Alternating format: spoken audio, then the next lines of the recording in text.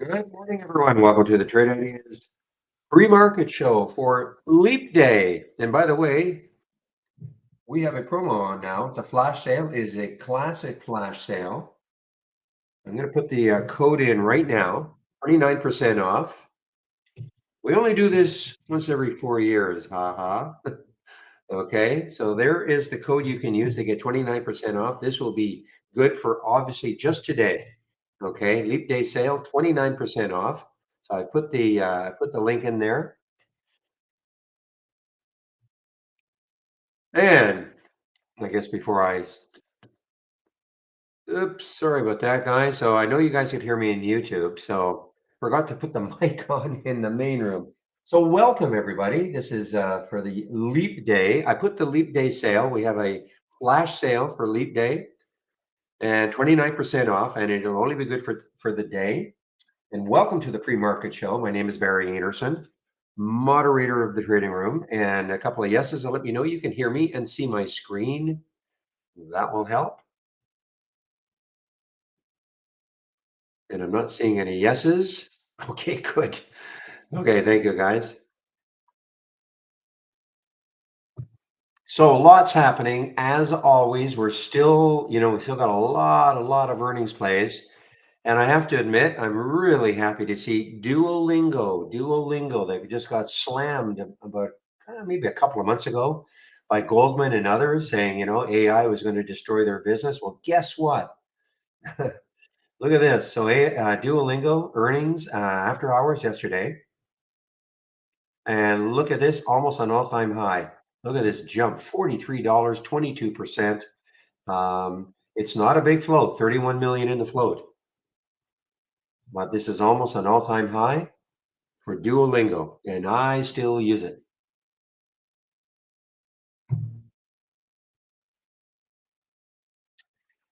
So, well, these are not earnings plays, but I'm going to talk a little bit some of these big fast movers this morning. ENVB. This is not an earnings play.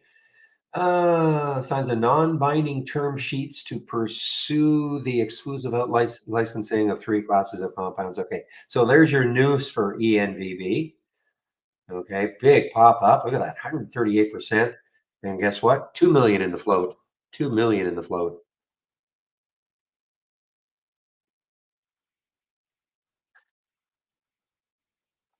SCTL. SCTL. Okay, it's still hanging in there. So I see the price target was cut to 110 from 125 by RBC. But I'm just trying to see if there's any reason. I mean, this is up 134%. And see if there's any specific reason. It's a big float too. If that float is correct, 82 million in the float. You're trying to see on a takeover deal. Okay. So it must have happened after hours. Okay. So I'm sorry. So this is a buyout. You should have guessed this with a flat lining across. So this is a potential buyout. So forget about that one. CC Shamur. Now this is Shamur. This is not an earnings play exactly. However,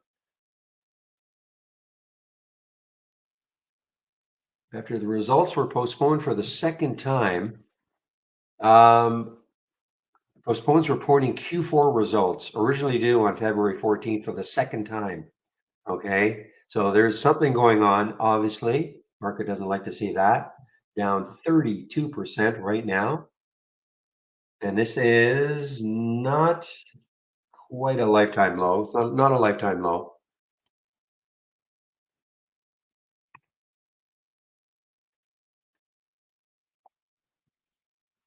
Snow, where are you, Snow? Snow was an earnings play, but hit hard down on earnings, 21%. Look at this, 21% down on earnings, release earnings after hours.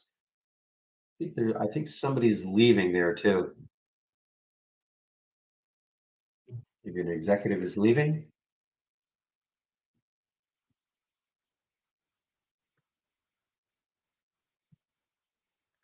All right. So all you got to do now is, of course, put NVIDIA in a press release. So RVSN, they made this big, splashy press release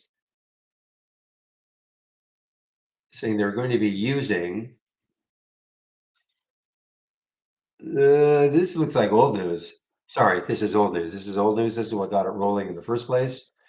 Okay, so yeah, so man, oh man, reminds me of the old days, guys. It joins the NVIDIA Metropolis Partner Program. Okay, so that caused this thing to go up like this thing, RVSN.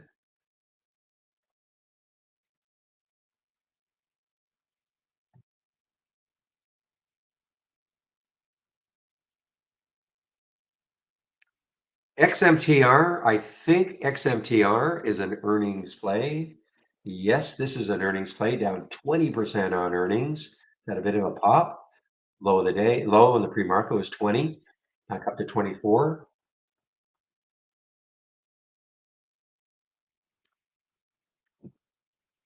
Okay, thank you, Casa. So the Jenks offering is at $46.50. Okay, well that kind of puts so it's at 51 now. So our market is not punishing it, getting it down to 46. DAVA, DAVA is an earnings play,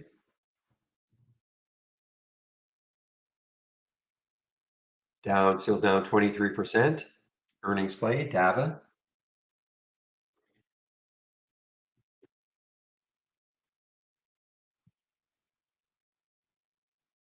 And AI is an earnings play. AI is an earnings play. Lots of earnings plays, guys. I can't go over them all, of course, but AI is an earnings play. There's a big gap up now this week.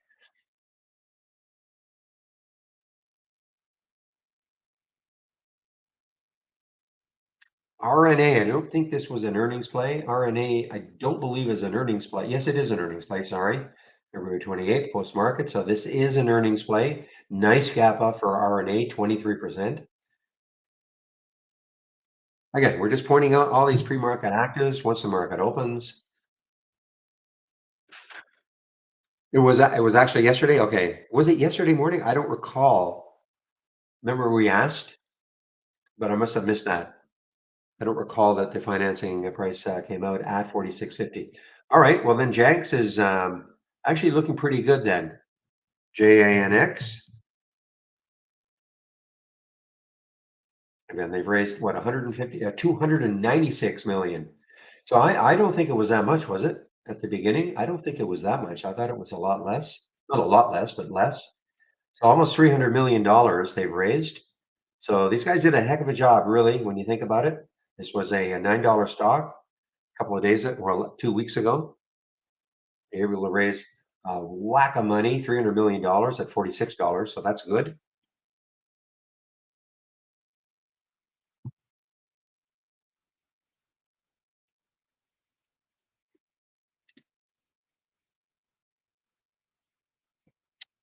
VLCN, guys, VLCN, is it still hanging in? To find it if it's still up in this area. Otherwise, it's pulled back. Maybe VLCN is pulled back.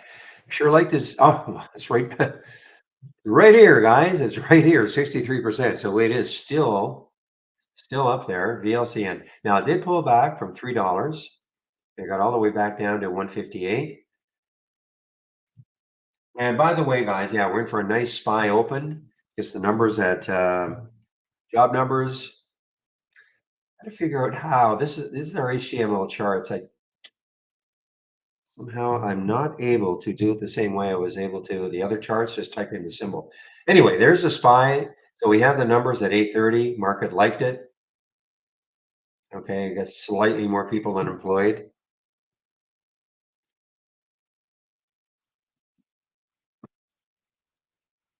So look at this, guys. Yeah, not getting again. There's a lifetime high rate last week. Lifetime high for the SPY, 510. Unbelievable. Remember the struggle to get through 480?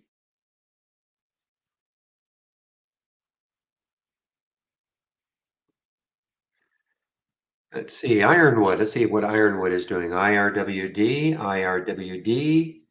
This is an earnings play, I believe. It is not. It is not an earnings play. Okay, it's down for some reason.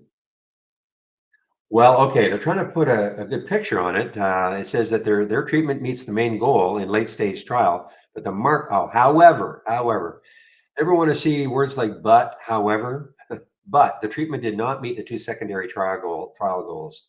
So that's the issue with IRWD. So first headline, okay, met, and then however.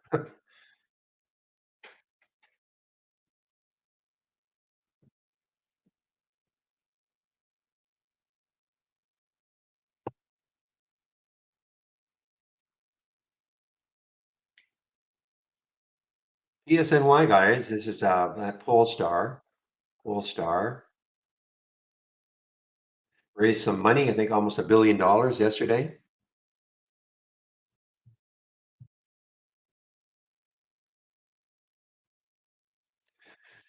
So, guys, this presentation of my top list now, if all you have to do, I mean, I am sharing these, okay?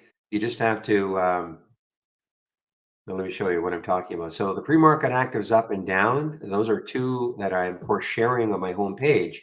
So this is what it looks like for you guys. Just like a normal top list, right? Boring. Now, right click, show tree map. Way better visual presentation. So it's the same thing here. Right click, and now just right click and show tree map. Now, if you don't have that option when you're looking at a top list, you have to have the latest beta, okay, on our website. I just think this is a way better way of visualizing what's happening, and you'll see that I'll be using something like this all day long.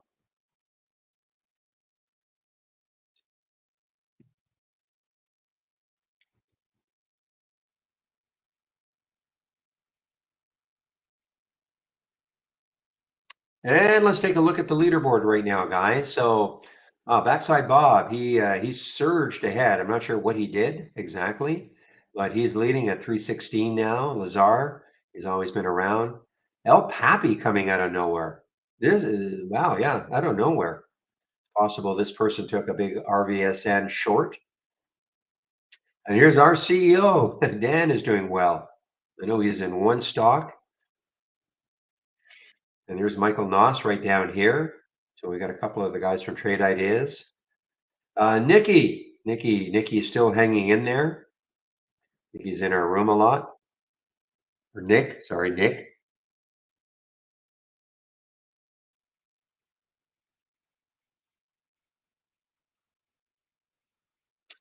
So again, if you're well, you cannot join the contest now, but this has been a 3-day contest. This is the last day of the contest. It started Tuesday at 4 o'clock in the morning Eastern time. Basically, a short only contest. And so what that meant was you can only short stocks. And whoever wins, Backside Bob's looking pretty good right now, but man, things can change. We'll win $2,400. Now, I'm understanding we're not going to do it next month. I'm not sure why. We've done it 4 months in a row. Not sure why we're not going to do it next month, but yeah, I should have mentioned WW. WW is also an earnings play, guys, right here. You know, yeah, Oprah leaving the board has about 6.5 million share or $6.5 million worth of stock still, but Oprah's vacating this company.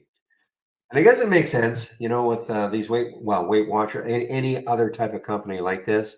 I suppose if you can get an injection instead of having to put yourself through a diet as such, the hard way, I guess that's what people are choosing.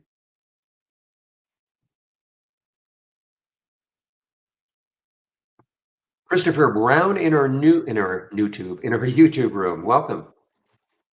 Yeah, well, we'll have to see what Holly or AI brings today.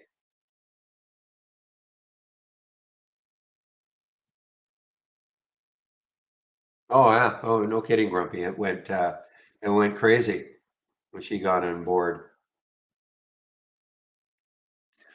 But I mean, you can literally see this stock disappearing. I mean, if the trend becomes that all you got to do is take a shot of something,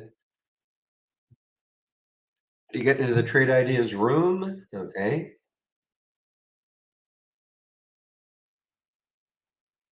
This is the link. How exactly does it work? You just wait for the alerts to happen, okay, Christopher? That's all you do. You wait for the alerts to happen. I'll display it.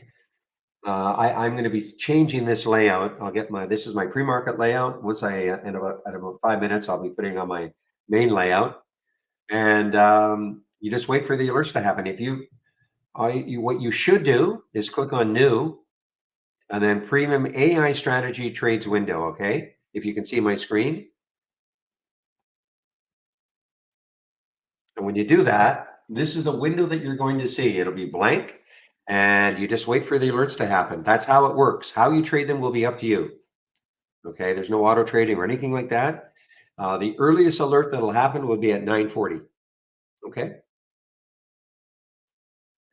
and again, how you trade them, if you trade them, will be up to you. There's no, video. I mean, what you'll see what I mean once you start getting the alerts. Hopefully, you have some kind of a trading plan or style. Some of the alerts that you get within the AI may not meet your style. Some might.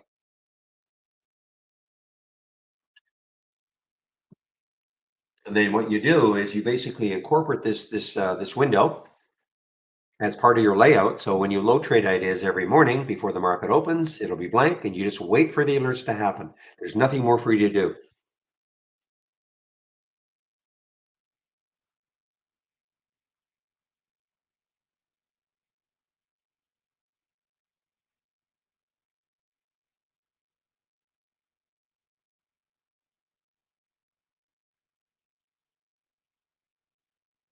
It'll become more clear once you see the alerts.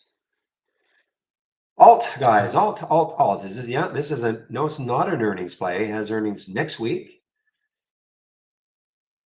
Moving up for some reason. I don't see the specific reason. I don't see any news on it. JL was a big one yesterday, up 52% today. But look what it did in the pre-market. Got up to 35 in the pre-market. So it is pulled all the way back down. China stock. Looks like this was a new issue a few weeks ago, JL.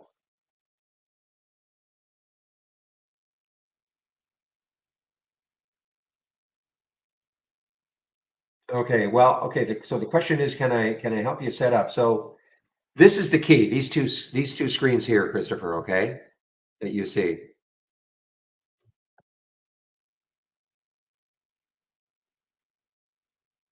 Whoops, just give me a moment. I'm just going to put my home page in.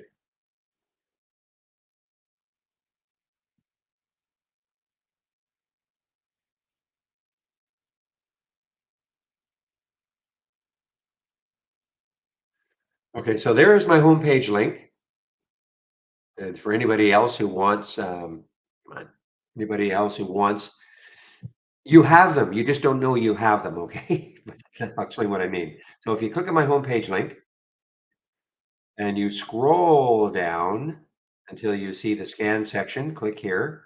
So these two right there, the pre-market actives up and down. These are actually these two. You just have to do one thing to transform them to look like this. Okay, so here they are, the pre-market actives up and down. These are the two top lists. Okay, and if you load them, this is what it will actually, this is what you would see. Okay, the old like a grid, and all you do is you right click and show tree map. If you do not have that option, when you right click, then you have to download the latest beta from our website. Okay, once you show the tree map, then it becomes a much better visual presentation. Okay. And as far as the charts are concerned, that'll be up to you, okay? Because I mean, you may not want a daily and a 15 and a weekly. That'll be up to you.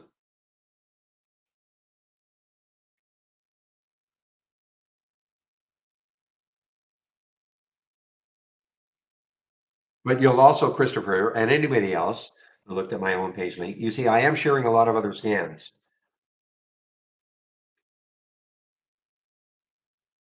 Tim, you made it. You made it from the other room. Good.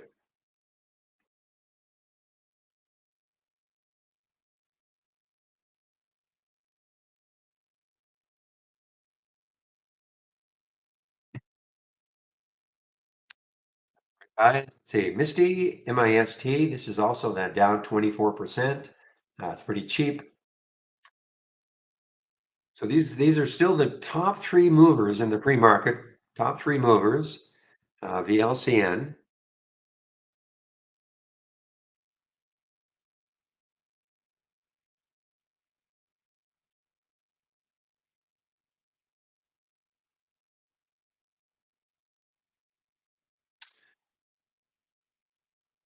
I did mention that. That's right, because it hit $3 in the pre-market and it pulled all the way back down, almost got cut in half. So you got to be careful. Oh yeah, look at that float. Now, whether that is absolutely correct, 134,000 shares in the float. Let me.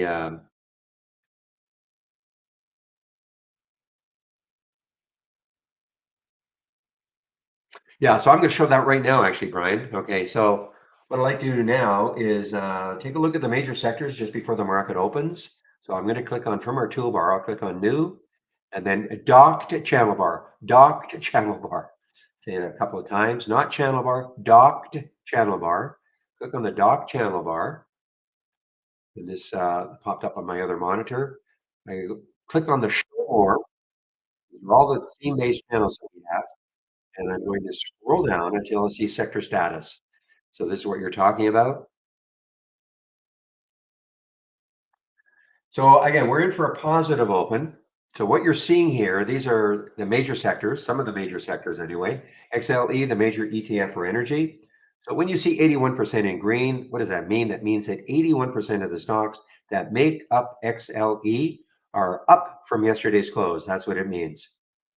So again, we're in for a positive open. So you're not probably not going to find healthcare, almost 50-50. Again, this is all pre-market, right? This is, about 10 minutes before the market opens. This can all turn around once the market opens. But right now, every major sector is positive. And when I say positive, greater than 50% of the stocks are above yesterday's close. Okay. Now, they don't have to be screaming higher, but a stock could be 0.00001% above yesterday's close, and it's going to make it into the green. But again, we're in for a big positive open. And the only thing I like to do is just take a look at XLE and where is it with respect to the 200-day moving average. And I think so still above it.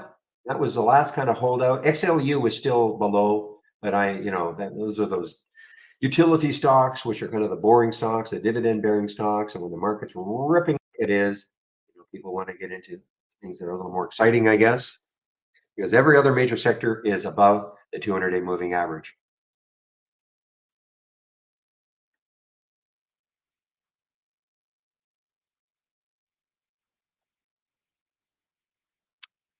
And so right now, what I'm doing is I'm just looking, there's that JL, guys, but you got to be really, really careful with this JL. Remember, this hit 30 odd, $35 in the pre-market. There's probably absolutely no reason for it other than some group somewhere has got a hold of it, some newsletter.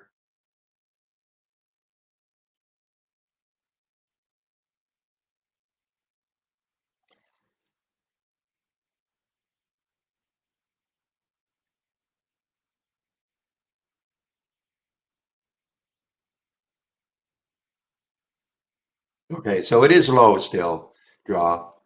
I didn't go to the website. Yeah, it's hard to believe something with two. It's like it's almost 10 times that now, or a little less than 10 times that now. All right, let's see. Anything else? Now, Bitcoin, of course, is still doing its thing. Now, Mara had earnings after hours, and Mara did have earnings after hours, but as somebody pointed out, Nick Casa pointed out, mining stocks underperforming had earnings after hours, and I did it. Somebody said they did they're doing a financing.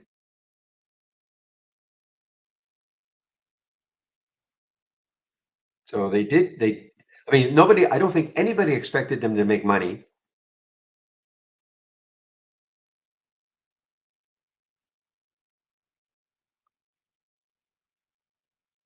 Yeah. So anyway, it's an earnings play, and I don't think anybody was really expecting them to make money. Did you say? Oh, I thought somebody said they did a financing. Sorry, I thought somebody said. Maybe I'm wrong.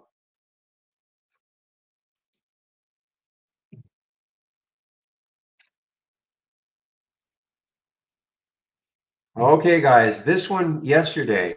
I was trying to actually short this one after hours yesterday, and I just couldn't seem to get the order to fill.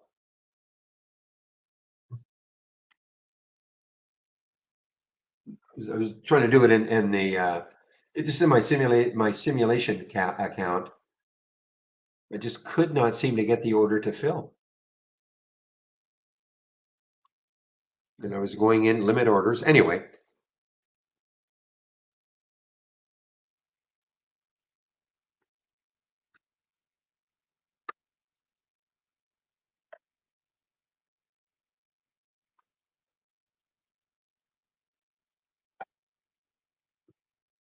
all right, guys, I am now going to get my layout up and running.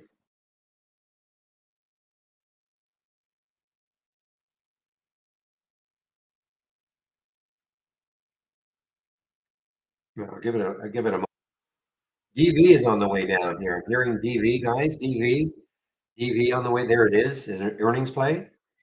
Is it an earnings play? And it is an earnings play. Look at all these earnings plays, guys. So DV on the way down also.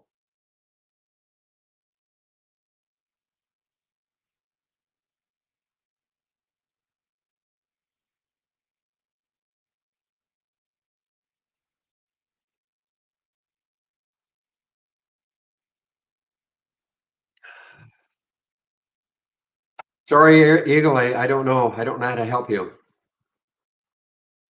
I wish I could help you, but I just don't know how to help you.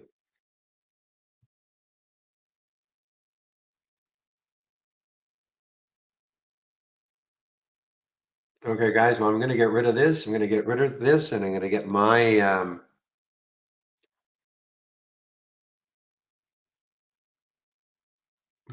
layout that I'm going to use for the.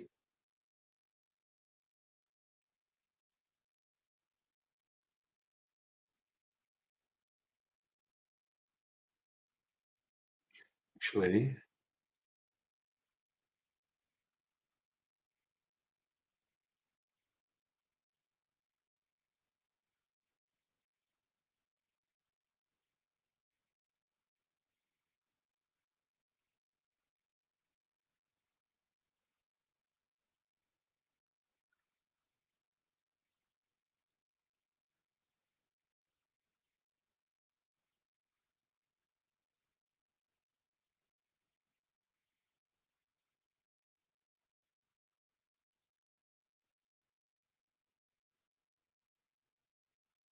moment. 15 daily.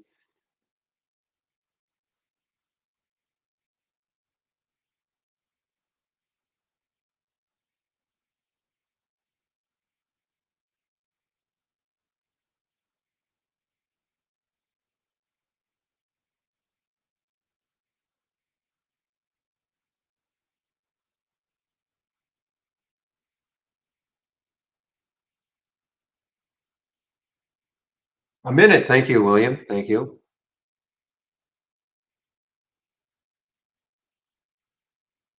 No, don't be sorry. I know it's frustrating. I know it's super frustrating, Eagle. I wish I had an answer for you. What happened here? Just give me a moment. Okay, I want to take this.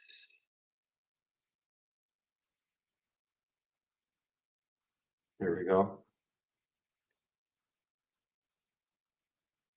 Okay, so you will see this. This will be my, and the other one, of course, guys, if you don't have it, I would really recommend you load the combo scan from my homepage, a normal option activity plus a 10-day daily break combo. And it's in the scan section, the bottom right column, okay? Just wait for the alerts to happen.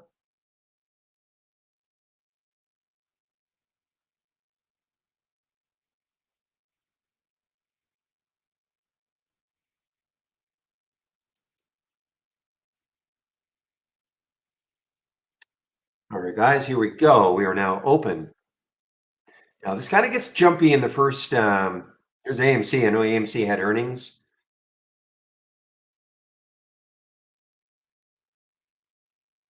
No, I typically do not trade in the first 15 minutes. I try to let things settle down a little bit.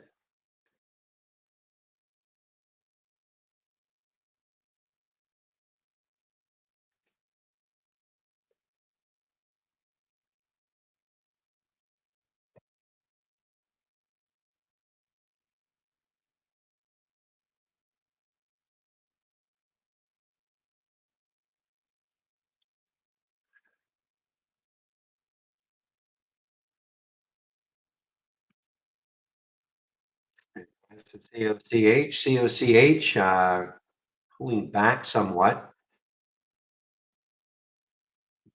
I can't remember what happened on this one yesterday. I mean, I remember what happened, but I don't remember if there's any specific news on it. I think it got halted. That's right. This got halted.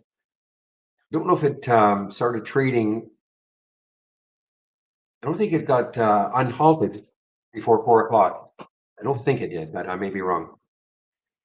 Okay, MRSN. Let's take a look at MRSN.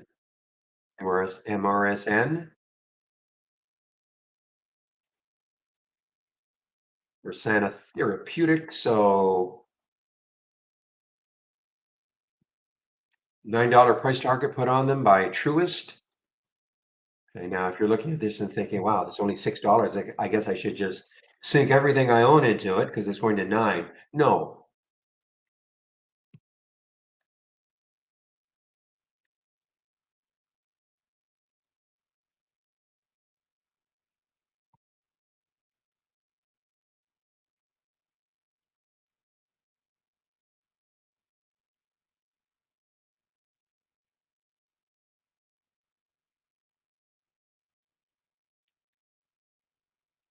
SIDU, SIDU. There it is right there, SIDU. This is not an earnings play that I can see. No, it's not an earnings play. Don't see any reason for it. Don't see any reason for this one moving. I'm just trying to scan some headlines here. I don't see any news. It's a space, I don't know if anything to do with lunar. 943 is the next high looking left, so it's got room.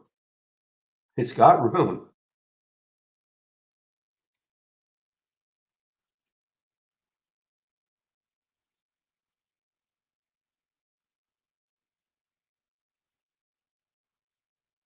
Oh, did somebody say the sound wasn't working? I might have been just wasn't talking. That's all for a bit when I was getting my new layout up and running.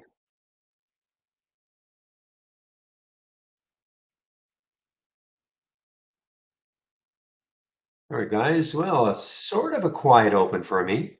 Not as much action. There's the CC still. I'm going to call this accounting irregularities. Okay. Whoa. Also, look at this. Okay. Placing the CEO and the CFO on leave in mid review. That is not good. So, CC, guys,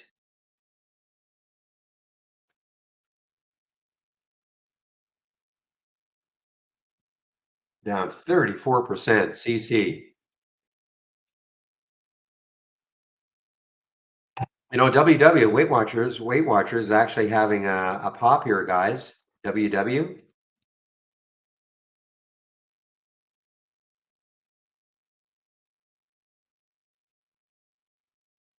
Now, this is interesting. We don't normally get what's happening with energy, guys. I'm sorry. I was thinking XLE. So here's XEL. I'm sorry, this is XEL. And this is not an earnings play that I can see. Investigations into cause, damage of well, et cetera, et cetera. Okay, so XEL getting hit on that news. And the reason I bring it up is that it's the first one here, but it's too early for me to take a trade. I don't like to take trades in the first 15.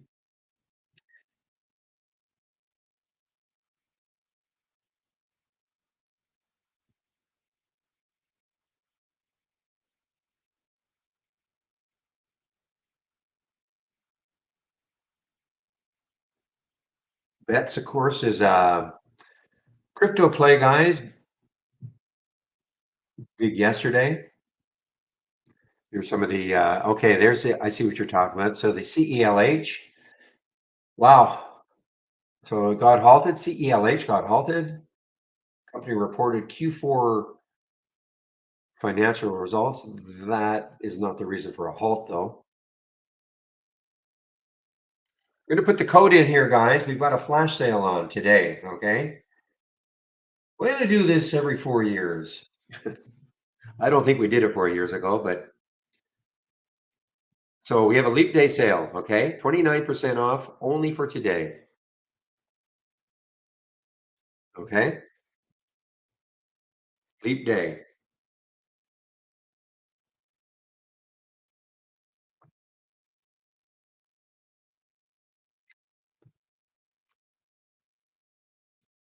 So there's a COCH. So okay, now this got what did it get halted at? It got halted at 395. Okay, guys, this might get me into it.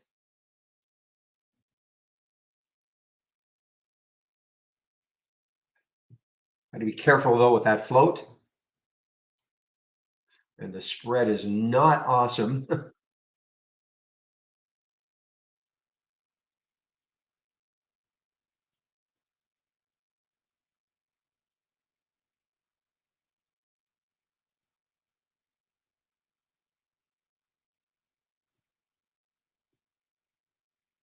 Okay, guys, keep an eye on the. I want to see if the COCH can come back over the first halt, which is 395.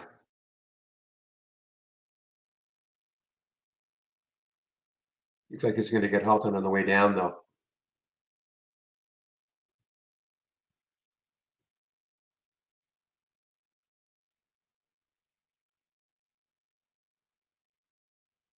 Yeah, I just got halted on the way down.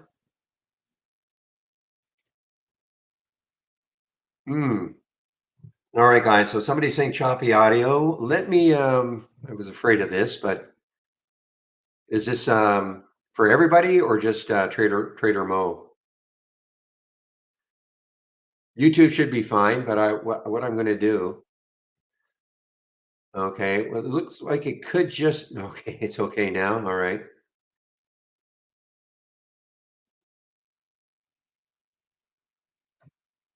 Yeah, YouTube is usually always okay. So there's AI, guys.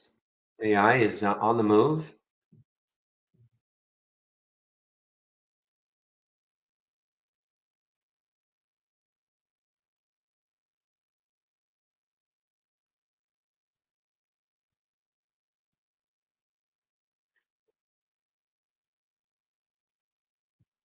VLCN. So could be interesting. I mean, it hit a pre-market high of $3, and it is now. Where's the VWAP? The VWAP is 215. So maybe on a VWAP break, this might get going. Okay, maybe set an alert. We're around 217, just above the VWAP. Let's see if that gets it going.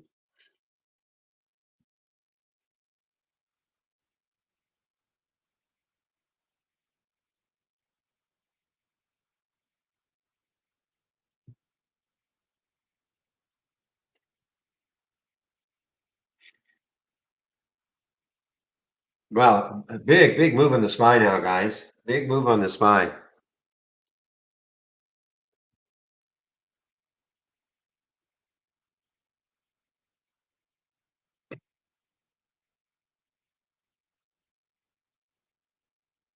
Okay, there's the RVNC. RVNC right back up.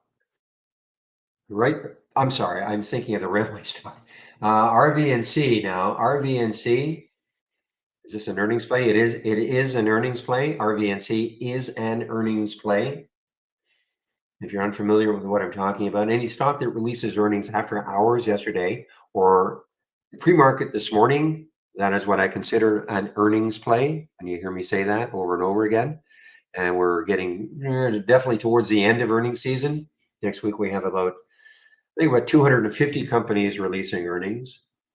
Okay, so Christopher, there's your first alert. Okay, from the AI. Ah, now how you trade it is up to you. If you trade it, okay.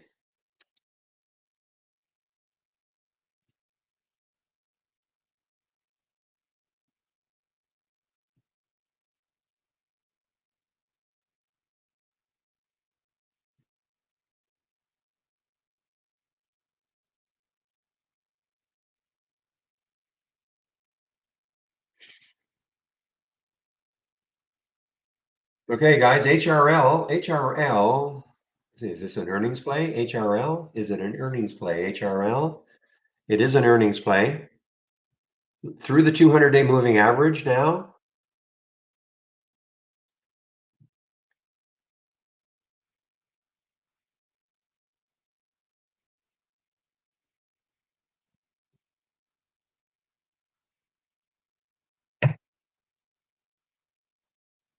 Mentioned Ironwood, guys. Ironwood, IRWD, IRWD.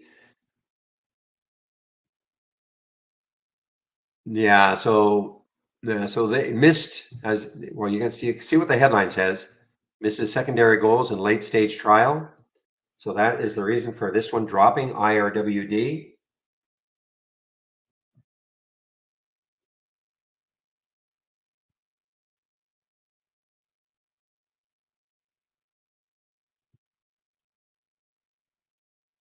Well, I think COCH just opened and it just popped up. Or am I wrong? No, no, no. I'm not. I'm wrong. I'm sorry. 370, but this is the potential open now, guys. 404, 410. Potential open.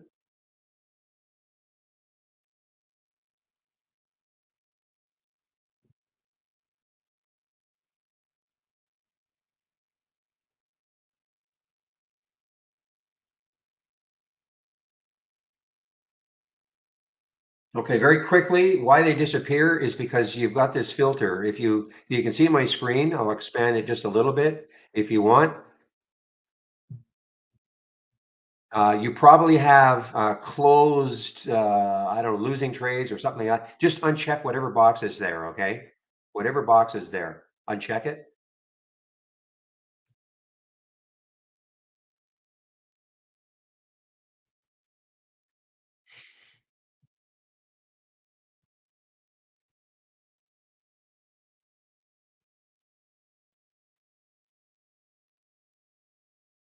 Okay, guys, watching this.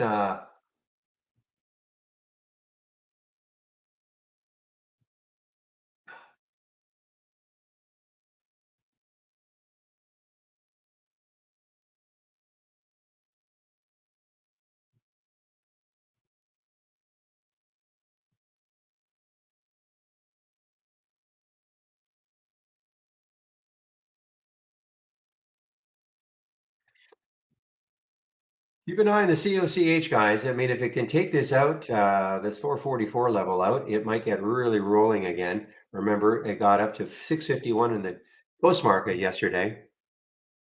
But be careful, obviously, low float.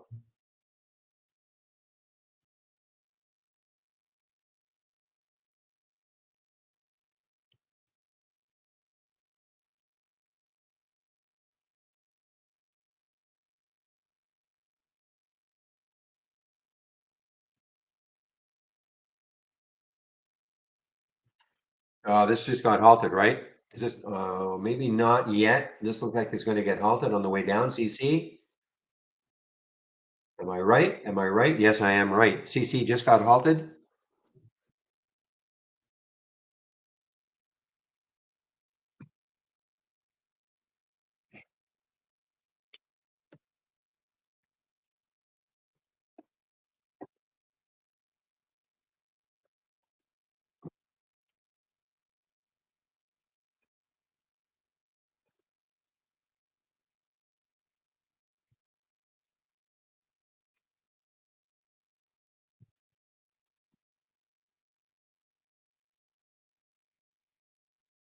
ADIL guys from yesterday.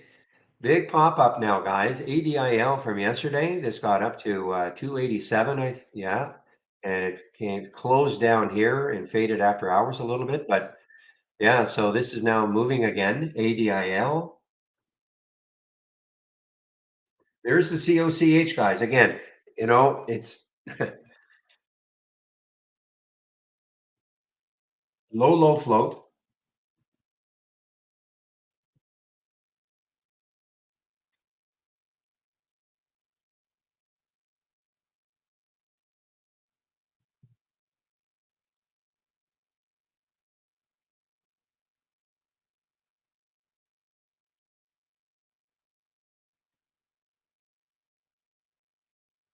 Take a quick look at the leaderboard now, guys. So Backside Bob still ahead here, 330,000. Lazar 243. El Papi. So we've got there's Michael Noss right here. Our Michael Noss. There's our CEO down here. I think he was writing ADIL, and it's gone against him now. I think that's what the issue is. And Nick, I guess you're not doing anything yet. I don't know if you're in the room. Nikki Yale is usually in the room.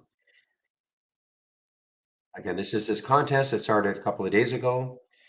Ends this afternoon, 4 p.m. Eastern time. And whoever wins $2,400.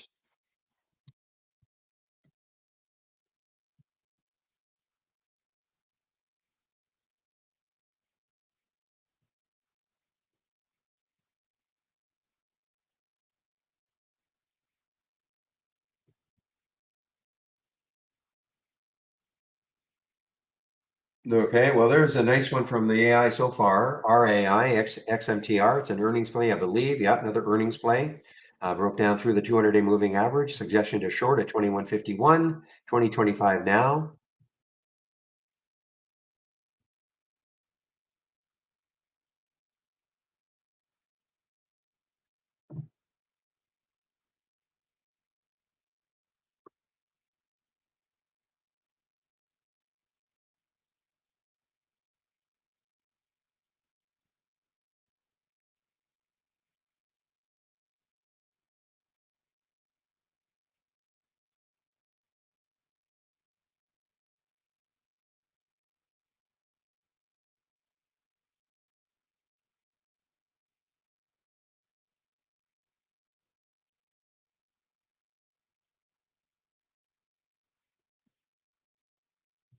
All right, guys. Oh, it's now 9:45, so now I can take a harder look at something I might want to trade.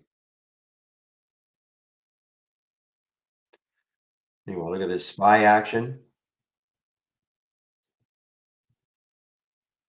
Look at that move. So that 8:30 move was the jobs report. So a few more people out of work than expected. So the market likes that. And so look at this. Not quite an all-time high. I think the all-time highs are at 510.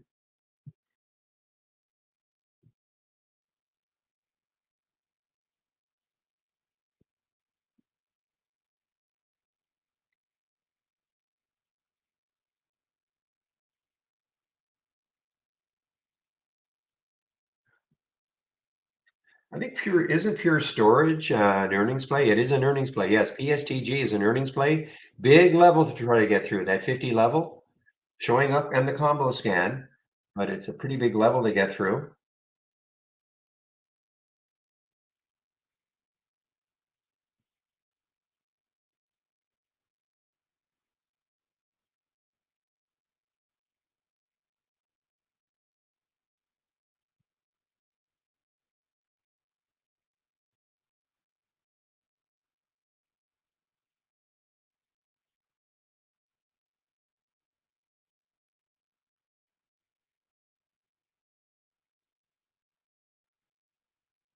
All right, guys, Ironwood, IRWD. I took a short. What did I get in at? Kind of weird message coming at me at IB 984. So a little bit, sorry, 984. This is again had the And if it gets back up to 984, I'll probably just cover, but I want to see how much it can go down.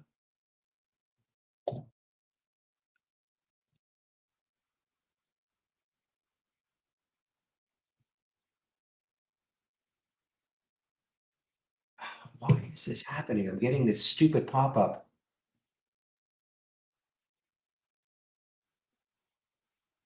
Okay.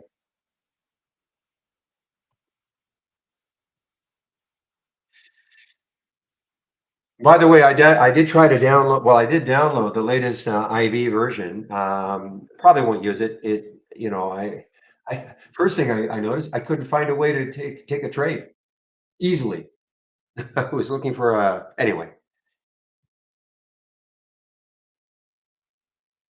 Ah, boy, the CC getting crushed here. So again, I did not take this. It was a little early for me. There it is though. If you're a little, more aggressive than I am, there you had an alert at 1770 right there on the 10-day daily breakdown, 1565. Probably should have done it when I saw the CEO and the CFO being turfed, but did not do it.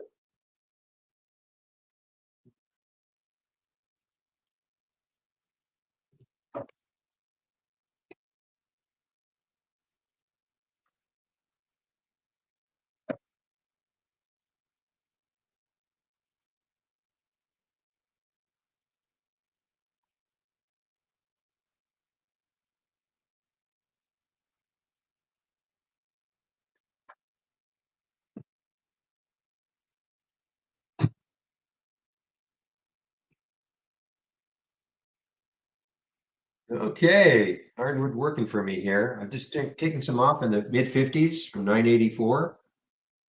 Covering some of my short for IRWD.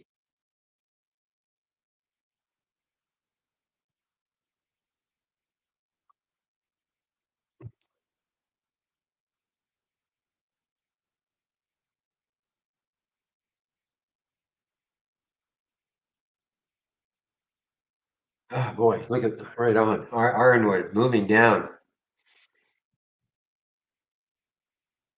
Tried to put a pretty picture on it when you just look at the headline, right? Bowel disease treatment meets the main goal in late stage trial. So you look at that and go, okay. And I'm sure that's what caused a little bit of a pop in the pre-market. Okay. But then you've got to the old nobody wants to see however or but in a press release.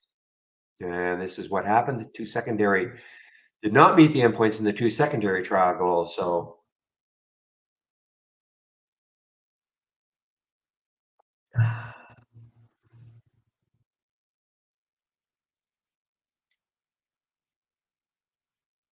okay, Christopher. So I see why. I guess it is an AI alert.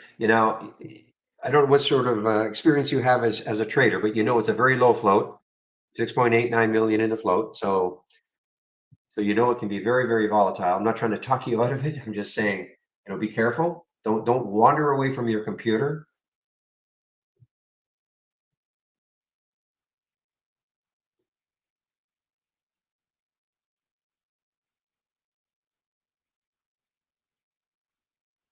I'm talking to Christopher in our a YouTube room.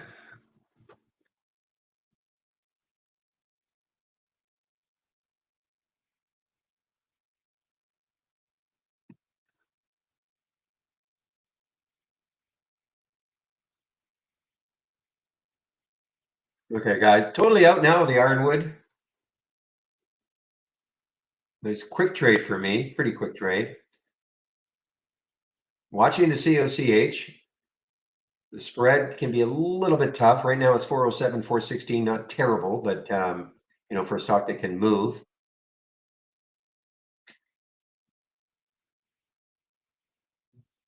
I have an alert set.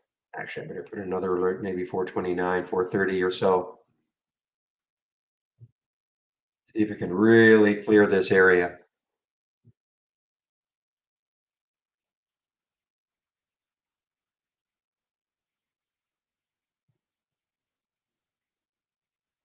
Oh boy, the XMTR now from our AI is looking good. XMTR It is looking good, gooder and gooder. So we've got a 2151 on the short, 1970 now. Earnings play. Take advantage of these guys or this week and a little bit of next week. After that, we will be out of earnings season, I think, and it will not be quite as exciting. But it has been definitely been an exciting stretch.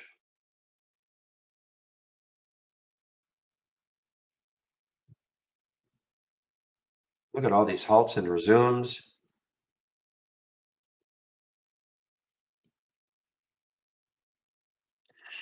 Come on, coach. You see, here's the issue right now. Like the 399, 424 bid ask. It's got to catch up. This blue screen you see here, this is from Interactive Brokers, nothing to do with trade ideas, okay? It's Hyman Sales from Interactive Brokers.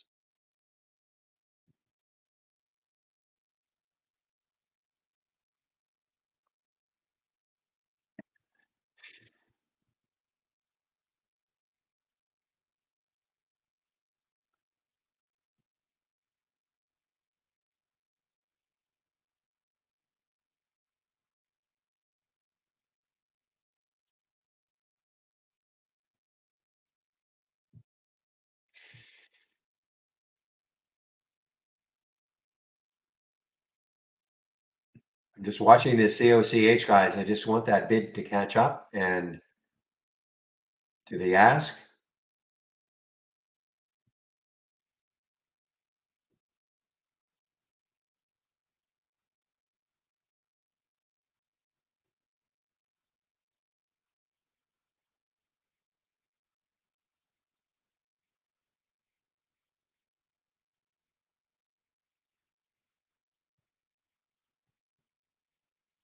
Boy, look at that CC just cratering here.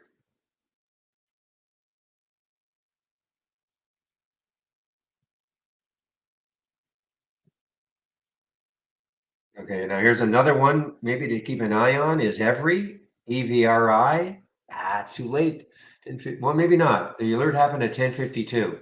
I'm talking about from my combo scan, 10:52. So it has popped up a bit. Maybe a little too much support, between here and 10 though. That's probably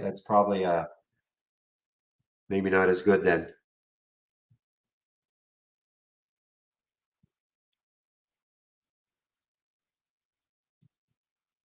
Okay, CDXS guys, CDXS just is showing up now. Relative strength leaders from the open.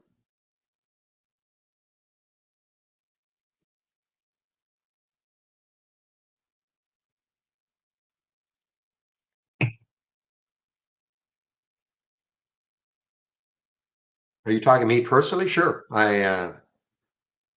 I don't. But I don't follow the AI. Religiously. I mean, there's a lot of things. When I click on an alert in the AI now, XMTR, I probably should have been in because it was an earnings play. But a lot of the AI alerts, they don't set up for my style of trading. A lot of them don't.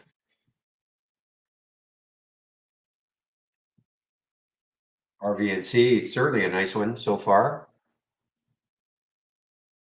Now, if you're in the RVNC, the next high looking left is 715. There was the alert at 649, 690 now. So the next high again is 715. Could stall there.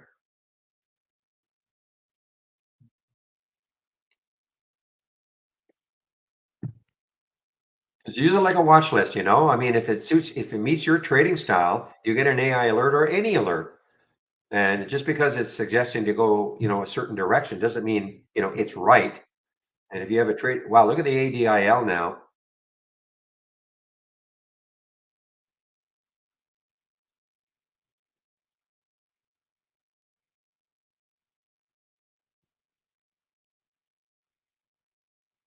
I'm gonna stick an alert just over 2 to see if it gets back over 2. This ADIL that did get up to almost got up to 288 yesterday.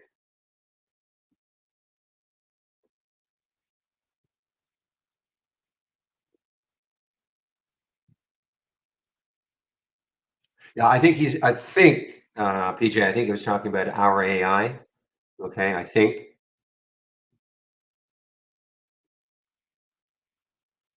So where is the VWAP? So there's the VWAP for ADIL, 192. Okay, so I think we looked at this one yesterday on a VWAP break. I think it might have, maybe it was another one. I can't remember. Ooh.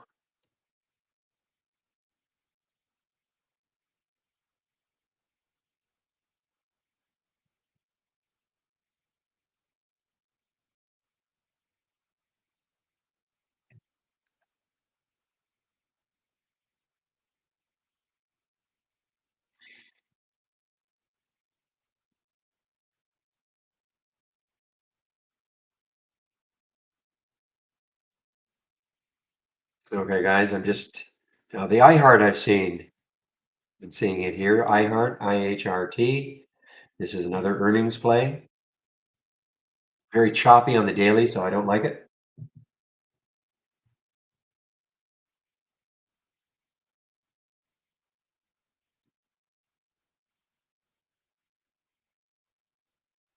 Well, have a stop. Obviously, Christopher, you got to have you have to have a stop. The stop they're using is 325. I would never use that wide a stop for COCH, but it is completely up to you, of course.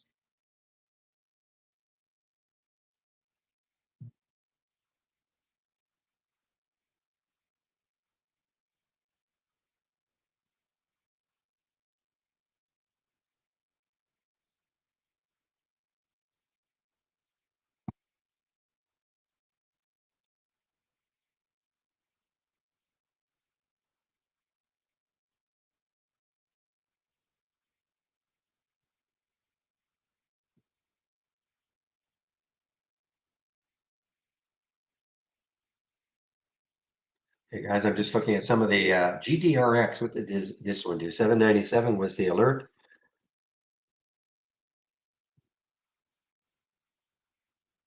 A couple of choppy 2 days now so far for my favorite scan. Okay, now guys, here's the ADIL just over the VWAP. Yeah, 192.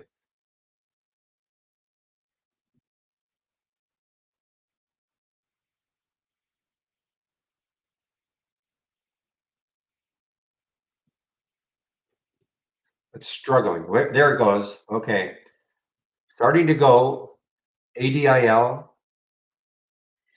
The market high is $2.15. Yesterday's high, 288.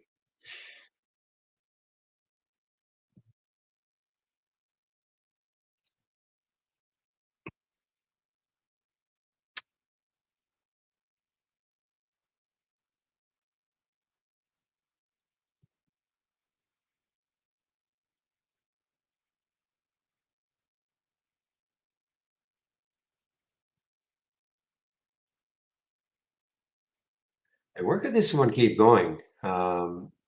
Take a look at a monthly chart for.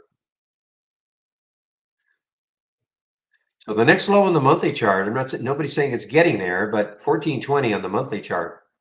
Let me get up a weekly chart. I don't think I saw it on the weekly. Oh yeah, okay. So the next low is it's getting closer. The next low on the weekly chart is 1556. No, that's a long ways away. This this has still got a ways that it could. I'm sorry. I'm sorry. 1895 is the next low on the weekly chart. So it's getting closer to that 19 level. Maybe that will be a support area.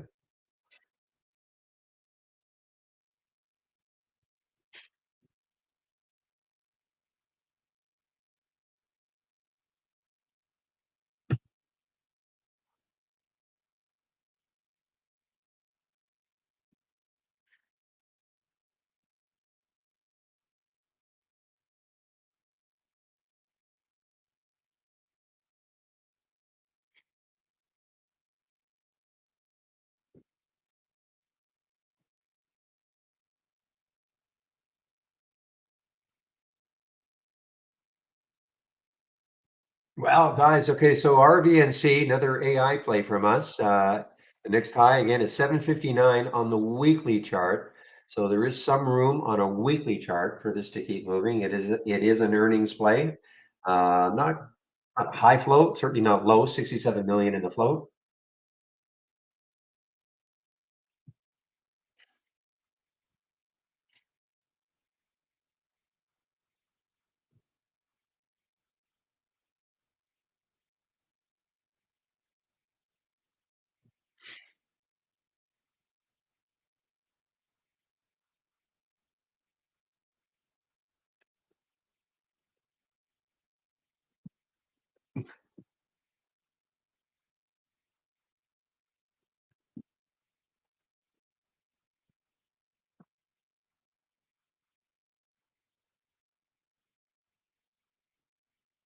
All right, this one, Tutor Tutor Perini. I think they're a builder.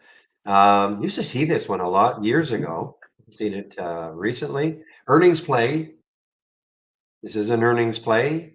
TPC through the 200-day moving average.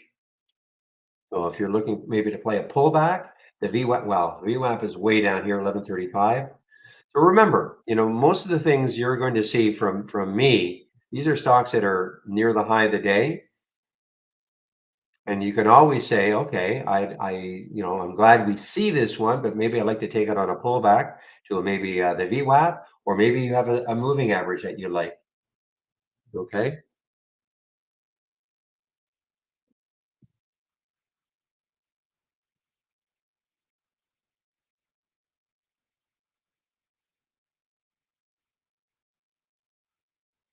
Okay, Eagle. Well, I'm gonna, it's hard for me, but I will post that in probably.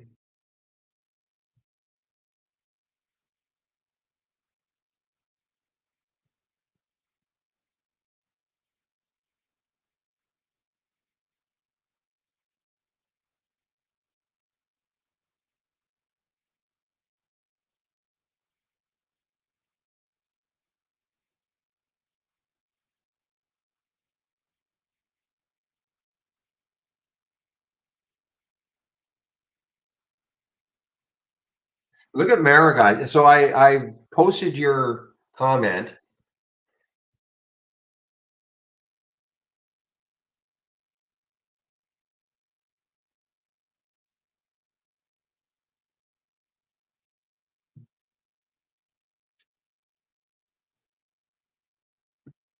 and you did pick the contest account, right?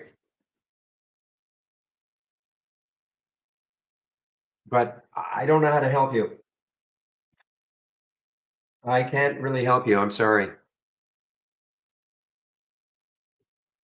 Okay. Well, I'll just keep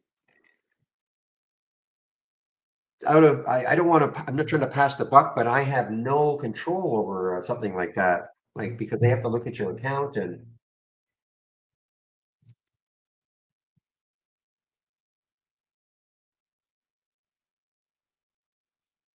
I'd love to be able to try to help, but I just can't. It's not because I don't want to. It's just I don't have the experience in something like that.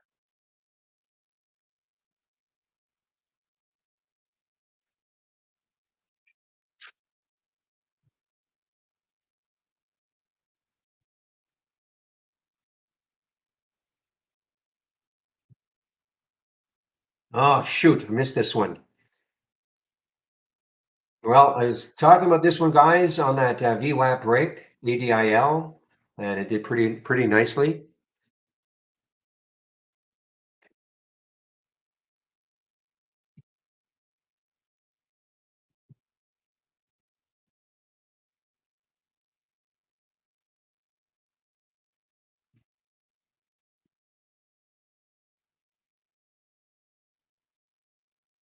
Now, I'm just going to say what Steve is saying. I know you've been talking to Steve. It says you have not selected the account. But I hard for me to get into it, like involved in this because I really don't. Let me just see. I'm just going to bring up.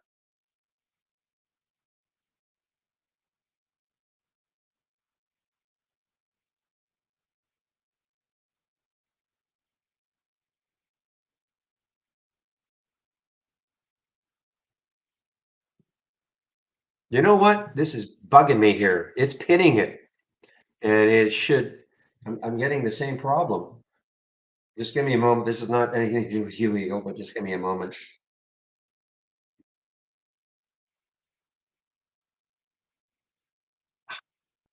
Okay, that's not pinned. Okay.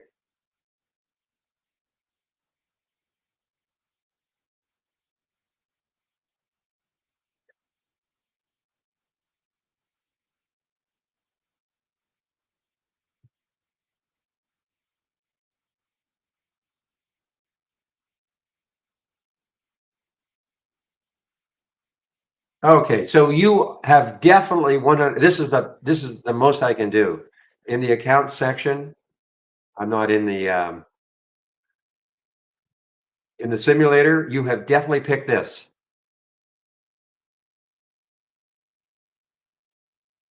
The Feb. This is the account you've got to be in.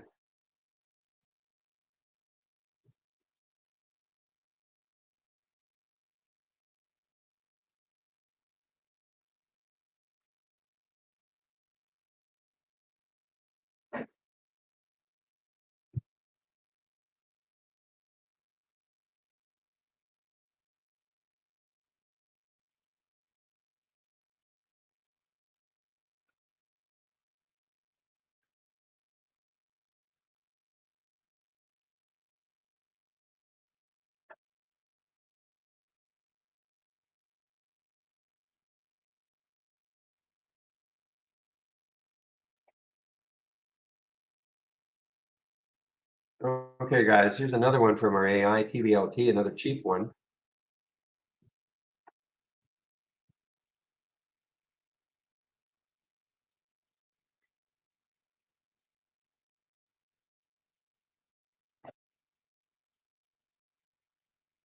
Look at Mara, guys. Mara is really getting hit here now. MARA.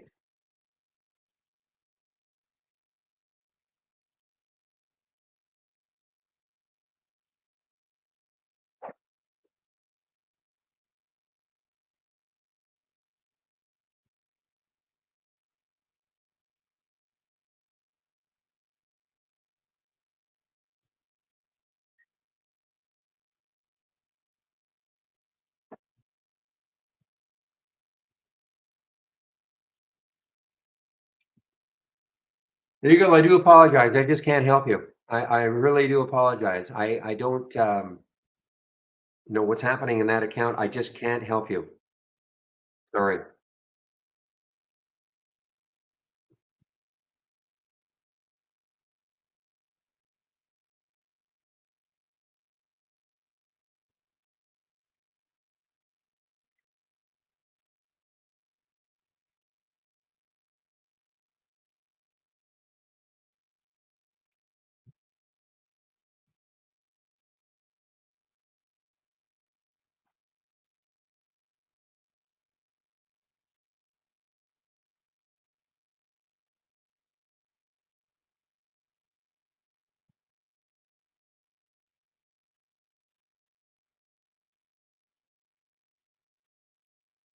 All right. Wow, look at that Mara. Again, the Mara is just yeah, Vanny just showing up. Yes, Vanny is from yesterday, of course. Ah, shoot, look at this. Look at this move now for Vanny.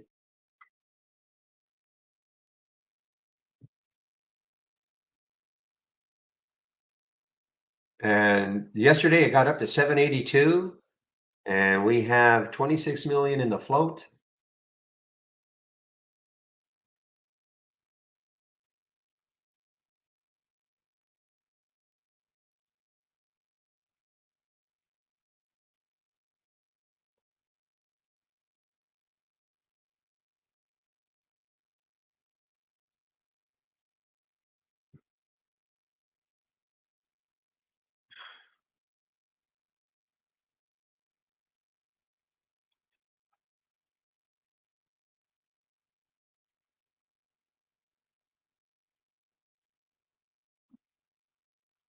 I know you're venting, Eagle. I just can't help you. I am truly sorry.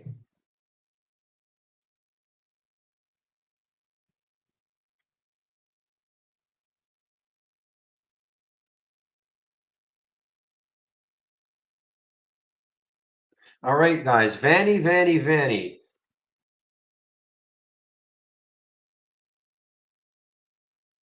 It's a little bit like the coach, the COCH in terms of the spread sometimes. That's why you got to be very careful.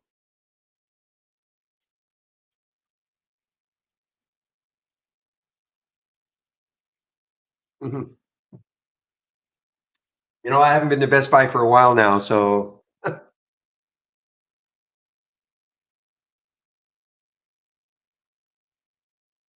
no, I get it.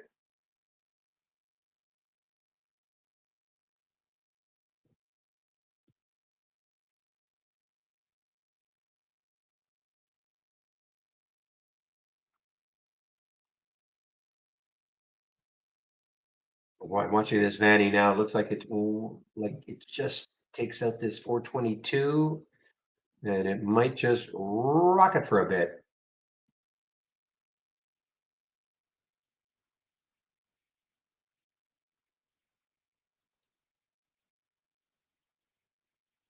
Mm-mm. No, no, no. I'll never do that to Best Buy.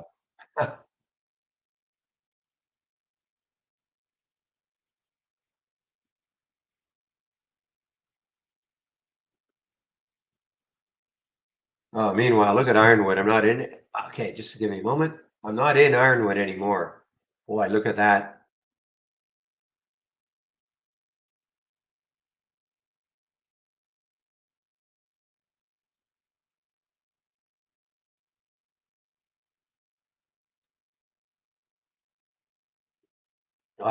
Geez, look at that move now for Ironwood IRWD.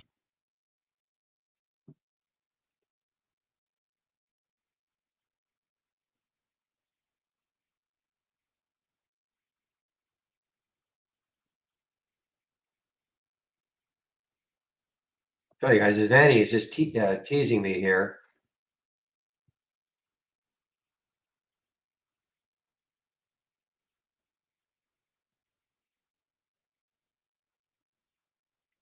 Give me a moment, please.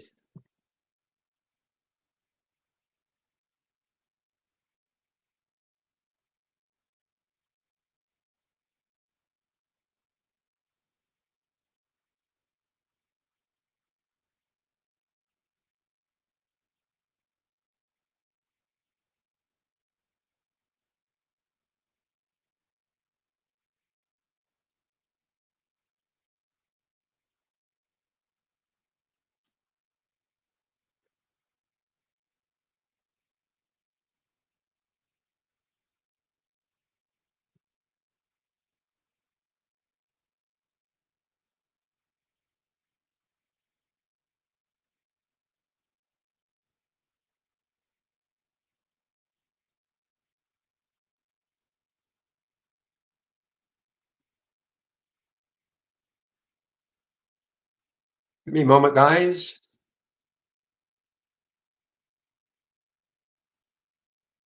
Jeez.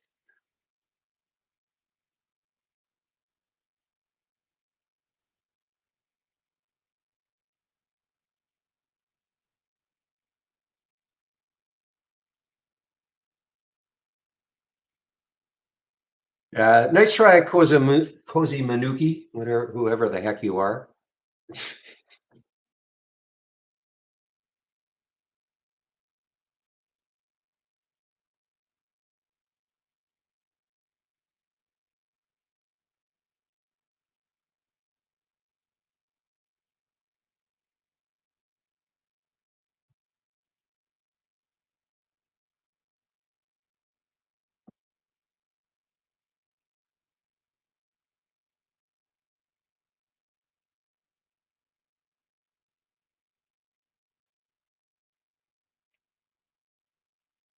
Okay, guys. I'm watching the Vanny still.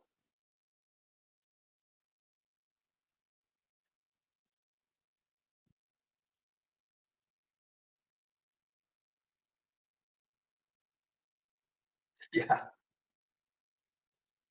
He's been a. I don't know. I don't want to say anything too mean, but Well, guys, unfortunately, it's sort of been distracted here, but that was a pretty good alert, I think, on that VWAP break for the ADIL.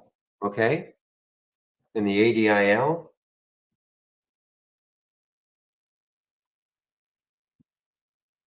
Unfortunately, I just got distracted, so I was not able to get it.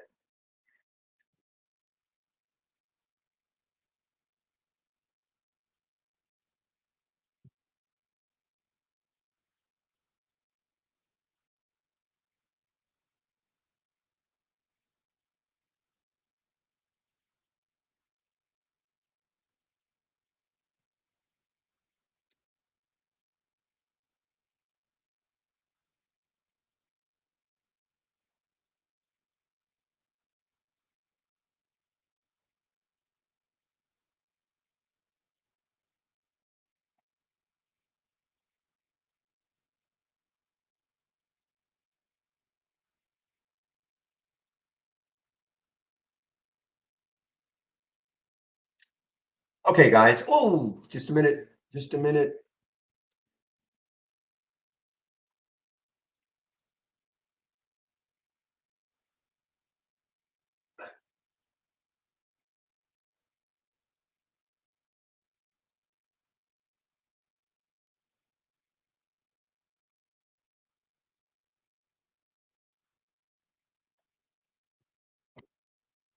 All right. I was able to get some of the Vanny now. Let's see if as long as it holds over 420.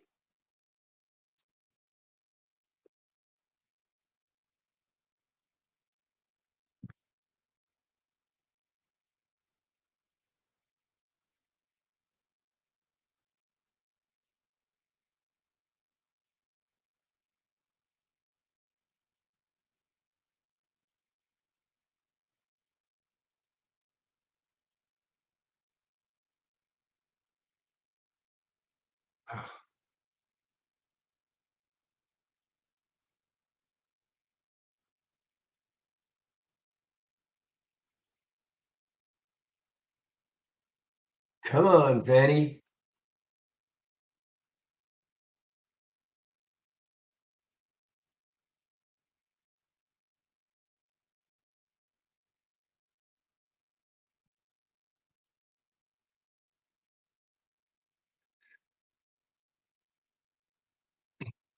All right, guys. I've taken some off on the 450 level. Okay, for the Vanny. So then we'll get in at the 420, just around 430, 429 looks like. Able to finally I was wanting that 420 break. Now we'll see what happens. I'll have some left. If it gets back down to 430, I'm out.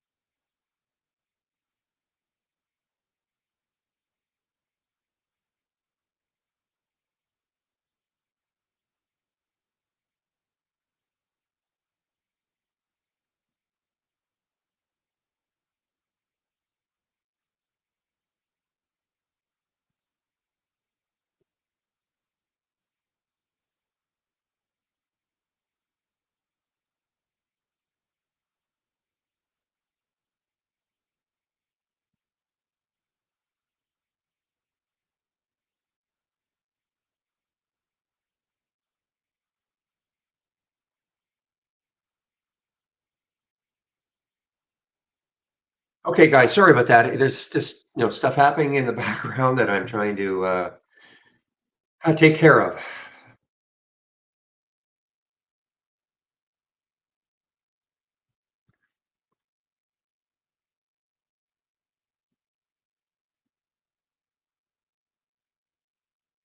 All right. Well, Vanny making my day now, guys. Vanny is making my day. Makes up for the missed opportunity on the ADIL.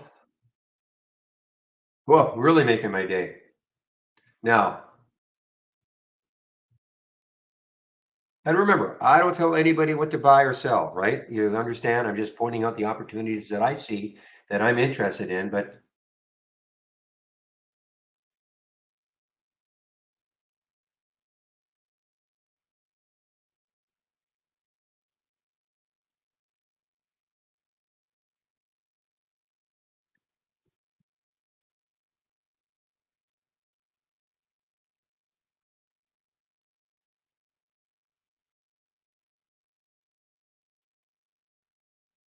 so again, there's the high of yesterday. Nobody's saying it's getting up to that high, but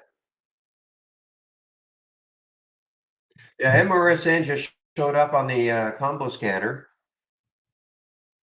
So let's take a look at MR. Wow, it's got room, guys. It has room. 963 is the next high looking left. This has got some room to move. What's the float like? Not a low float, so it's not necessarily going to go crazy. 79. So I'm watching this one. You know, my main thing about stocks like this, how well does it hold over the whole number? You know, looking at checking the spread, spread's okay, 603, 604. So it's only a penny spread, so we don't have that issue to deal with. You put an alert around 612. If it gets 612, 611, 612, probably gets me into the trade. Not telling you to do the same thing.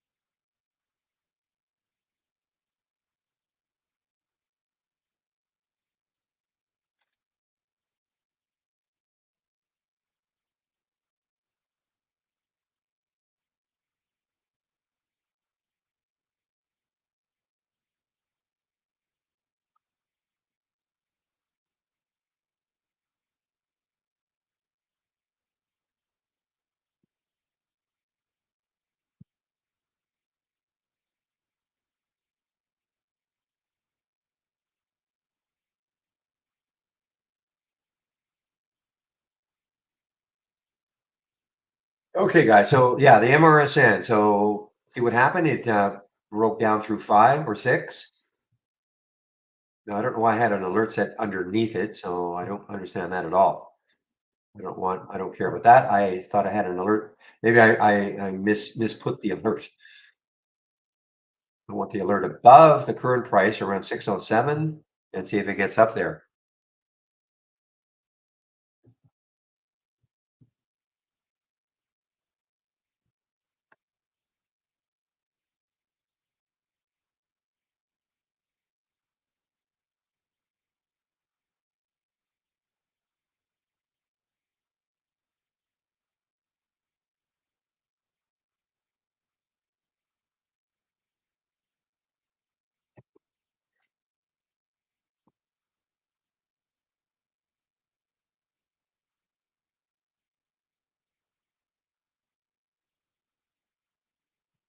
Okay, guys, I've done everything now. Vanny, I'm out of. Waiting on the MRSN to see if it gets back over 6.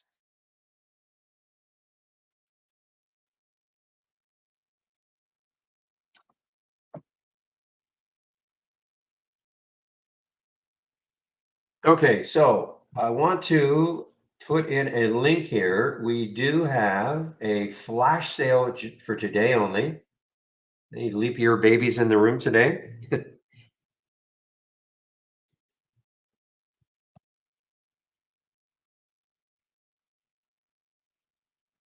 So you will 29% off. Okay. Why 29? Well, obviously February 29th. Okay. So 29% off today, today only for trade ideas. So if you have trade ideas, you want to upgrade, say to from a monthly to an annual, or you don't have trade ideas at all, 29%, great deal right now. Okay.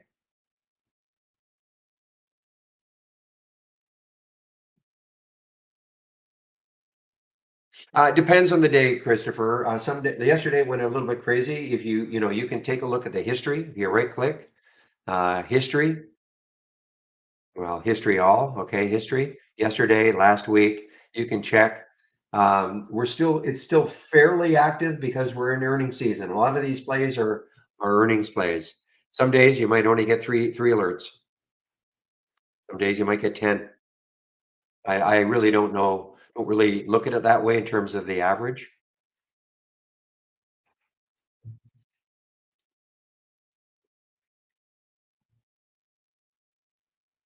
So let's take now a look at my home page, okay? And the information you can find.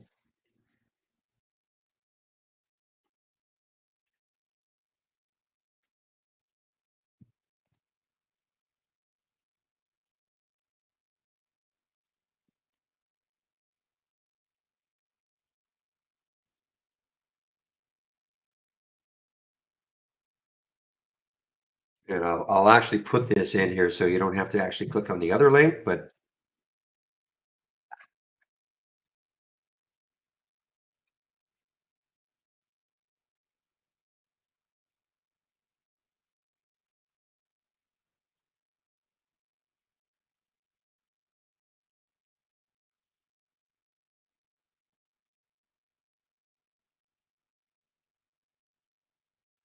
all right. So if you click on my homepage link, this is what you're going to see.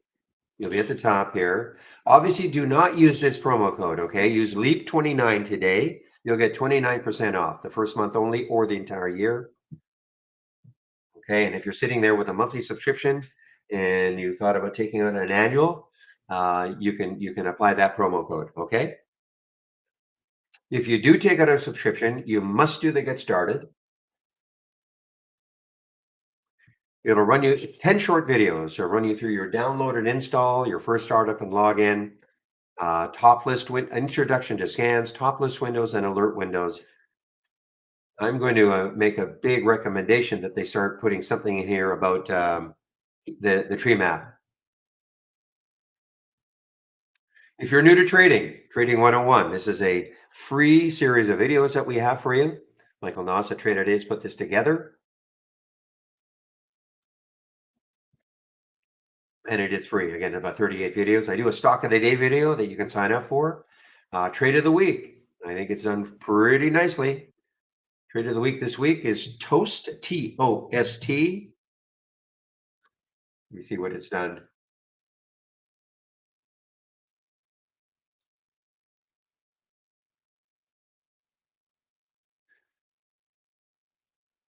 Yeah, so the trade, what are we now? Thursday. So Thursday, Wednesday, Tuesday. So it triggered on Monday. Don't know what the trigger was. It 2180? Does that sound right? 2180. So all got up to 2357, almost a $2 run. These are designed for longer term holds, but how you trade them, if you trade them, completely up to you. Now, if you sign up for the trade of the week and you don't feel you're getting it, please check your spam folder. Okay, and if you have Gmail, check your promotions folder. Big education section is here. We have a great user guide.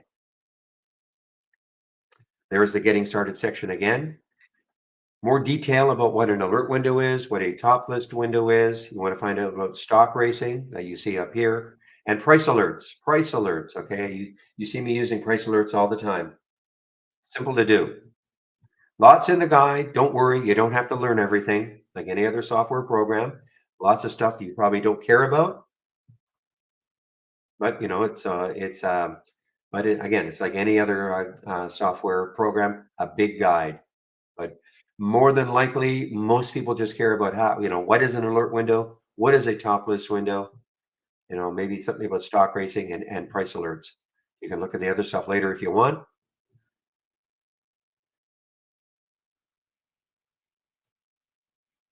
Here's the Getting Started series again. So daily support session. So I take a break between 12 and 1 Eastern time every day, and one of the other traders takes over for me. Today's Thursday. Usually it's Steve, but today it'll be Andy. So it is Thursday today. I had it mixed up yesterday. So Andy will take over for me between 12 and 1 in our YouTube room before I take my break. I'll put the YouTube link in the main room. So again, all I ask is that if you do decide to take out a subscription, please use my promo code, okay? Now again, you can use the Leap29, go into my, you can either click on the link that I put in or click on my home page, use Leap29. The reason for using my promo code is that this will really help to keep this room free. And last, if you're looking for my scans, so if you clicked on my homepage link and you're looking for my scans, click here. Here are my scans that I'm sharing. This is the one that I talk about all day long, the combo scan, okay? Right down here, bottom right-hand corner. I use it like a watch list. Sometimes things set up or you get an alert. Maybe it doesn't do anything. Maybe it drops below the alert price. So typically what I do is I'll just put a price alert at the alert price to see if it comes back later in the day. Okay? Well, I have a lot, but I do have a lot of different scans that I'm sharing, so you can take a look at them if you like.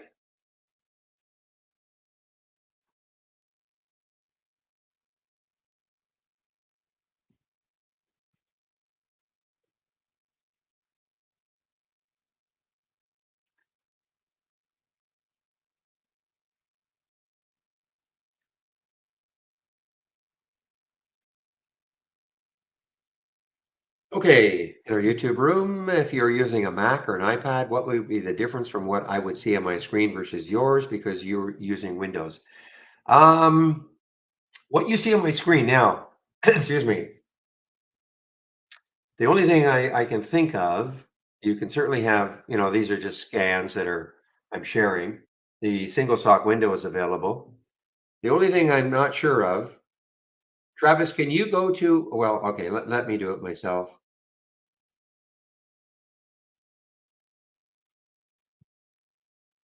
See if I even have, I don't use the web at all. If you can, if you can use, listen, I mean, some people ask, is it better to use the web-based version or the downloadable application? Right now, there's no question, the downloadable application, okay?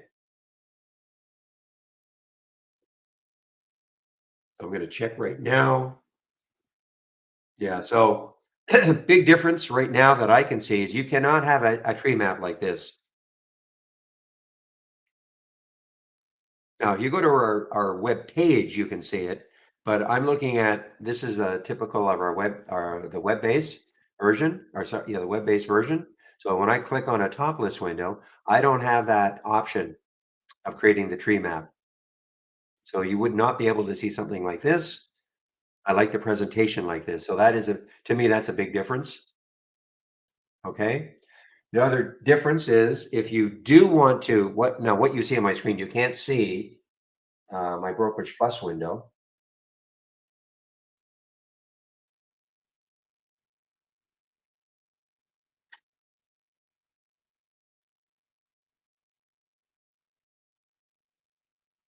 Boy, Chris, I don't know if you're listening to me, but this is ridiculous. This is happening again. I'm sorry. I'm just going to deviate here.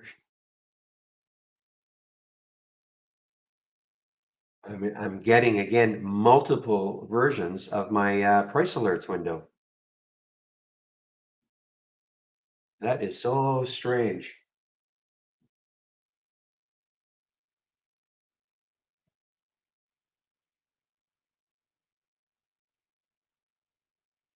Give me a moment.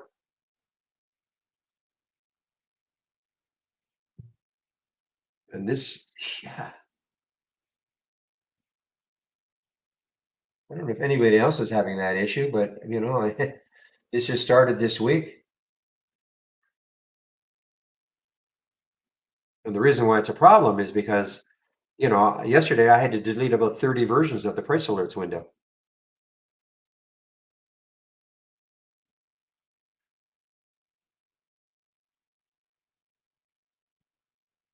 So the other difference is if you wanted to practice trading, Travis, you don't have access to the our simulator. Okay, that's another difference.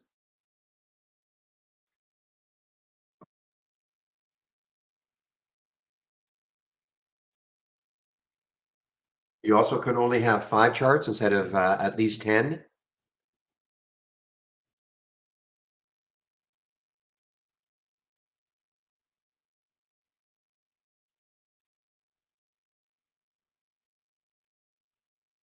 Okay, so Kevin, you have to be on the latest beta. Okay, you want to see if you want if when you have a top list, this is the top list that it's generated from. If you right click on the top and you don't have that option that says show tree map, you have to download the latest beta that we've got. Okay,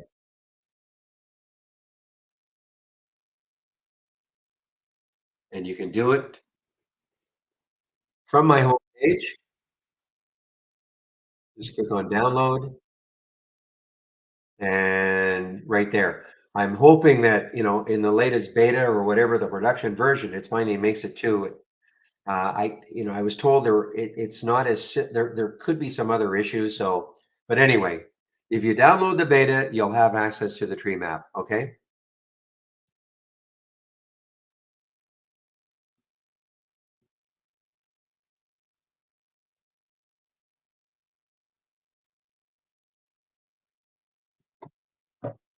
It probably is Pepe. That's exactly what's happening. Every time I make an alert, it seems to want to create a new price alert window. Yesterday it was about 30.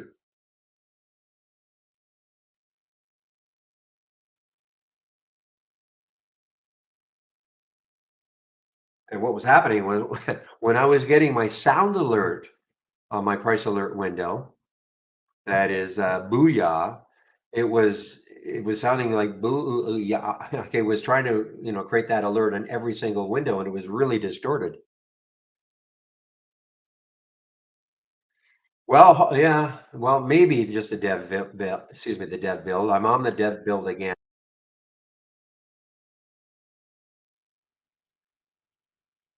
But it's a good point. You know what I'm going to do? I'm going to just set a bunch of price alerts. Of course, they have to trigger more than likely.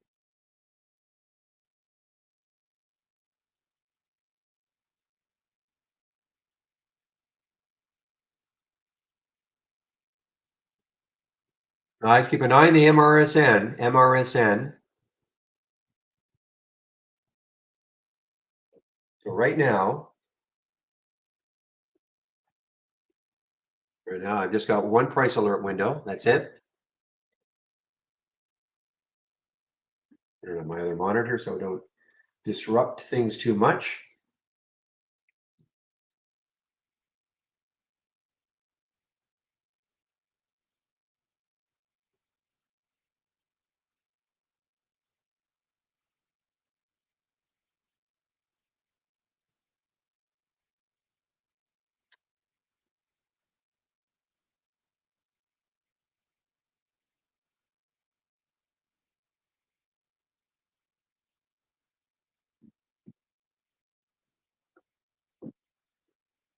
Well, so far I'd only created one. It's still that one. I'm just looking. What happened is, Pepe, if you weren't around yesterday, but when I excuse me, went to the taskbar here and I hovered over the icon, it was just price alert, price alert, price alert, price alert, price alert, price alert over and over and over again. Anyway, I will deal with it.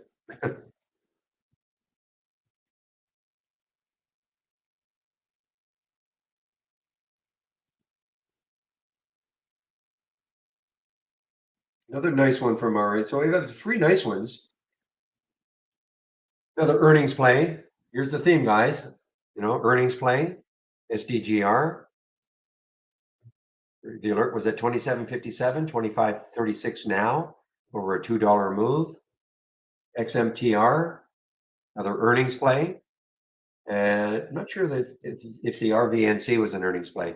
Yeah, so you can see the three ones are all earnings plays that are working. Excuse me.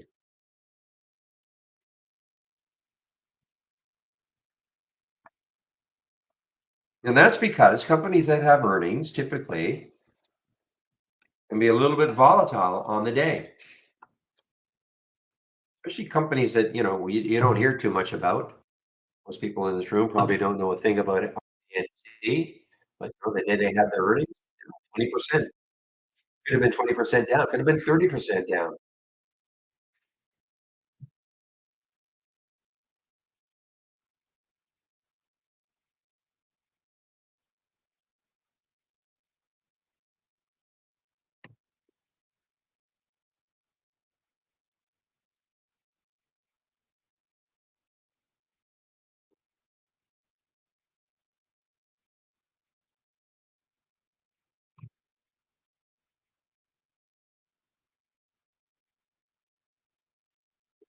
Okay, guys, let's take a look at the leaderboard again. So that backside, whoa, we've got a horse race now. Look at this.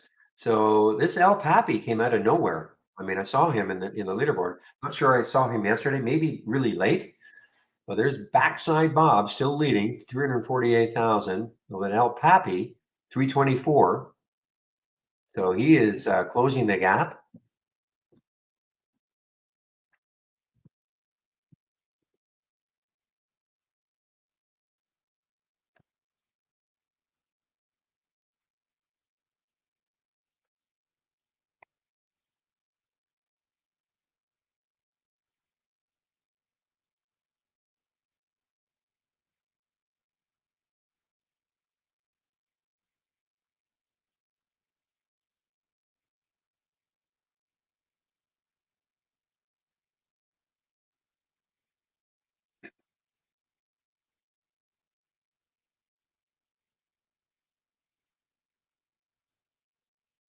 All right, guys.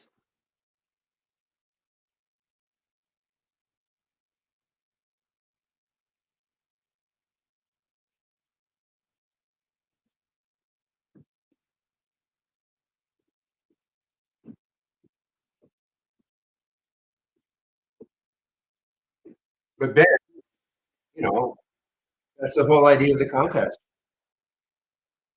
You're not going to embarrass yourself. Nobody's going to know. We only display the top 10.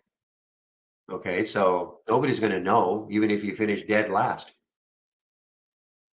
So don't worry about that.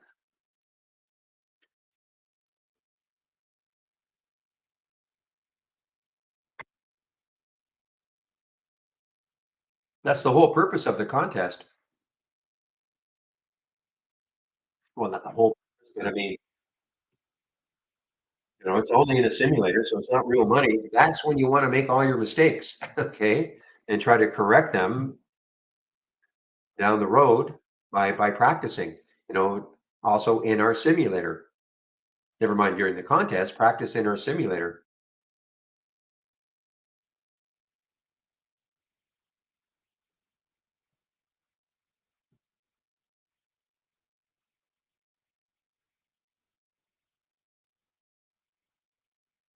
And yeah, understand here, these people, I mean, remember now, you're given $400,000 of buying power.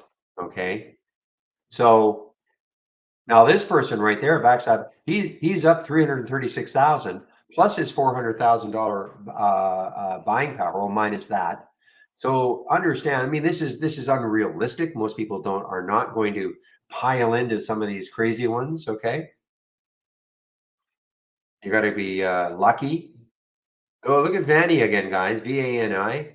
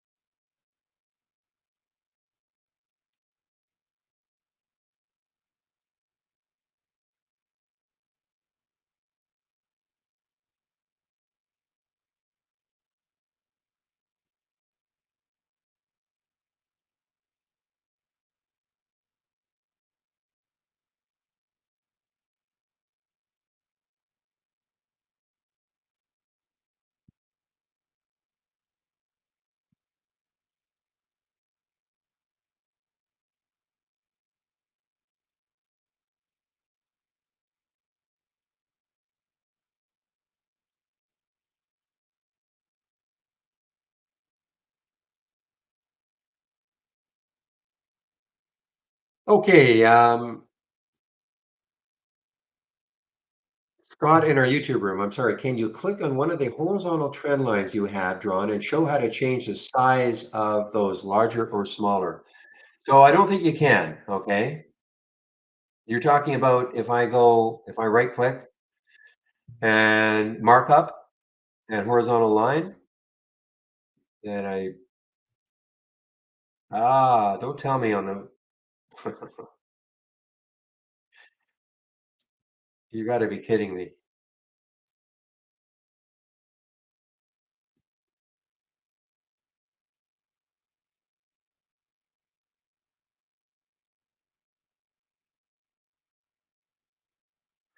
So it doesn't look like it's available on the web-based, on the HTML version. I mean, I'll show you on the other on, but I've been kind of commanded to use these, but I had no idea on the markup that you couldn't use. It doesn't look like that works at all. Let me just.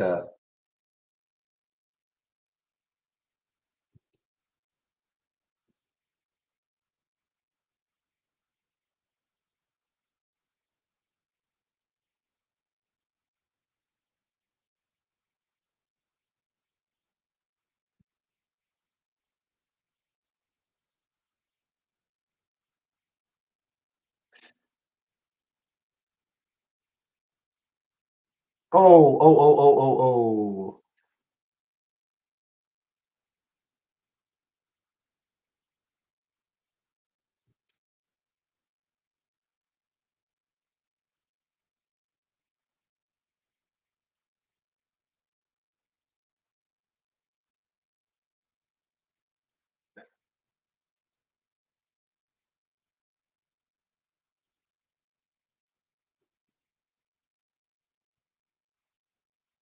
Okay, there's a trend line. Okay. Okay.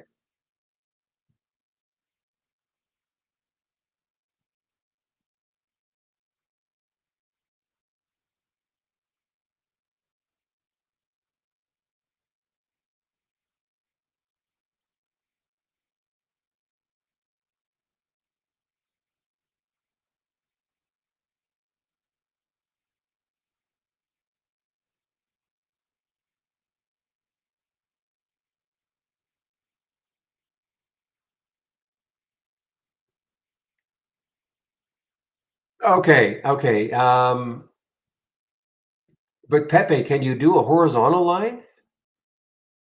Is this I see the little. Can you do actually a horizontal line? Like, yes. Okay. I just got to figure out how. It shouldn't be that hard. Crooked lines, text, happy face.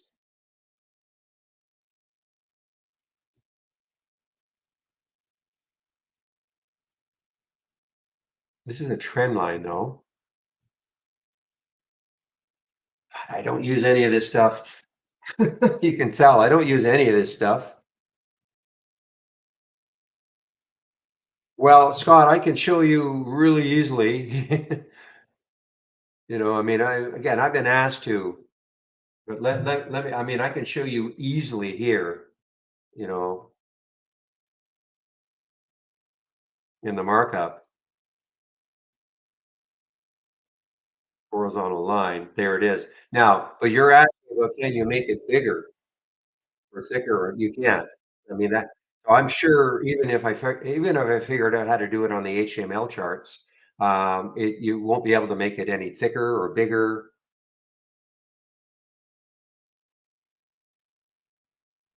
Okay, that's your question, right? How to change the size of those, larger or smaller?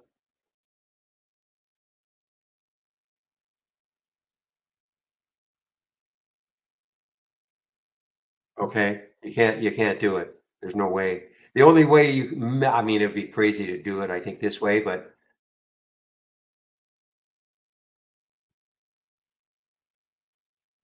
yeah, I mean, if you could eyeball it well enough, maybe put another one right on top. I mean, that's stupid, right?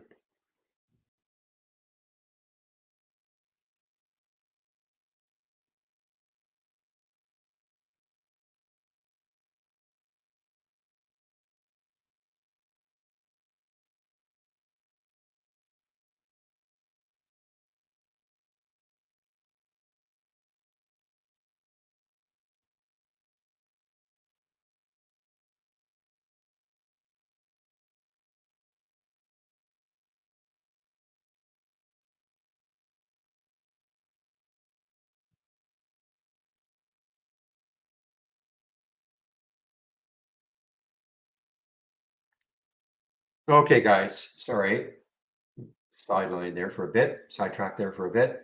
Um,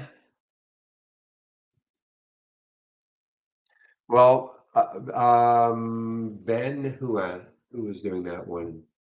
Christopher. I don't know if you're still in the COCH, but trying to come back a little bit. I don't know where you had to stop.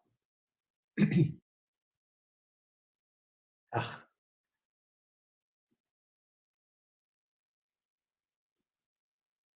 I am not a trend line person at all, so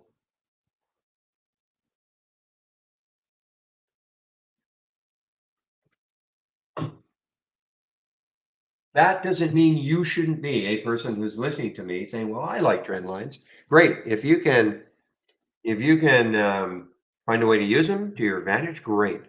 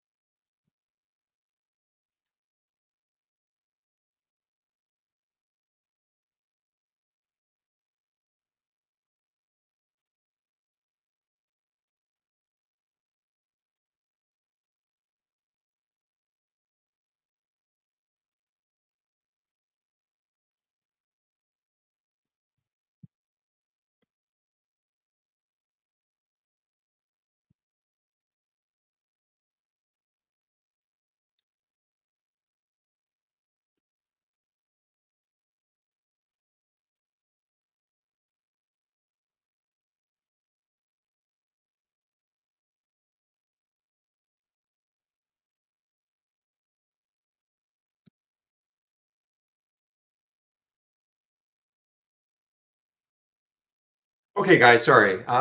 Let's see. JL. Now, I don't think JL is shortable for me. My guess it's not. Oh, there are shorts available. Son of a. Hmm.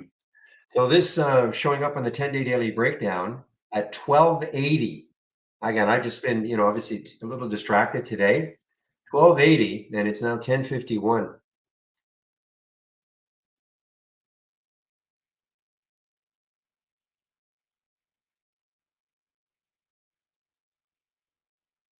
Yeah, that's what was keeping me out of it. I mean, the spread for the COCH, the 390, 396 isn't bad now, but I've seen it go like 395, 420. For it doesn't give you a lot of confidence, even if the spread tightened. Let's say you saw 390, 320, and then it did get up to say 37, or sorry, what am I saying? 390, 420. And then it got this 417, 420. But that still give you the confidence because they could just yank the bid. They could be trying to sucker people in to take the trade, and then they yank the bid again, and now what? So typically I just shy away from them.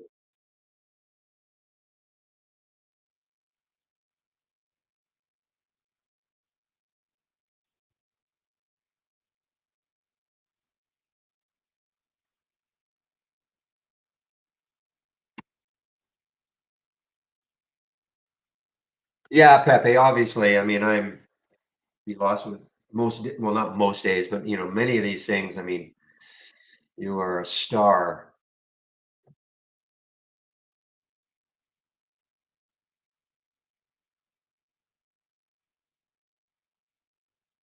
I'll be honest. I mean, I've never used Brokerage Plus. I have never really, well, for my style of trading anyway, it doesn't make any, it makes no sense for me to even learn how to do it. I mean, I know how to do it. Don't get me wrong. I understand the mechanics, but I've seen, the issues that come in. So for me, being in only max two trades at a time, Just completely prepared just to do it from within IB and work it from there.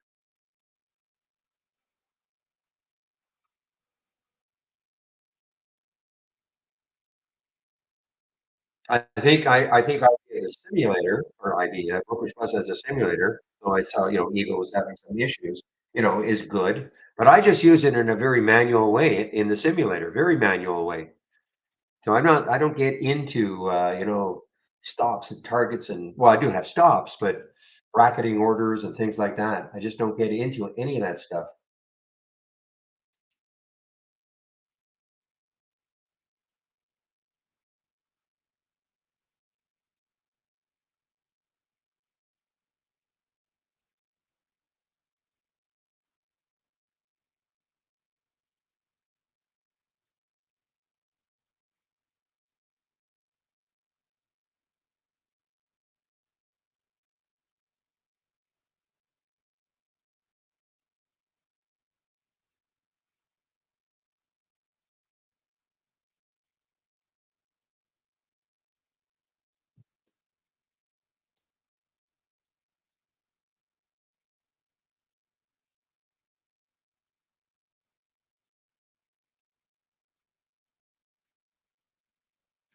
Scott, we're not supporting AI auto trading. Okay, we're not supporting AI auto trading at all.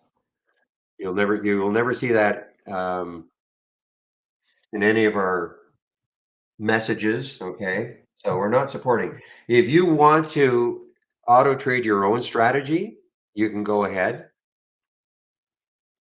Okay, yeah, like Brokerage Plus is not going to disappear, but if you want to auto trade your own strategy, you can go ahead. But we are not supporting auto trading the AI at all.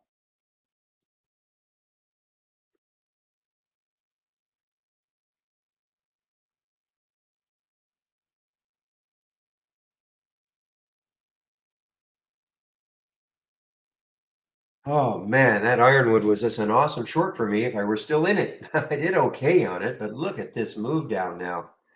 Ironwood, IRWD. I mean, news matters, guys. People say, I don't care about the news. Well, I think some news matters. And so, that was bad, bad. I mean, down 40%.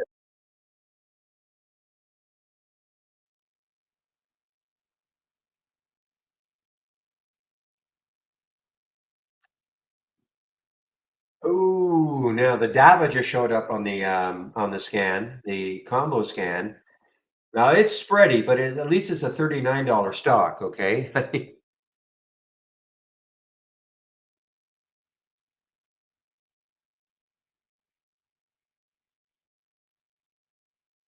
Yeah, so yeah, you can still, if you want to auto trade, you can go ahead. I'm not just talking to you, Scott, but you can you can auto trade as long as it's your own strategy that you want to auto trade.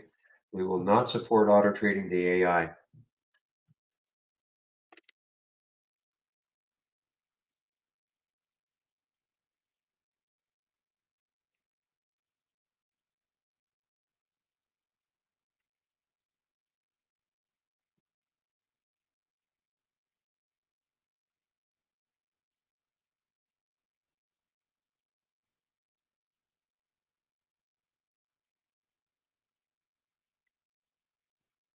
And let's take a look, guys. So this is still a nice little race. I call it a three-horse race right now.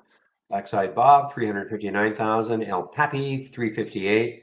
And Oliver, 283.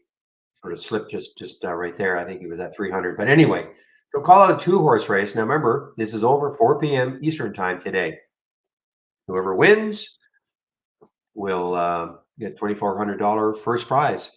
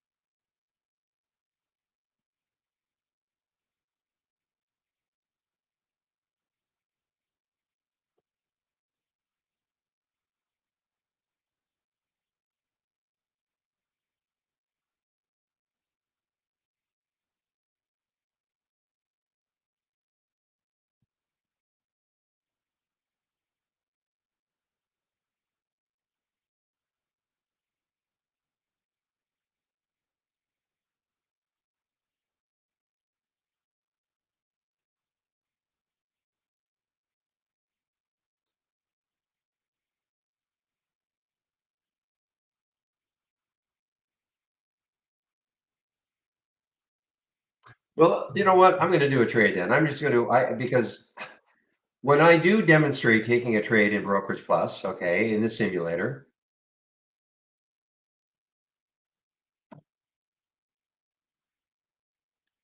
all right, I'm just going to take a trade. So this is all I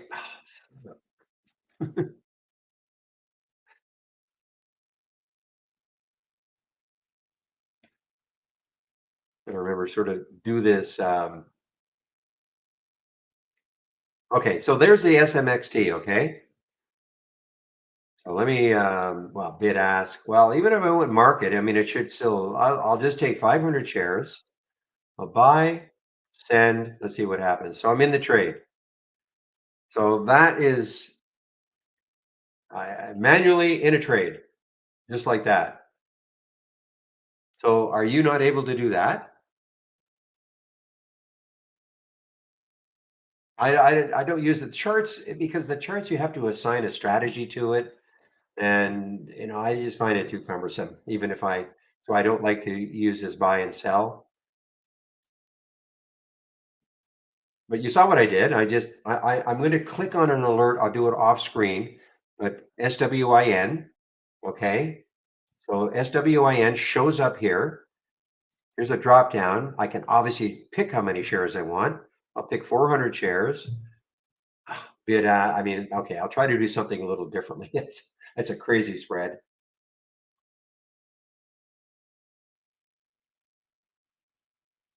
Okay, I did SQM.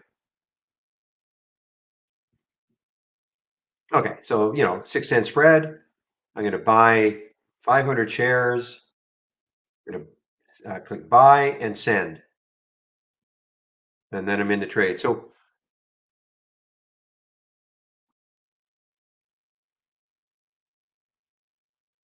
now I just did market orders.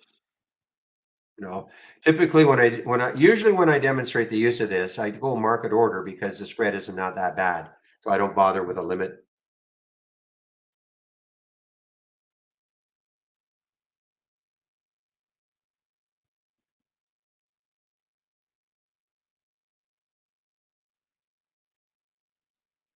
And so I'm not sure what's happening with you.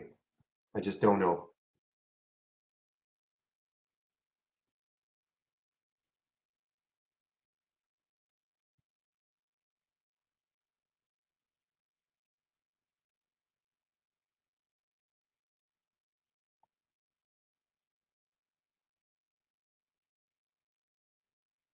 Well, let me try a limit order just for fun. And what's going to be my limit offset though? I don't do this at all. So let me take another one. I'm doing it off screen because if I click on a symbol here, this window will disappear behind my layout. Okay, so I'm not trying to hide what I'm doing. But now let me just go limit,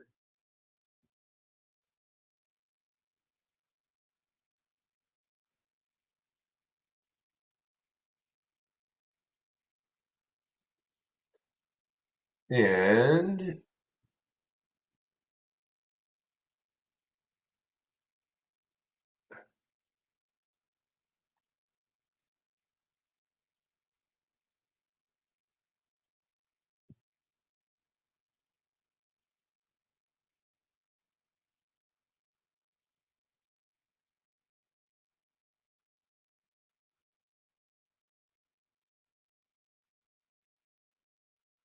okay, let me see if this works. I'm doing this off screen, but I just want to see if this works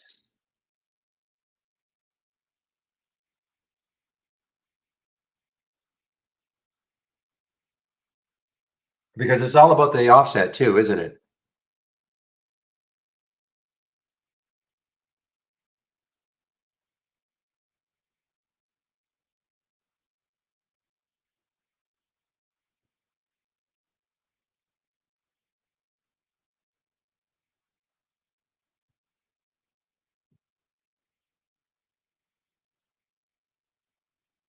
Give me a moment.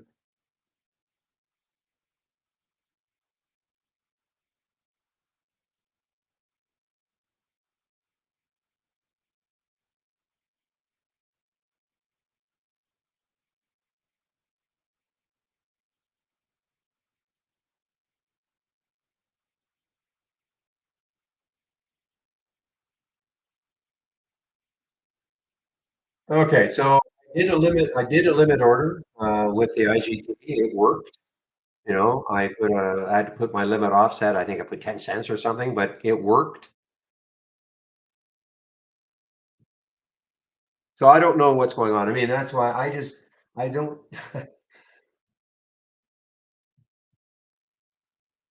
I'm glad I don't have to support it. That's all. I don't use hotkeys at all, Nestor. If you're talking about here, if I want to get out of a trade in Trade Idea in the simulator, yeah, I can use a hotkey. Well, these are hotkeys. I mean, flatten just gets you out of a trade. So here I'm in the SMXT. I'm up $117. So I can flatten my trade. I want to get out of it. Okay. If I want to get out of this one, I just, it's funny how it jumps back, getting the focus. And the same thing here. Now this one, way down, and all on the simulator, right? So I just, well, those are some hotkeys you can use. Okay, very basic, basic. You get at a half your position, or you could double your position. Okay.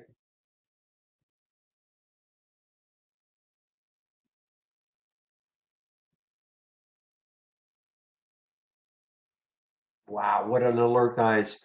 So I know I talk about this scan right here. Okay, yes, yes, I love the scan.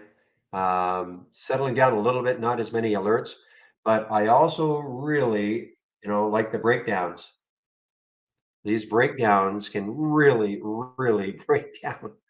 So look at JL now, 1280, 850, 830 and 1 now. And again, these are scans that I'm sharing on my home page.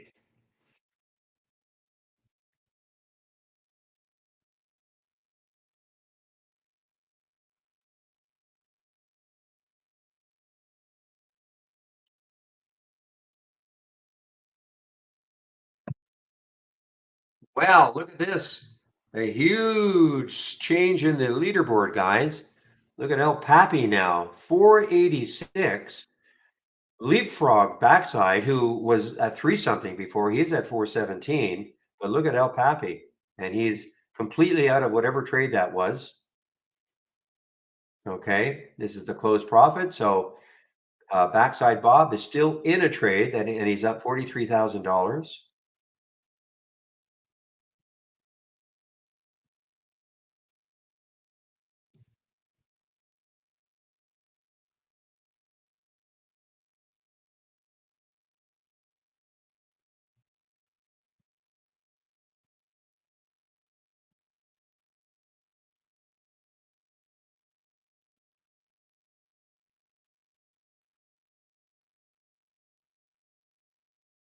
Oliver, there you are. Okay. Okay. Well, you never know because he had to have done something crazy. Okay. Because he was at 300,000 and he made some trade that almost made him 200,000. So, and it could have been this, it could have been the JL, shorting JL.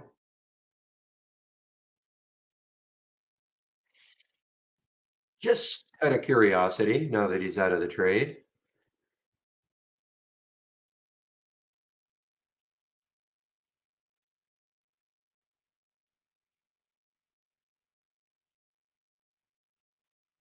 No, it wasn't that one. Interesting.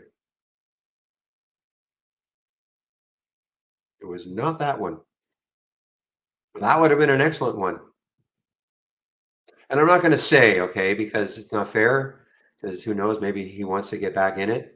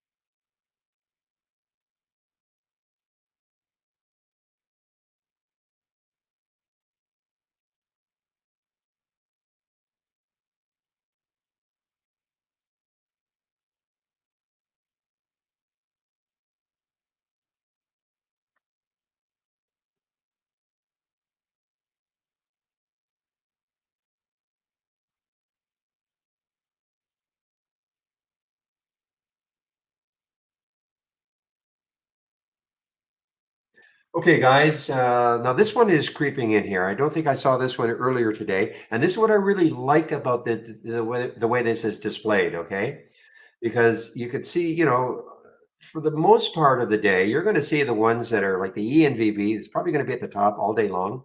Okay, and you'll sort of see three or four that you recognize all day long, and then all of a sudden something just shows up. And that's when you click on it and check to see, okay, what is happening? So, for instance, on this RNLX, the next high looking left is a few days ago, 138. So, from 112, it has some room. I'm not saying you take the trade right now, but what if it sort of settled down just over this level and then started moving again, because it has the room. And if we could ever get out of that, then your next level is 157, which is the 200-day moving average. So, for me, it's all about looking left to see, okay, if I took this trade now, if I thought the setup was decent, where could it go until it hit the next high? That's all I do.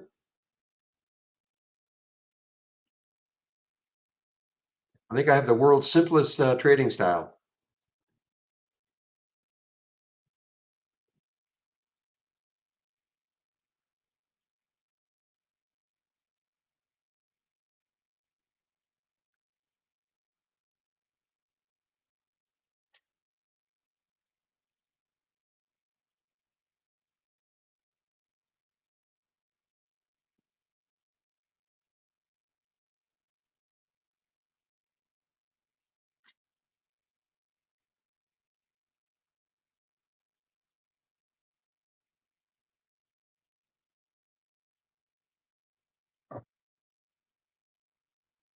Michael Anthony, every day you post about GTN, every single day. I don't know if you're trying to pump it or not. Every single day, Michael. Every single day. I'm not sure what your point is. Yeah, every day you put, you say how it had a dividend and all this stuff. If you're looking for a reaction from me, I don't care because I'm not a fundamental player, but I'm not sure what your point is. I'm not trying to be mean, but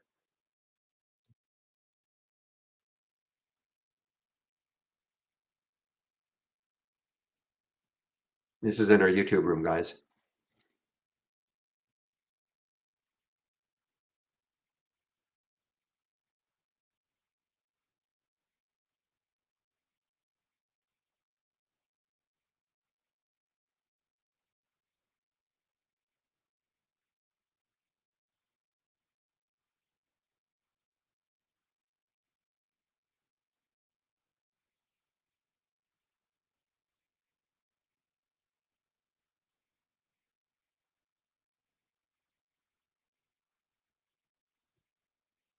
Okay, so Mohammed, okay, here, I hope this works on the HTML charts, but okay, if I left click on I left click on the chart just to make sure that so the system knows where I'm in.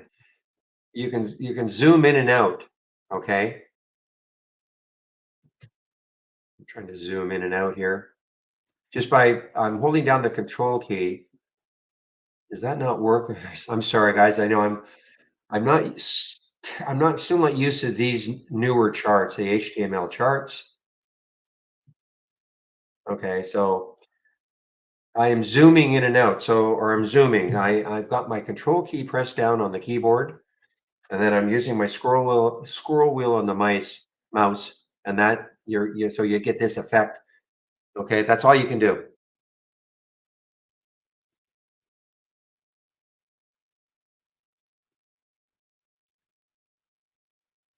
Man, is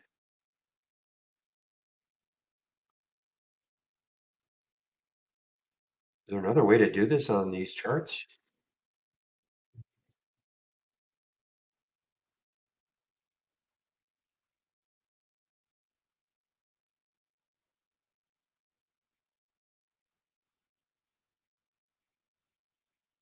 Just give me a moment. I want to get back to.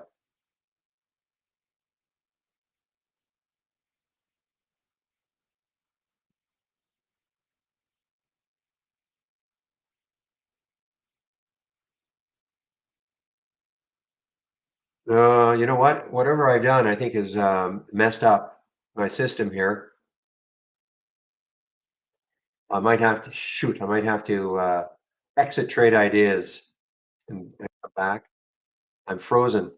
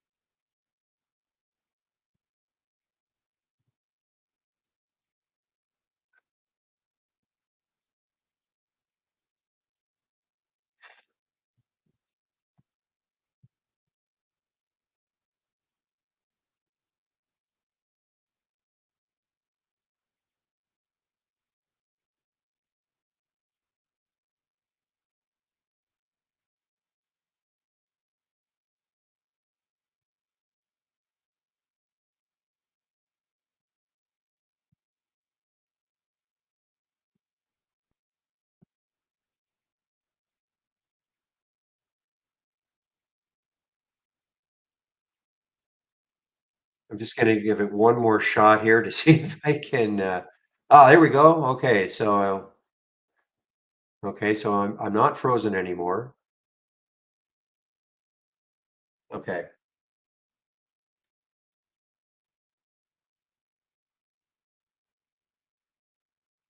so that's what it depends on the chart you're using, Mohammed. If you're using these HTML charts, and you'll know what you are because you'll have it like a display up here. Okay, if you're using the old charts, I found it was a lot simpler to zoom. I don't want to do it again because that seemed to freeze me. But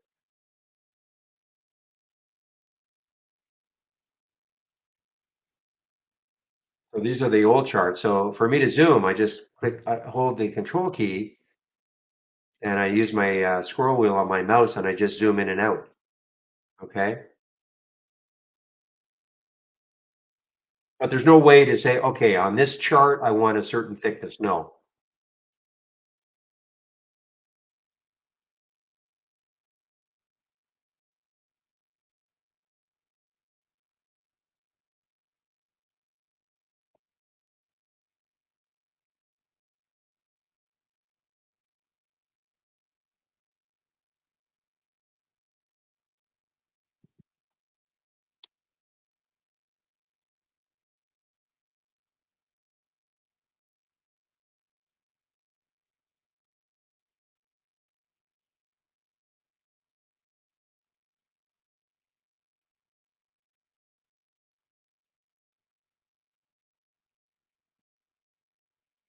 Okay, guys. So this ENVB just continues to, stare at us all day long.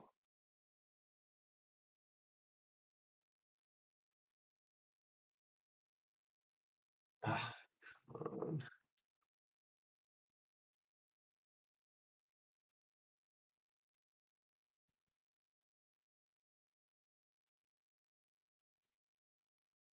Yeah, I may have to do a restart, guys. It's whatever I tried to do here to zoom in and out is really affecting something.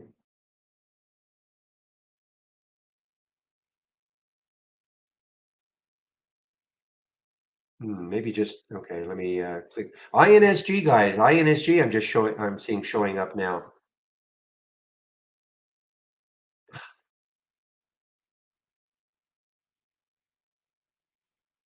You can on the HTML charts. Okay. Well, I don't even want to try yet. You see the problem I'm having with zooming. Okay. Well, at least it didn't.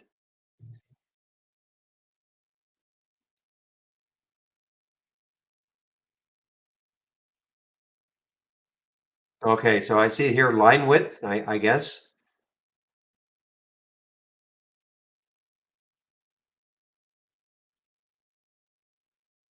style. How do you get line width to? So I guess there is a way, as Pepe is telling me.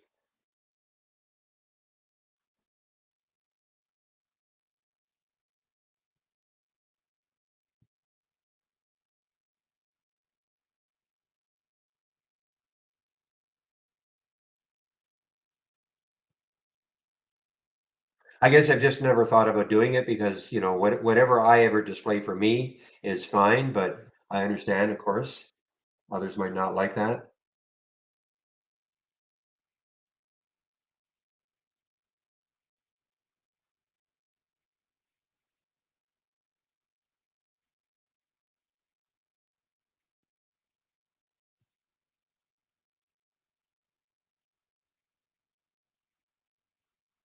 Not there? Okay. No, a tutorial for me, right, live.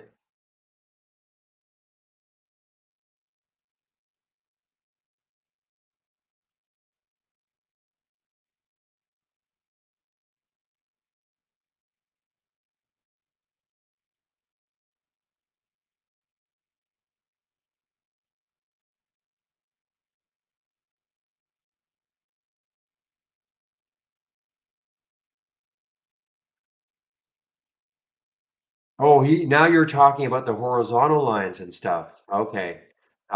So the other gentleman was talking about, I think, the thickness of the candles.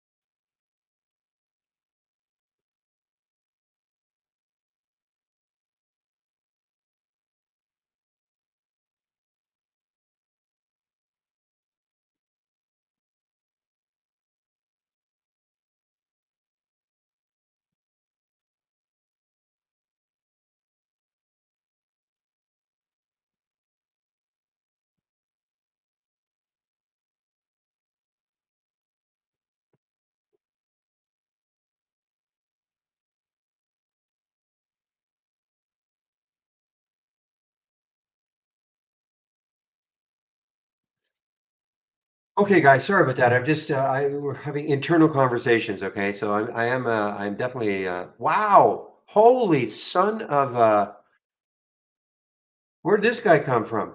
Look at this, guys. Mr. G2 RGV Trades. Look, where did this guy come from?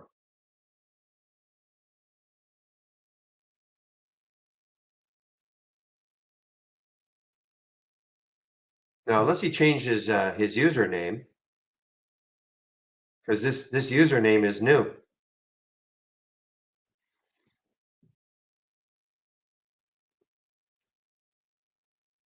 That was El Papi before, so I don't know if he just changed his username. I'm going to ask if he can change a username.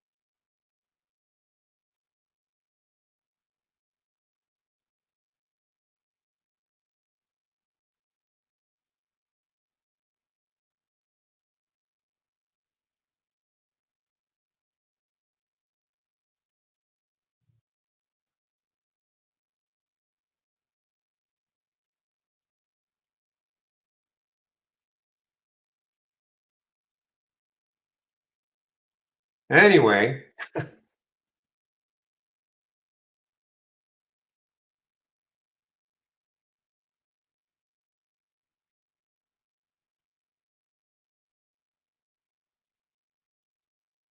Okay, SHLS. Let's see, take a look at this one. Probably an earnings play. Sure, it's an earnings play. SHLS. And it's showing up on my combo scan. And it is, take a look at a weekly chart. Let's see where it could go.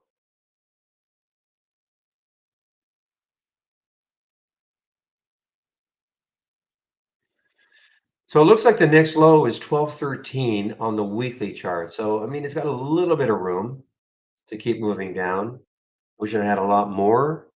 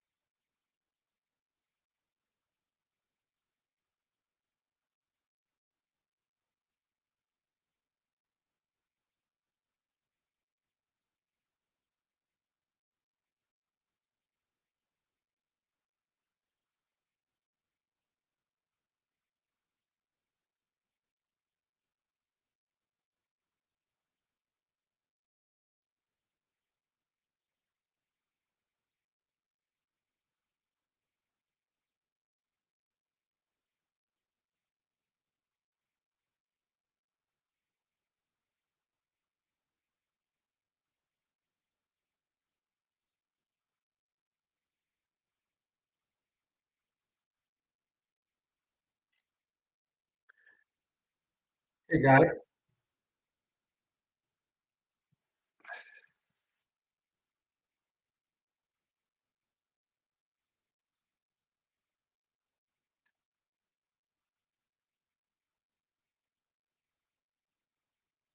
Okay, so it looks like you can change for whatever reason, you can change your screen name anytime you want. So this is that for whatever reason, El Papi changed his name to Mr. G2 RGV Trades. Okay, so and he that's because I'm looking down here, El Papi's not even on the leaderboard anymore.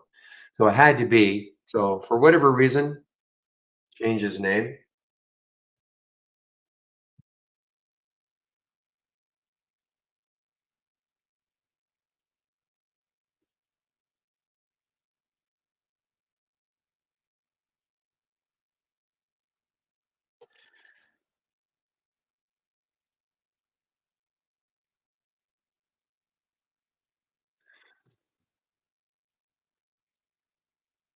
Other earnings play guys, Magna Chip MX is showing up in the scan, the combo scan. Pretty extended now though on the way down. So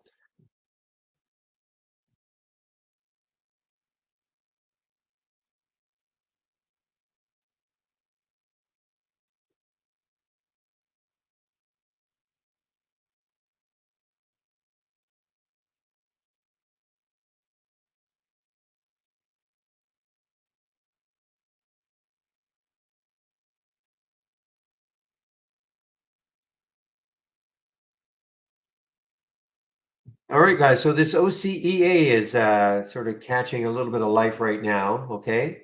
The high was that today? High 216. Is that the high? No. So that was the high this week. The high was up to 274 or so, 275. That was the high this week. So it's got room to go if it wants to get that high of this week.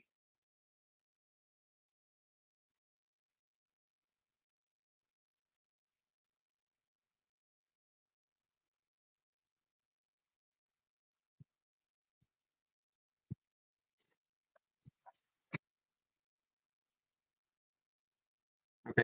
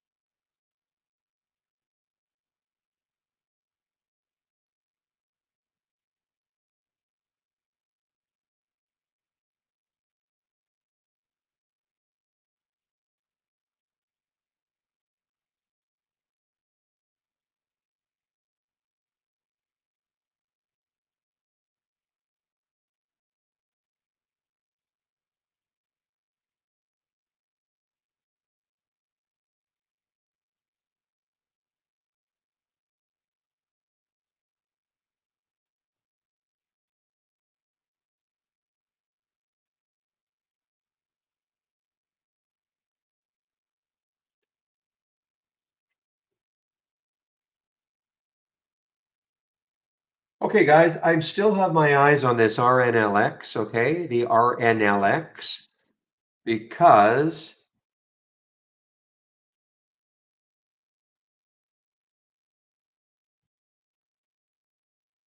where was it? Yeah, we found it here, and it's snuck in up into this right-hand corner here.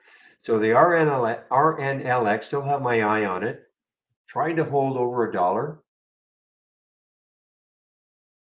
The alert is right around here, so if it gets up to 110 or so. Now, of course, we have I mean, it's very choppy. We have topping tails up here. We have bottoming tails down here. The only reason I like it, I kind of like it, is because of what it did last week. Okay, got up to 242 and or so. Traders may look at that and go, I wonder if it could start to fill in this void a little bit anyway. Okay, that's the only reason I'm looking at it. Probably a low float. Actually, it's not that low a float. 86 million in the float.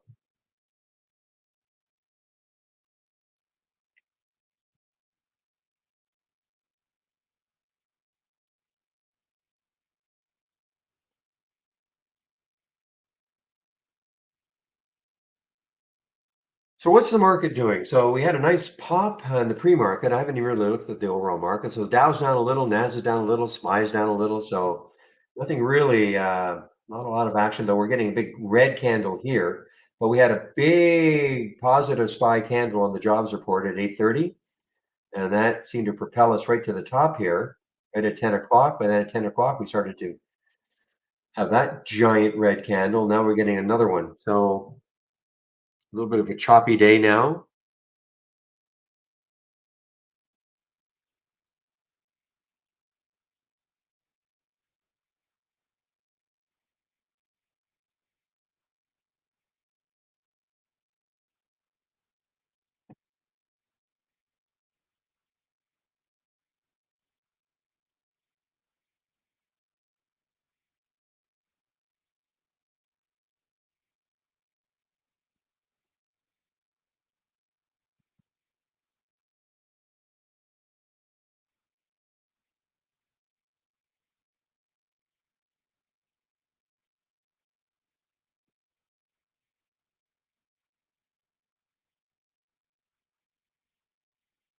Well, looking at the AI, it's had a great day, really. I mean, you have four top ones. The XMTR, sorry, is still moving down.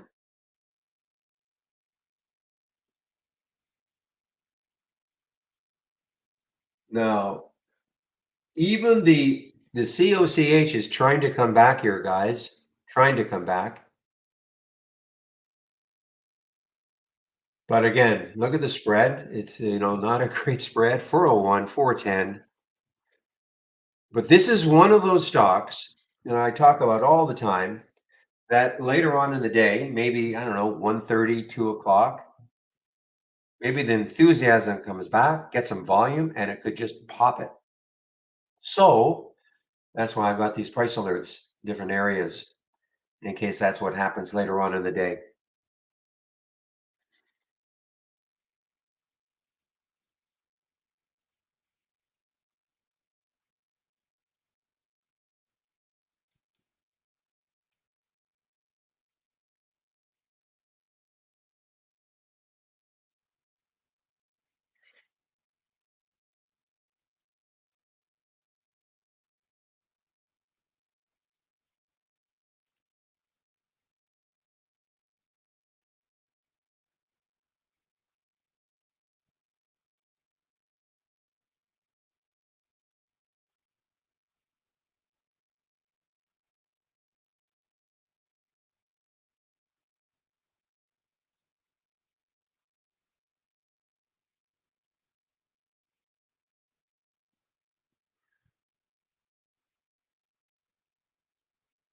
Okay, guys, here's that OCEA now showing up, sort of supplanting some of the other ones. That ENVB, not seeing it anymore.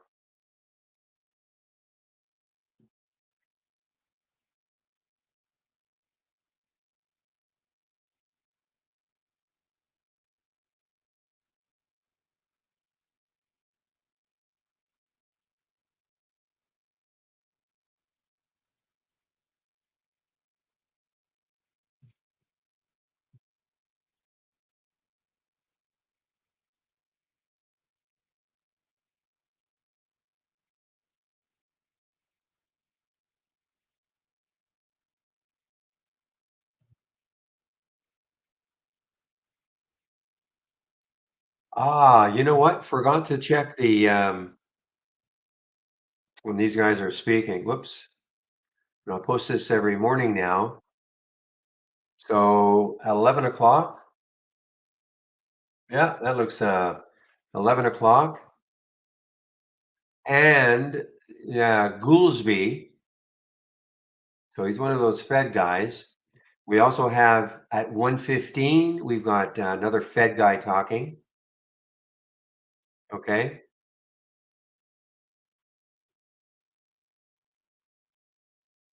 Forgot to check that.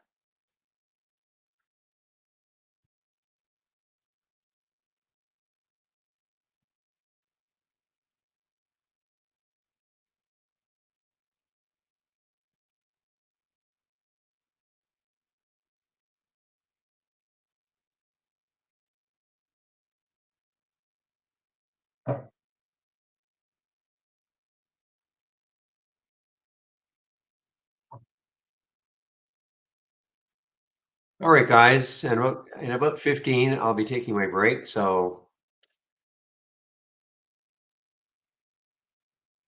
if you have any questions right now before I take my break, please ask. As long as they're not brokerage plus questions and ordering. Sorry, I just really, really have a tough time with that.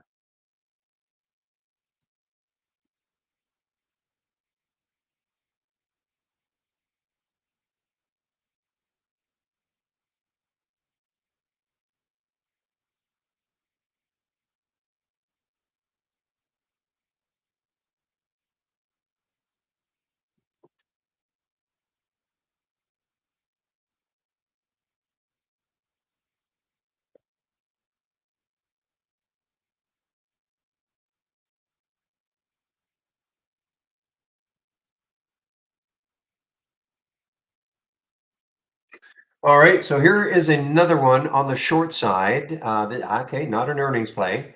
KVYO,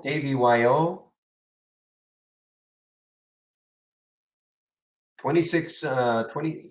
Give me a moment here.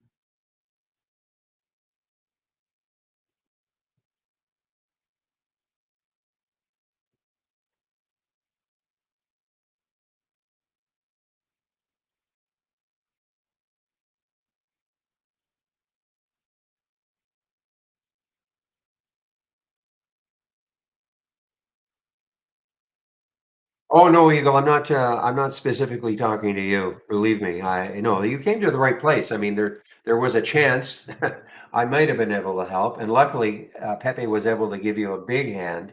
So no, no, don't. I'm not. It's just that I do know my limitations. Okay, and Brokerage Plus and the all this ordering stuff is. I mean, I've never got into it, and these buy and sell buttons. I don't know.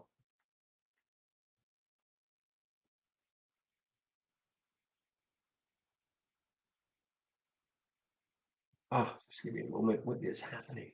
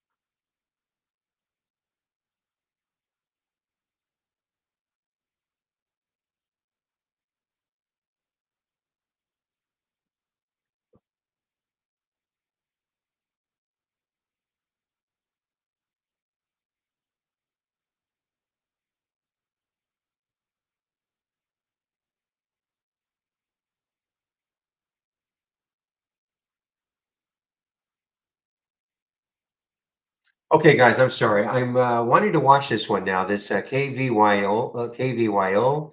I mean, it's got room on the weekly chart anyway. 24.37. It's at $26 right now. We had an alert at 26.17. My issue, of course, is I'm going to be taking a break, so I don't know if I want to get into a stock now. And there's that root now again showing up in the activity scan, combo scan. Look at root. Thought last week was a big week. Look at this week. This has all started back here. What a tremendous earnings release they had. Right here. So remember, a week and a half ago, this was an $8 stock. So it's basically quadrupled. This was its earnings day right there. Good. Another good one, another good one, another good one. And now look at this. This looks like could be the biggest candle of them all. This went from 17 to 22. This is 28 to 30. I mean, this is unbelievable.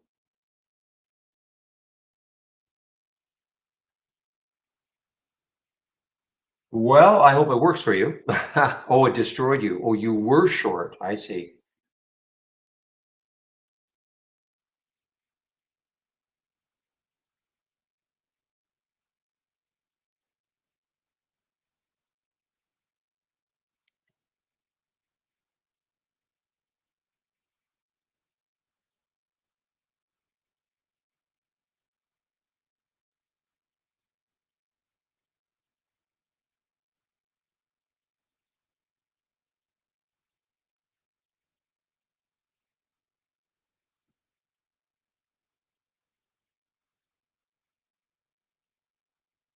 Guys, COCH maybe getting ready now. Maybe getting ready. Still 411, 423. That's the bid ask.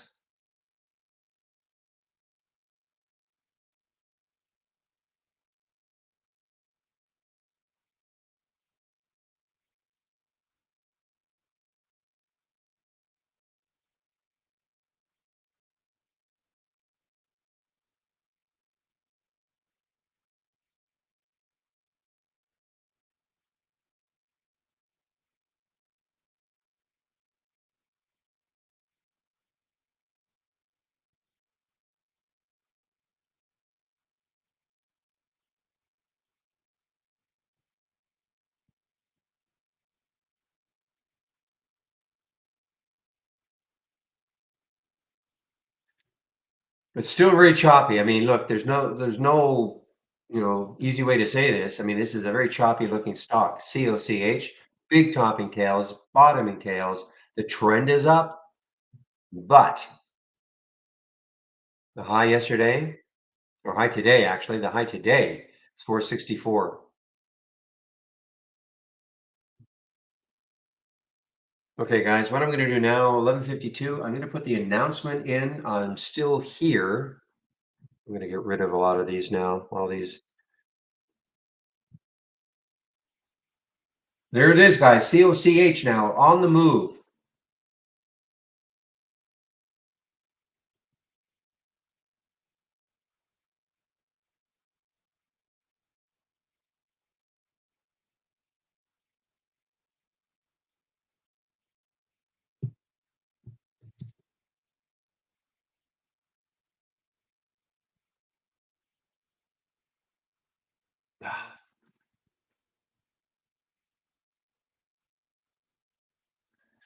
So I'm just waiting for Andy to show up in our in the YouTube room.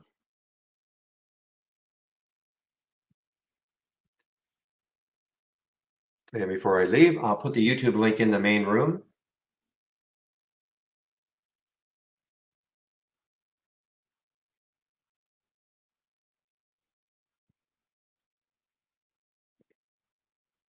You're saying a big yes. My guess is that root is dropping for you now, Tim.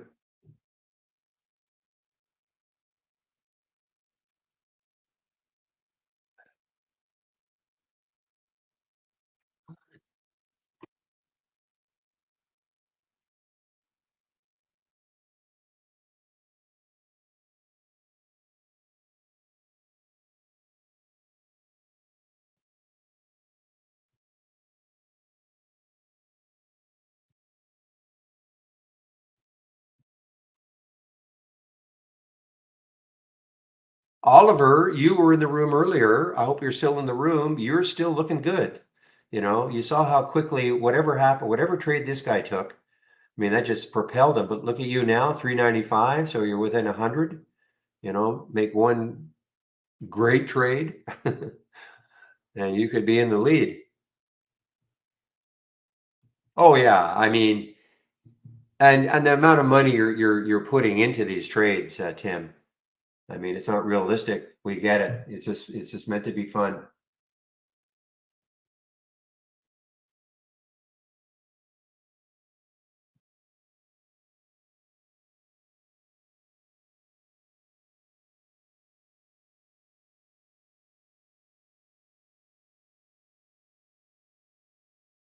Sally, go to, okay, where can you see the leaderboard? Click on new from our toolbar.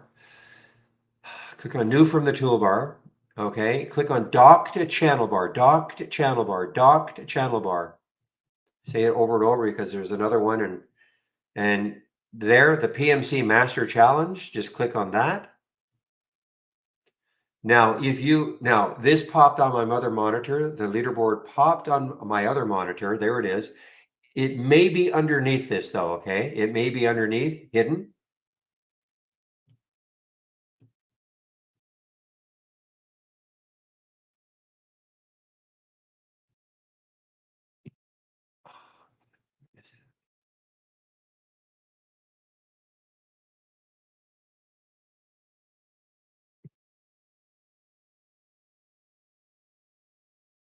Oh wow, so, COCH just got halted, guys. I think. Oh man, I have a confession to make here. I am in this one, and I tried to get out, and IB is acting up on me, and I don't know if it's because I loaded the other one yesterday, the other version of IB yesterday. It shouldn't because I still had the other icon. I loaded the old version, but my order entry is screwing up. Now I might get lucky. I might get lucky because it's halted and it's halted above the halt or the it could open above the halt price, but I have to figure out what the heck is going on here. So Andy, when you show up, I'm going to have to leave you immediately.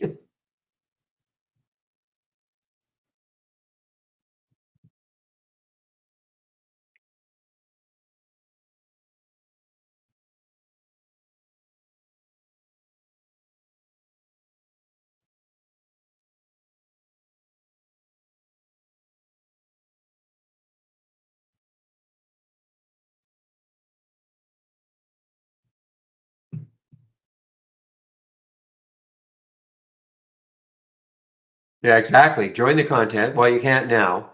But yeah, yesterday, Root.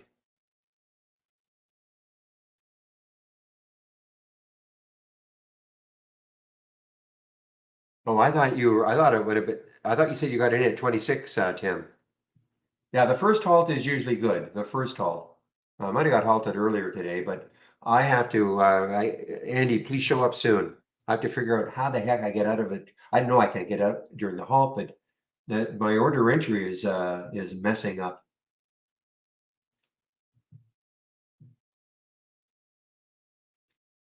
Come on, Andy, where are you?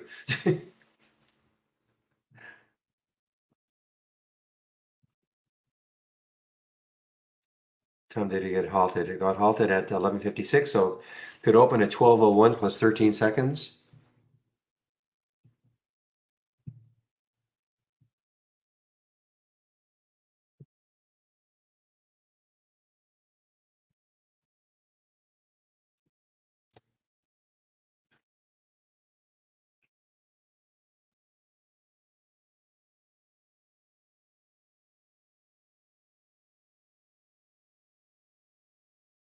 I'm not using it. I'm not using it, Pepe. I downloaded it just to see what it looked like. But maybe that has caused an issue with my with the other with well what I was using before.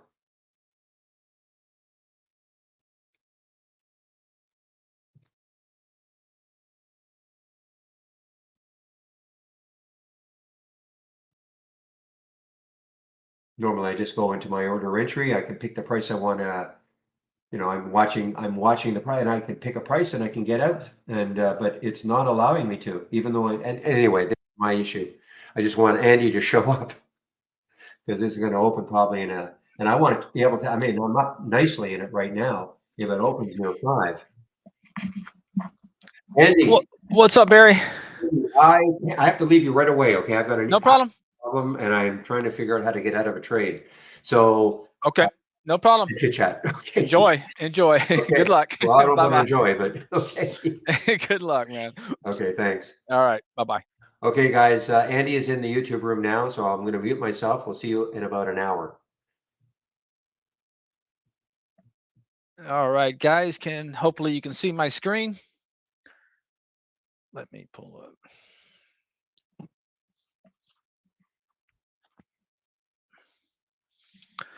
All right, Sally, did you get your question answered there? Where can you see the leaderboard? Okay, well, if you can just go to a. Thank you, BB. Let me pull over a toolbar. Hold on just a minute, and just go to new, and you go to docked window. I'm sorry, dock channel bar, and just click on the PMC challenge, and it's going to be on your welcome screen. You're going to see the leaderboard. Andy's crept into the top 10 today. That would be me. So, so that's how you get it. And then you can, if you want to, you can just pull this aside so you can see it, and then you can actually close the rest of that dock. Okay, sorry, just wasn't sure. Just wanted to show you again. Barry, I'm not sure if you're on mute.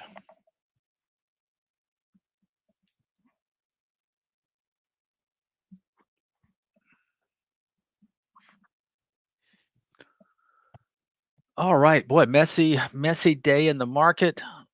Take a look at some opportunity here.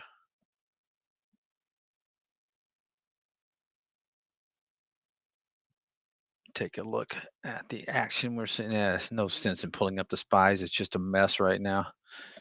Sloppy mess. This is my shoot. Thing broke down. I was just short this in the uh for the contest. I covered some of it because I was coming into this. I actually covered almost all of it. Still getting used to this screen here.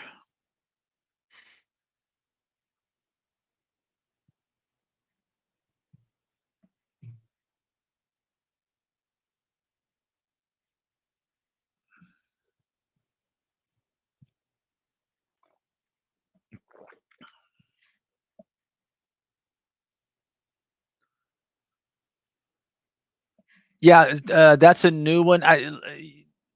That would be Barry's room, Sally. Uh, I'm not sure. Click on it. I don't know if it's his layout or is it actually takes you. I think it may take you to the room. This is a link to take you actually to if you want to sign up for the trading room and do that. I don't want to do that because I'm afraid it's going to mess up my whole screen. But you can always click on it and see, or wait maybe if you don't want to do it, mess up your layout because I'm not sure if it will just pull. I imagine all it will do is pull up a browser with the trading room instructions. But I don't want to chance it because I finally got got my layout like I wanted it here. I don't want it to be something else.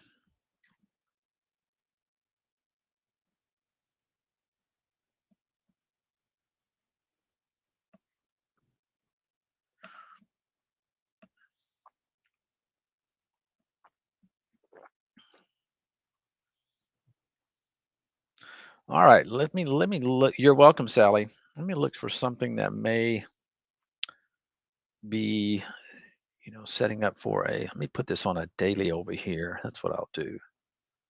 Put this on a 15-minute chart.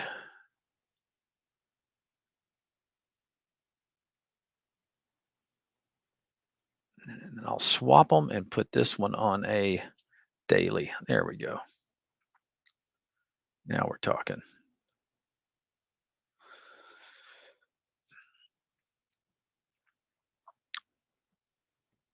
You can see where I've traded this today in the challenge. Shorted it this morning in pre-market, and then was able to had a bid up there. Shorted some more than I covered, but covered some. Ah, now maybe I'll get a bounce, get a chance to get back in. Let me just bring one of these down to right about there, just in case it wants to pop back up.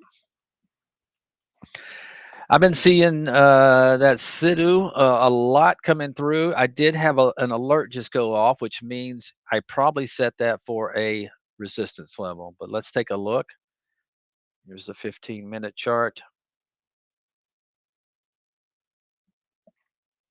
And where is it? Did I spell it wrong? Let me see.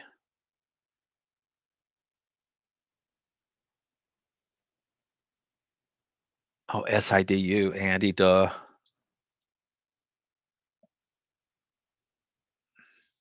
So let's pull up the daily. This is what I always do when I'm looking for, and you can see here, I had it set right about 10. 10's a psychological level, and I had it right before that. It got up here. So, if it does get through 10, there's a real good chance it might want to go to this next moving average here, uh,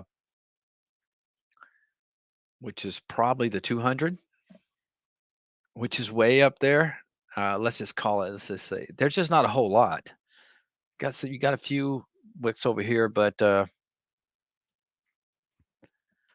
definitely, anytime it gets up here through 10 at 10, you're gonna if I scroll out in the daily, you're probably gonna see, yeah, look at all this. This is definitely a major pivot level. That's where I set that alert earlier. It went off, and then of course you got the psychological $10 level, which it's running into. So, uh, asking me what I think, I definitely probably wouldn't take a position here, but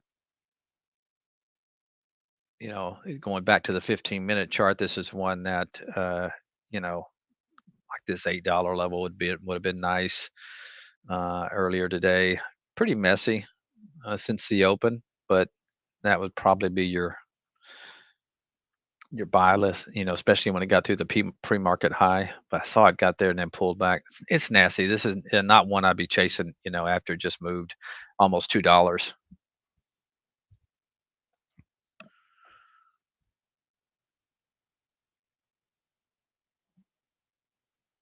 Yep, and there you can see my last alert that I sent at 879.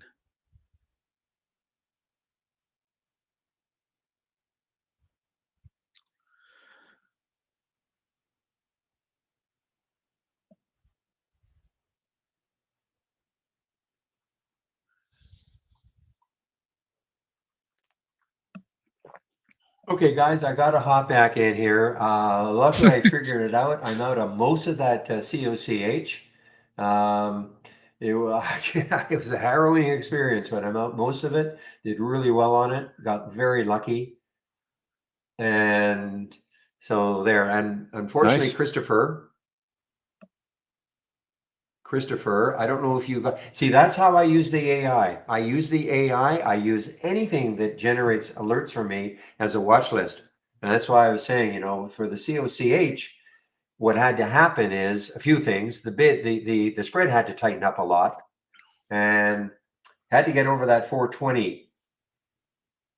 Anyway, Oh, I'm now I can take my break. I can breathe a huge sigh of relief. nice, Barry. Good out.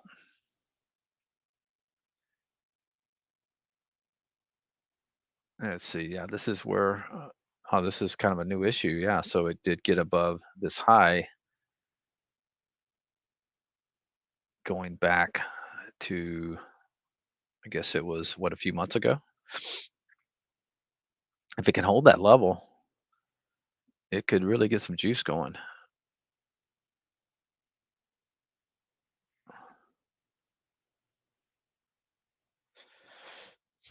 Big if.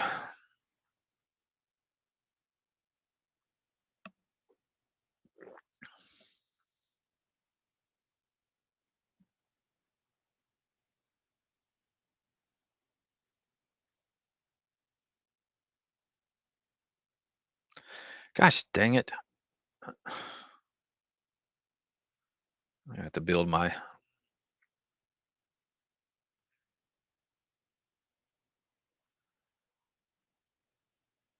Ooh, I was really zoomed in there. And I'm going to take off at least post market. It's too much after hours markets in there.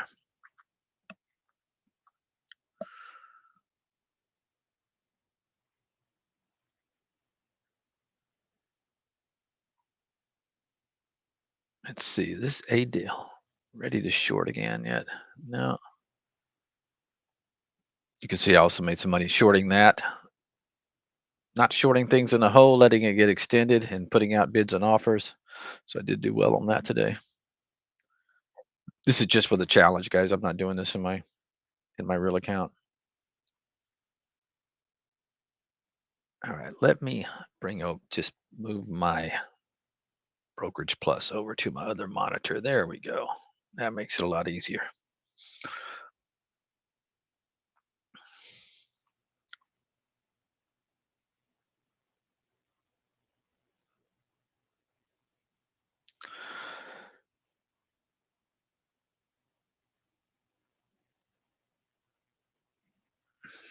What did Apple do? It's been trying to break down that 180, but it's been having a hard time to do it. Every time it breaks down, it goes down, it pops up a little bit, but let's take a look at the daily there.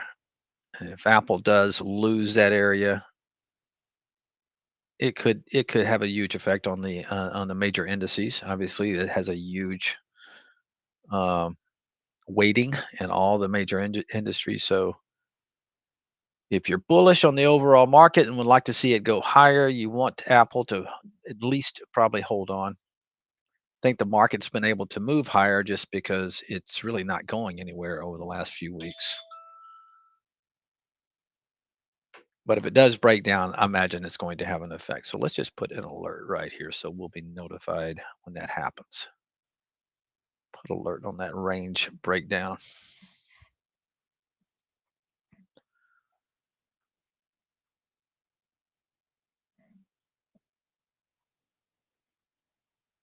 Tell you what I'm going to do. I'm just going to go ahead and punch out of this bad boy. Take my profits and look for another entry because I don't have that many shares left.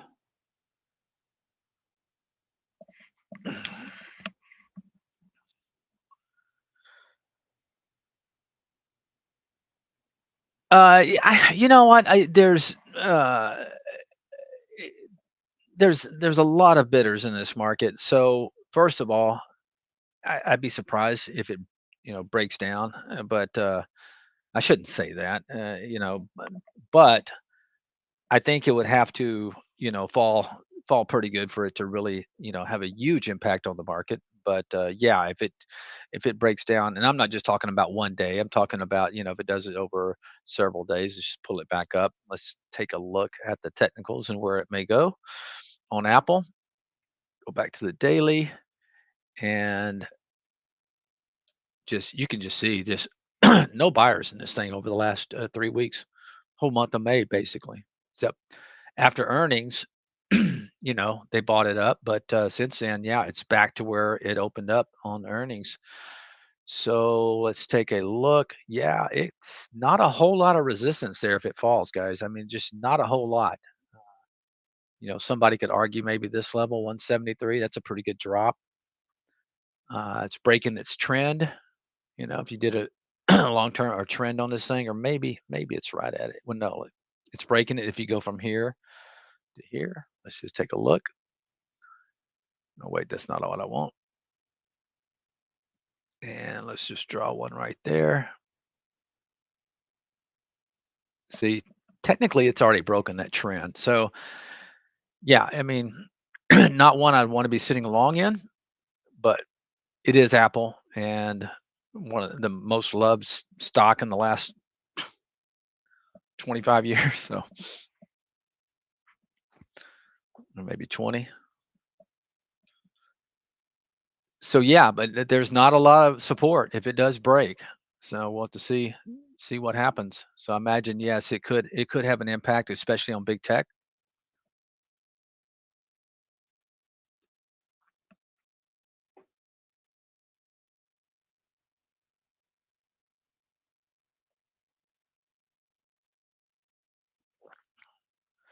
VIPs. I've been buying VIPs all morning. They had good earnings yesterday, and my last buy was at 17. I'm sorry, 18.99. Just looking. I thought their earnings were incredible. I still like China, guys. I got stopped out of a lot of stuff, obviously, but I'm still in KWeb. Uh, I you know not so much as far as momentum, but as far as bottoming out. I'm in TAL. I'm in VIPs, and that's about it. But I do have my eyes on a lot of things. China.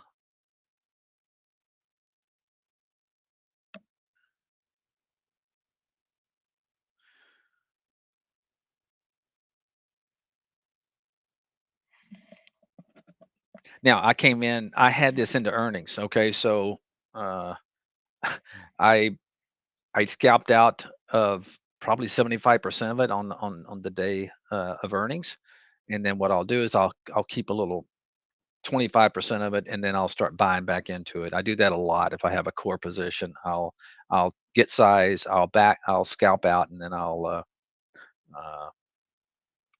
just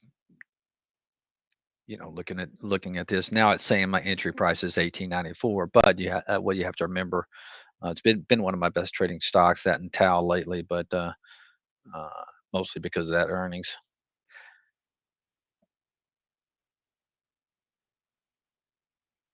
I don't hold a lot into earnings. I just held two China. Baidu got me, but I had smaller size than that, and I got out in pre-market. But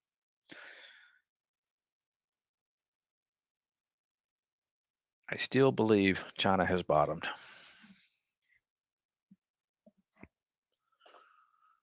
But you guys are mostly momentum traders. Now this OSHA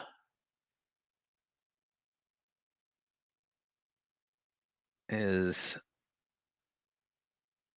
eh, take a look at the daily on this one.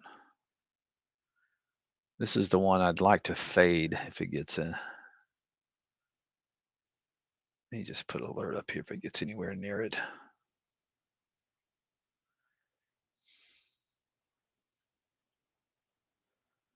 I will look to fade. I just got out of that one, but I will look to fade this one again for sure. Just put an alert up here around the two. I got one already in there.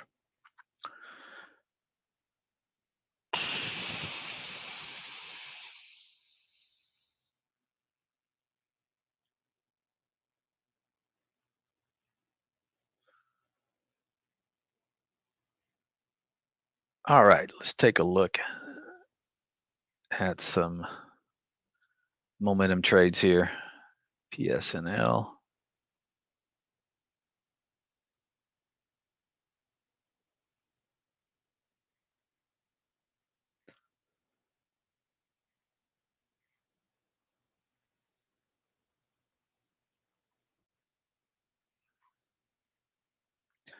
Actually, will add to my TAL too if it gets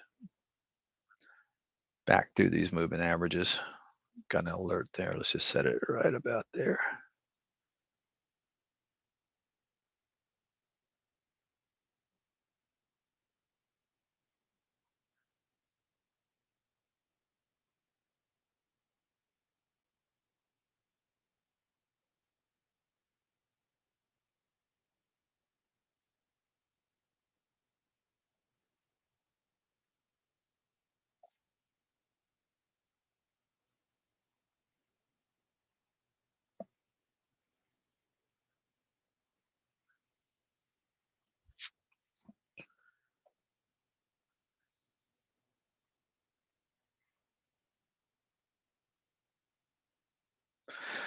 Yeah, this is just a momentum race scan. So it's just going to show you stocks that are, moving currently. Typically we'll be doing uh, decent relative volume.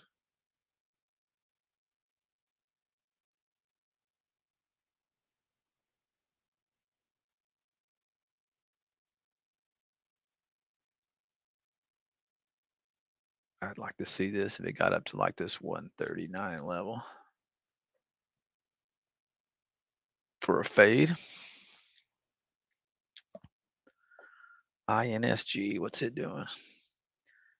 Uh, but this is not my typical layout. We're just we like to basically kind of everyone's sharing the same layout. I think Michael and Dan may have built this one just to kind of show all the bells and whistles.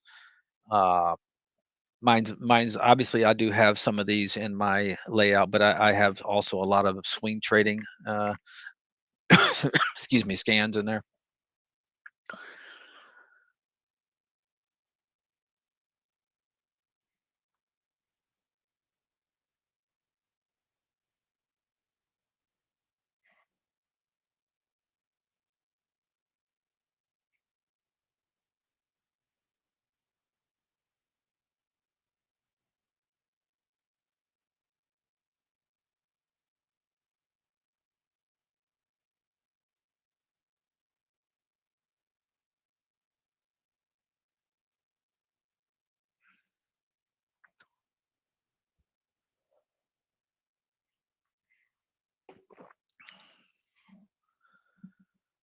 Vanny, see that was running the other day, wasn't it? See how this thing's looking at.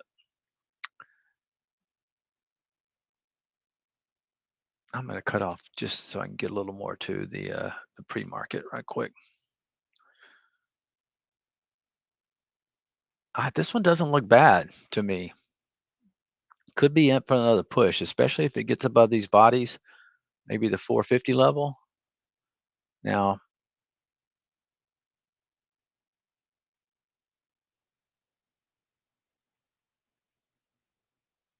that would not be,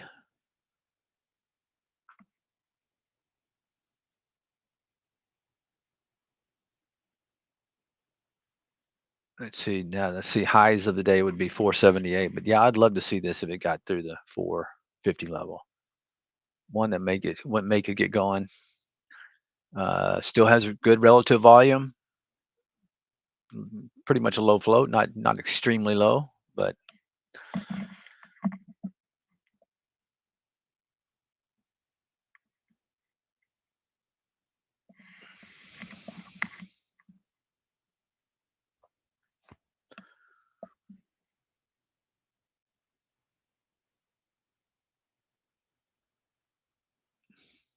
want to keep an eye on.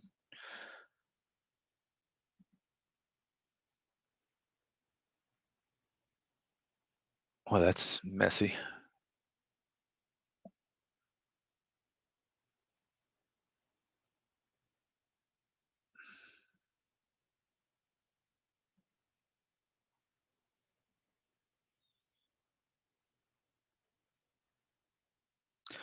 When I draw a limit line, I'm not sure what Peter, let's see.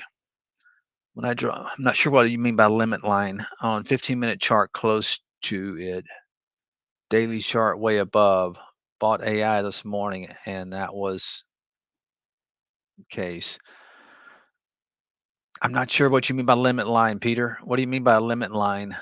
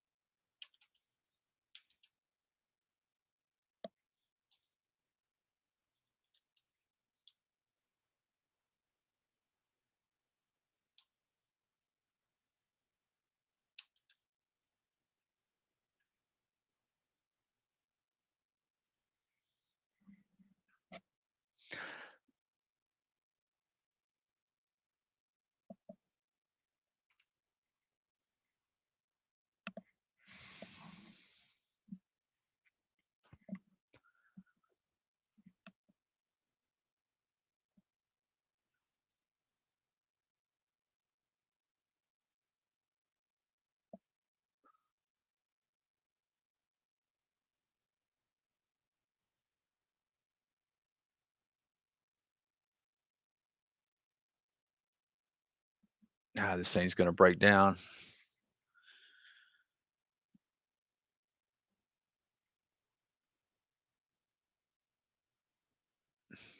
So just stayed with it all.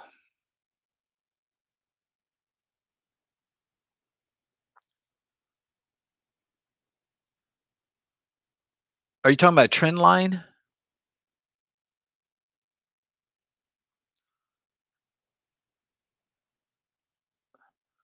So you said you drew one in AI this morning? Let's just go ahead and pull it up and do it. Yeah. So here you have it. I mean, if you want to do a trend on a 15-minute, let me show you where it broke. Okay. First of all, you need, when you're looking at intraday, eh, for a stock develop trend, I would say you probably need at least like a 15-minute chart and let it work for like an hour. Okay. It's not something you can do. I don't pay any attention to trends in the first opening minutes of the day. So if I were doing this, and you could probably eliminate the first wicks of the candle because it's very volatile. So for me this morning, after the first hour, a trend would have been right here in AI. And you'll see when it broke it would be right there. And you can see had a nice trend all morning and then broke it. Now, honestly, for me, I'm more concerned about trends on daily charts than I am on intraday. And intraday, I prefer to use moving averages, but but they can still have a trend. They can still have an intraday trend, and you can see once it kind of broke that, and typically what it's called is you get a bar reversal. Okay, so as long as you're not having a bar reversal, so this thing went basically 2 hours without a bar reversal. Okay, and because you're not having a bar reversal, that will uh, cause a trend to develop, and you can see it there. It'll be an upward sloping trend. Now, when it broke it, it also did a bar reversal, and of course, you can see once it did that, it got a little whippy, and now it's trying to regain its composure. But I don't do a lot of earnings plays unless I see a. Uh, well, let me just pull up my swing trade watcher for today. Hold on just a minute. I'm gonna have to.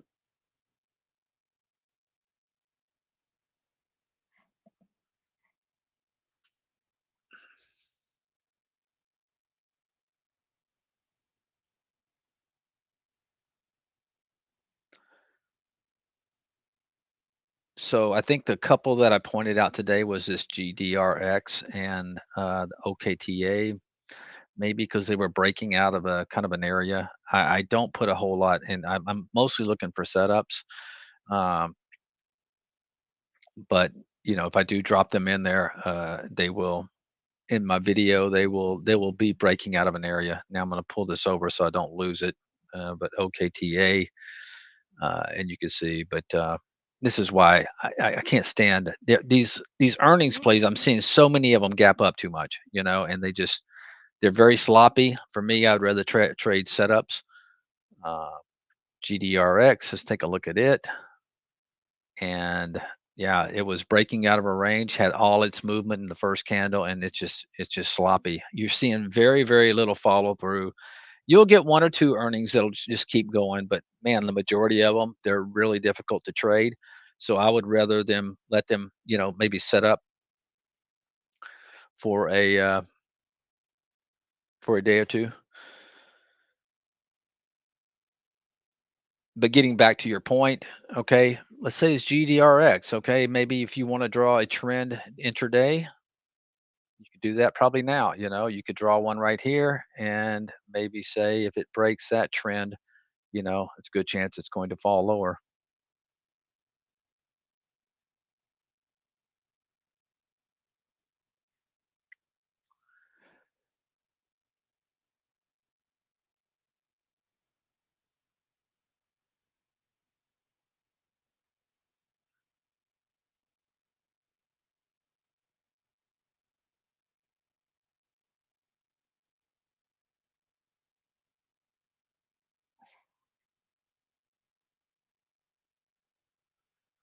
But I'm more concerned about the daily charts when it comes to trends.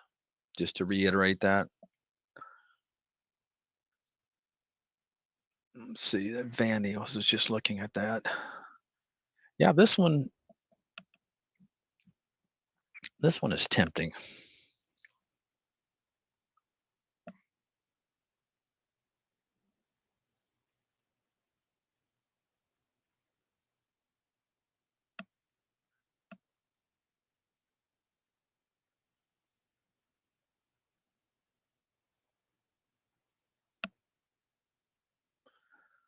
But it would need to get above the 550 level, 450 level.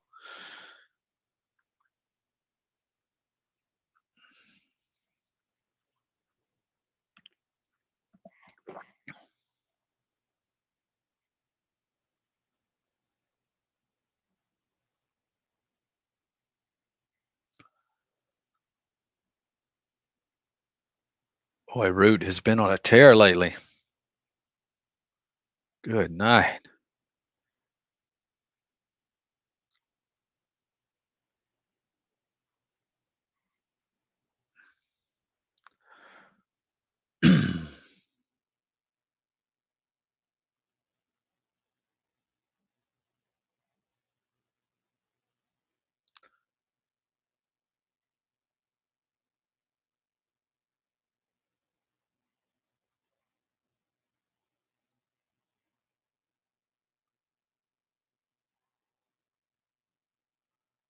Nice little bounce on that one.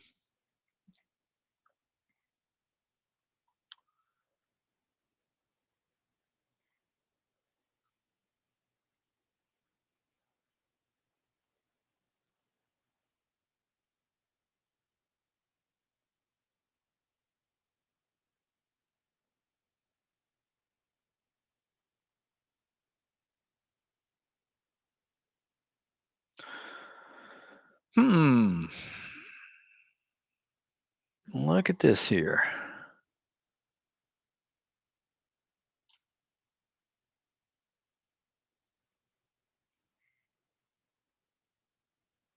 This is getting close to possible short.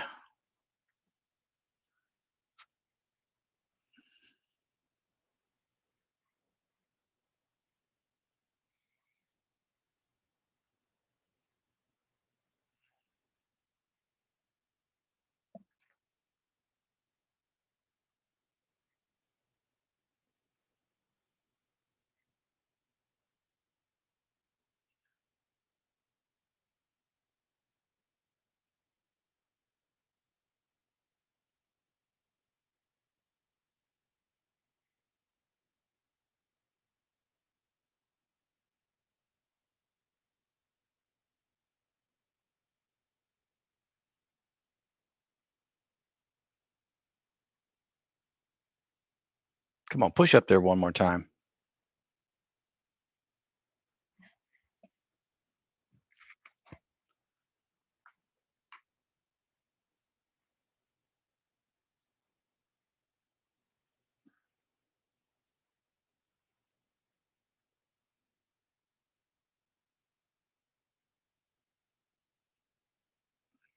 I shorted it in the contest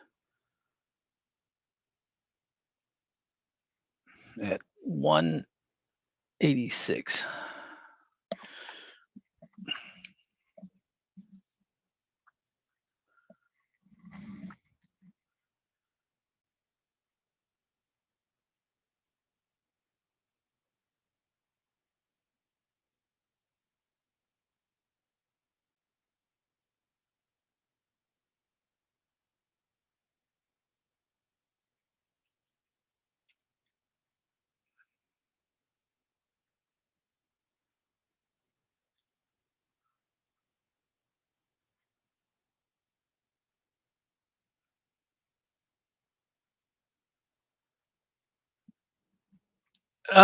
Peter, I pay. I do races and in more top list. I will look at a. I'll flip to a tree map every now and then. It's whatever. whatever you prefer. Some people like the top list. Some people like the tree map. If I have a lot of stocks I want to look at, a tree map sometimes can get too cluttered.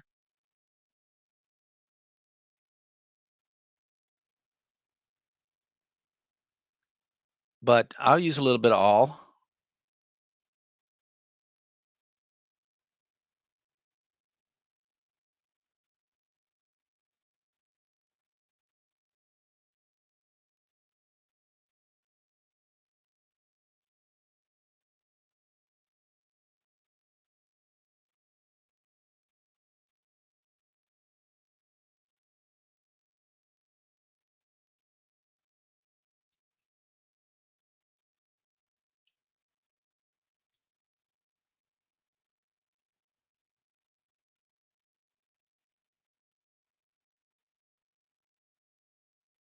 Oh gosh,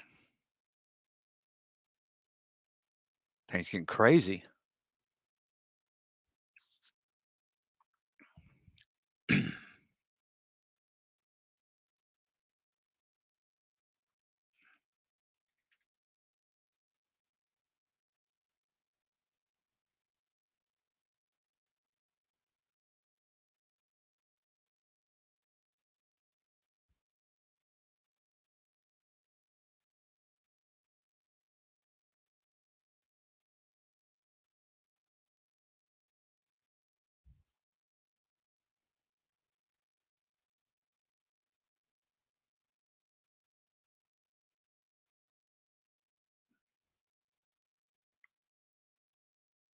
All right, I got a full boat of this on the short side now for the for the contest.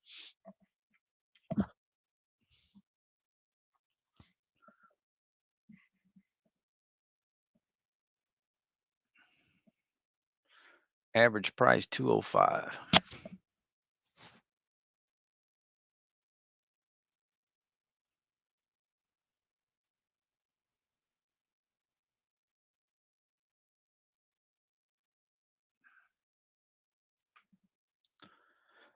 You're welcome, Peter.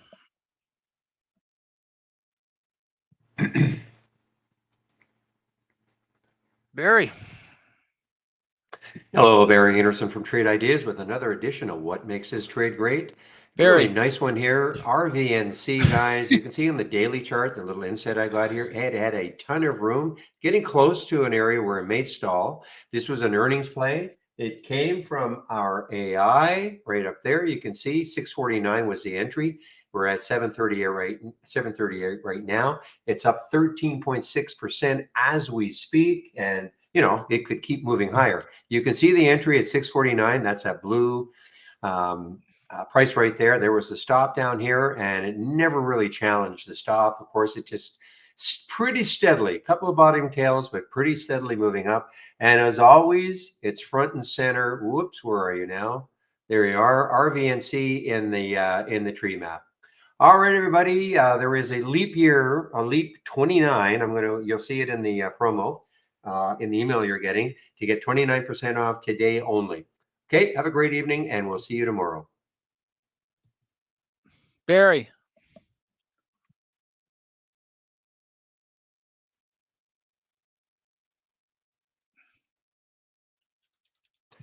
That makes it even easier.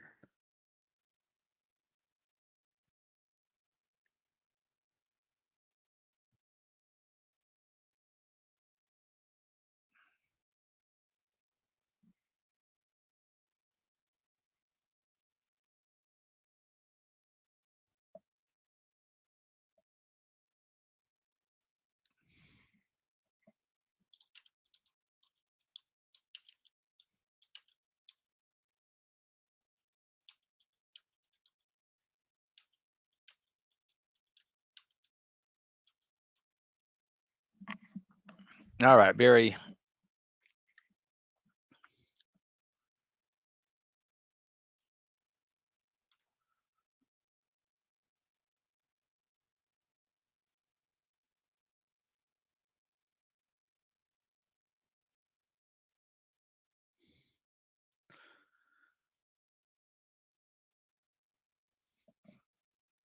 Barry was able to, I was able to get a hold of him. He put it on mute.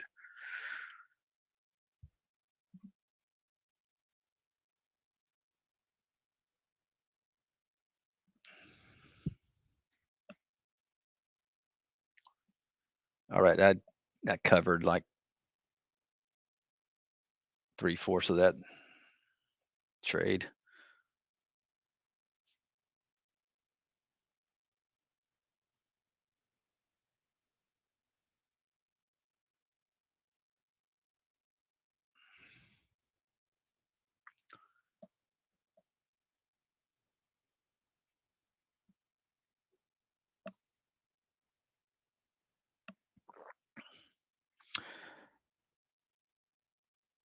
AGFY. I'll catch up with these guys. Let's see. AGFY.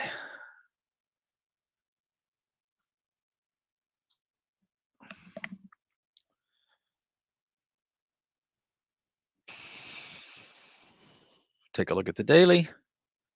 Once again, I'm always looking at dailies. So I'm looking at that. Yeah, for, for a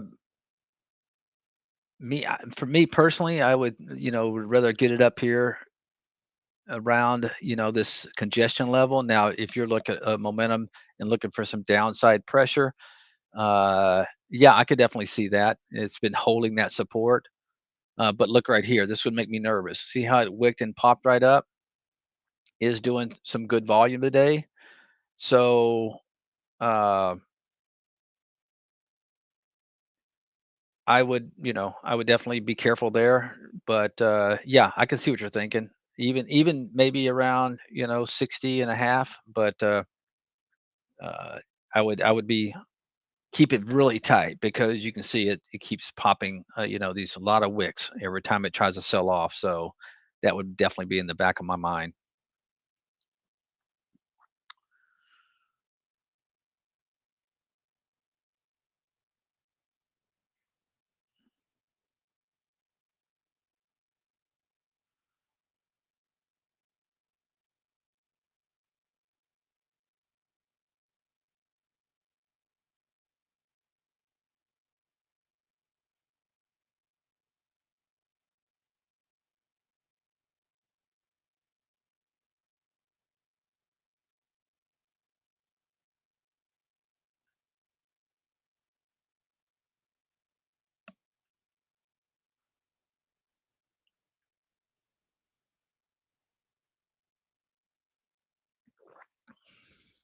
Well, that was a huge move right there.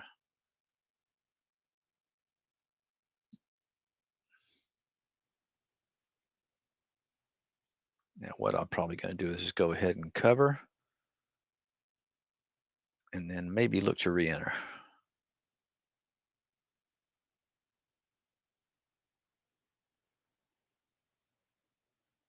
because I have no idea what the news is. Obviously, it's intraday news because it's just exploded during intraday.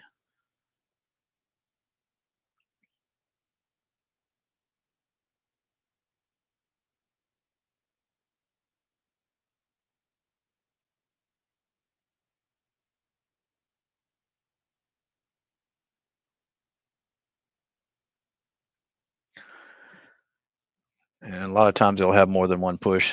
So probably get a chance to re-enter.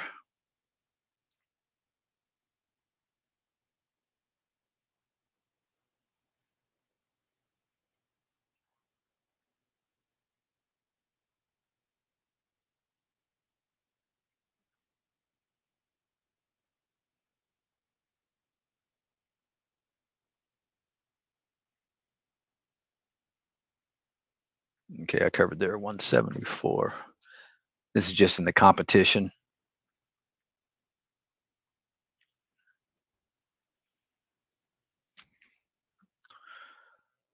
And set me a price alert. If it wants to get back up here, I'll fade it again.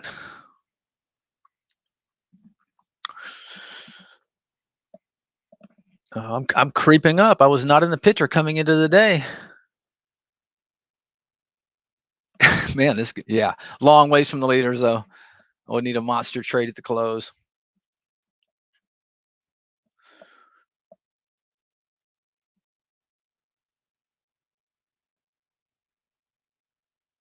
Okay, let me catch up. Darren, let's see. Hello, I have a general question about the YouTube live content from TI. Can I ask now or should I wait? Now you can go ahead and ask.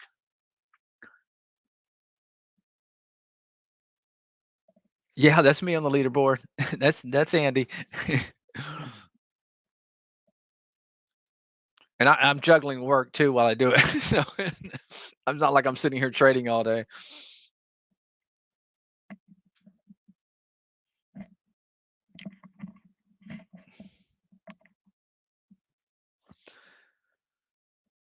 Darren, but yeah, you can go ahead and ask here. Uh, that'll be fine. Yeah, Patrick is, yeah, it should be Barry's vacuuming day.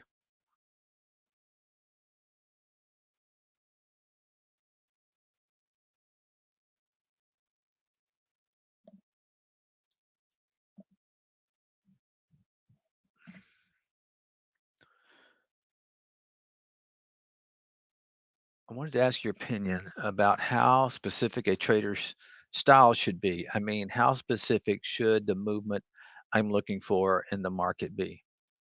Well, to me, Nestor, it's based upon your a lot of things actually. You know, your time frame. I don't know if you're a day trader or a swing trader. Depends on your setup. You know, some setups are kind of setting up for to be an explosive move. Um, I mean, I tell you kind of what I'd like to do and what I like to look for. It's let me get my swing trader. So today I've been highlighting AMD in the swing trade. You can see it right here. It was on the list today, and look at the move in AMD today. Now, unfortunately, I didn't catch it because I was looking for it to pull back, and it gapped up and gone. But let's take a look at the daily here and what I'm looking for. Okay, so this is a potentially looking to see how it's pulled back and just not doing a bar reversal and then coming into the day. This is just a beautiful setup, you know. It's bouncing off its moving averages. So you know this could be a day trade too. I mean, you could have 8 points in this thing. It's breaking out, you know, to what is this at? I'd have to scroll back, and I'm not probably all-time highs. But so one person may enter this trade, a day trader, and say, "Hey, I'm looking for 4 or 5 points out of this, and I'll sell half. And then if it wants to continue to go, I'll stay with it." Whereas a swing trader may be looking at this and saying, "Wow, you know, it's got a nice little pattern here. If it breaks down below this 7-day low, I'll get out. But I'm going to take a chance on this one right here. Maybe playing a smaller size, but maybe looking for a who knows, a week long move, or maybe an investor is looking to hold it for forever, you know. So it's definitely subjective, you know, when it comes to, you know, what you should suspect and or how specific you be. Now, you also need to keep an eye on the market. You know, what's the market doing? What's the sector like? If I'm doing AMD, I want to know if are the semis holding up well? How is Nvidia doing today? You know, so a lot of things can kind of um dictate, you know, how long you might stay in a trade. So in other words, as everything continues to line up, the price action is in your favor. Maybe it's something you know you want to be a little more aggressive with and hold on for longer. And those things just come with time. I don't know if I answered your question there, but uh,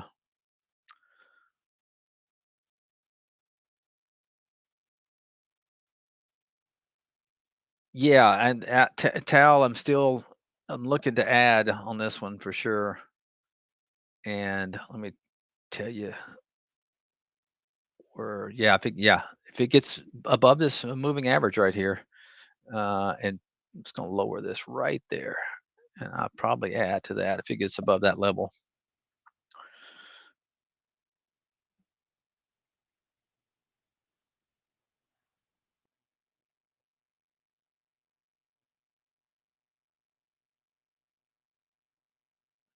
Okay, nothing wrong with buying pullbacks. Now, when you do buy pullbacks, you have to be less aggressive than like if you're buying a breakout, like maybe like the AMD that I just showed you, where that's a case where if I was going back to my day trading days, I would have a lot of conviction in that setup, and I would buy size, knowing that I'm going to scalp out, maybe half of it pretty quick.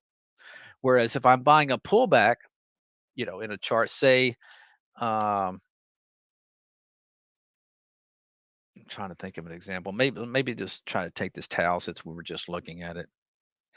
You know, uh, maybe you're buying a pullback. When if it comes down to these moving averages that you think you see, I bought a little bit here. Uh, Heck, I bought some at the open, thinking it was going to go in the open. Now these are just small chunks, okay? Because the it's still a long ways away from its breakout, but I love what's happening here inside, this pattern, and I think this potentially can have some room to go, and I will save some ammo for when it does to buy some more.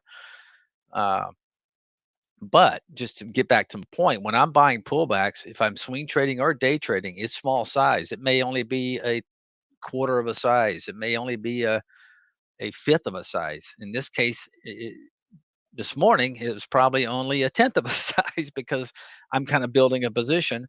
Uh, and like I said, I've been trading this, very well. You can see my closed PN. Well, this is not the exact PNL, but anyway, I have traded Tau very well, and I'm looking for it to even go higher. But when I'm buying pullbacks, it's small size. Now, if I'm a day trader, if I'm buying a pullback, it may be a half size because I know if I'm wrong, I'm going to get out quick, right?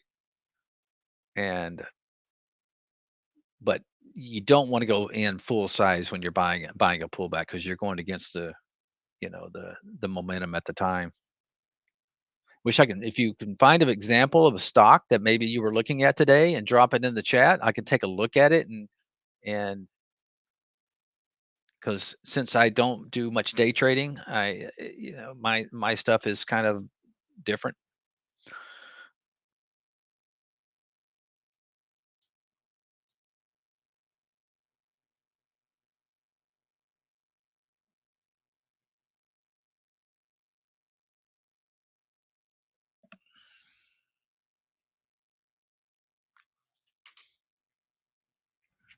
Oh darn, I thought that would have one more push so I could get back in. Yeah, that's what you but Nestor, yeah, if you want to throw a stock in there, I'll be happy to take a look at it. Maybe something you were looking at today. But nothing wrong with buying pullbacks. I think more traders probably, should do that than trying to play the momentum game because that could be a tough racket.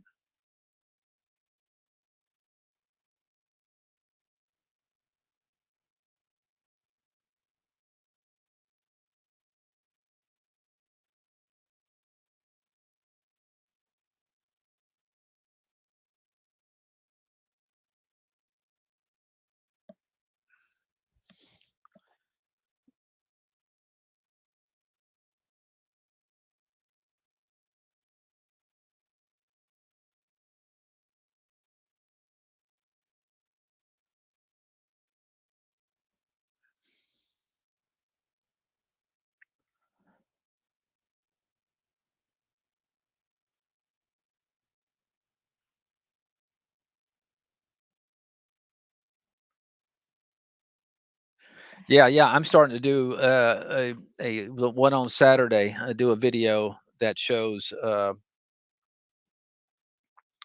kind of what I look at each day as far as my scans go, looking for these setups. Uh,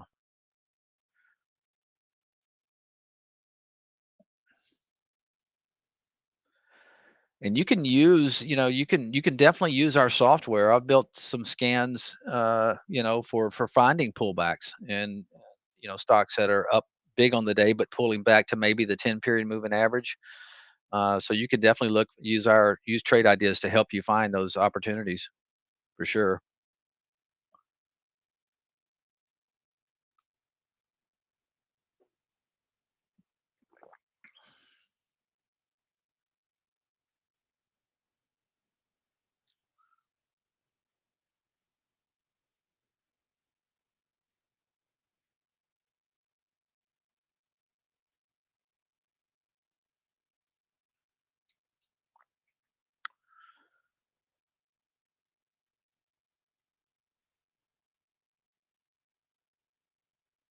Ah, man, I could have really hit that hard.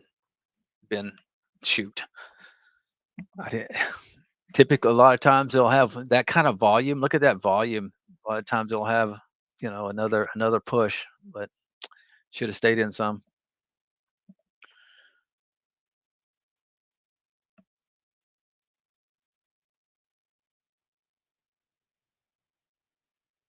Well, that's a nice looking. That was a nice looking chart coming into the day.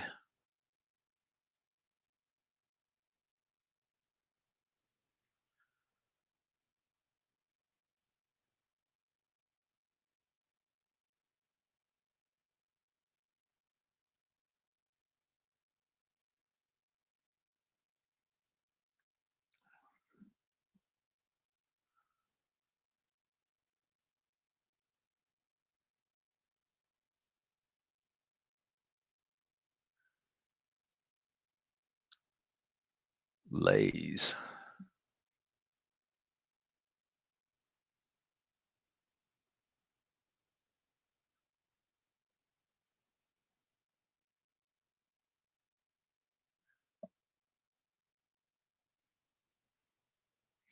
Speaking of Lays, whatever happened to that? What is it? LAES?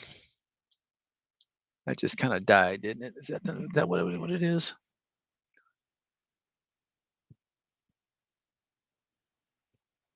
Take a look at the daily. Yeah, this thing just died.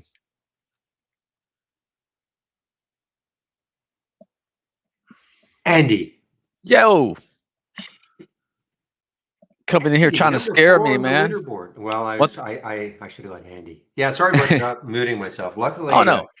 normally when I do the vids, it goes smoothly, but every now and then I screw up, and then I might say the bad word because Yeah. because then I know I'm starting over anyway, and Yes. nobody will hear. Luckily, today was not that day. Good. Yeah. No. It Yeah, was very smooth. Yeah. yeah, very smooth, very smooth. Hmm. I see you're number 4 on the leaderboard, my friend. Wow. Yeah. How about that? And that was mostly, yeah, just today in pre-market, and yeah, I didn't do much for. It was funny. Yeah. The first day and a half, I think I got up to like 135,000, and then I looked and I was in the wrong contest. Even Oh, you, I know, man. I we've know. got our customers Well, who I don't and then they beg. understand. I They cannot. say, It baffles my mind why we can't get rid of the old ones. But oh well. yeah, yeah, oh well. Oh But well. what did you do so well today in the pre-market that shot you to the 250 Oh, level? yeah. Well, let's see. Well, no, it wasn't all pre-market, but let's see. I did. Let's see. I think I got this one in pre-market with some pretty good size. Let me put on the pre-market. The ENVB? Let's see. I think I did. Let's see.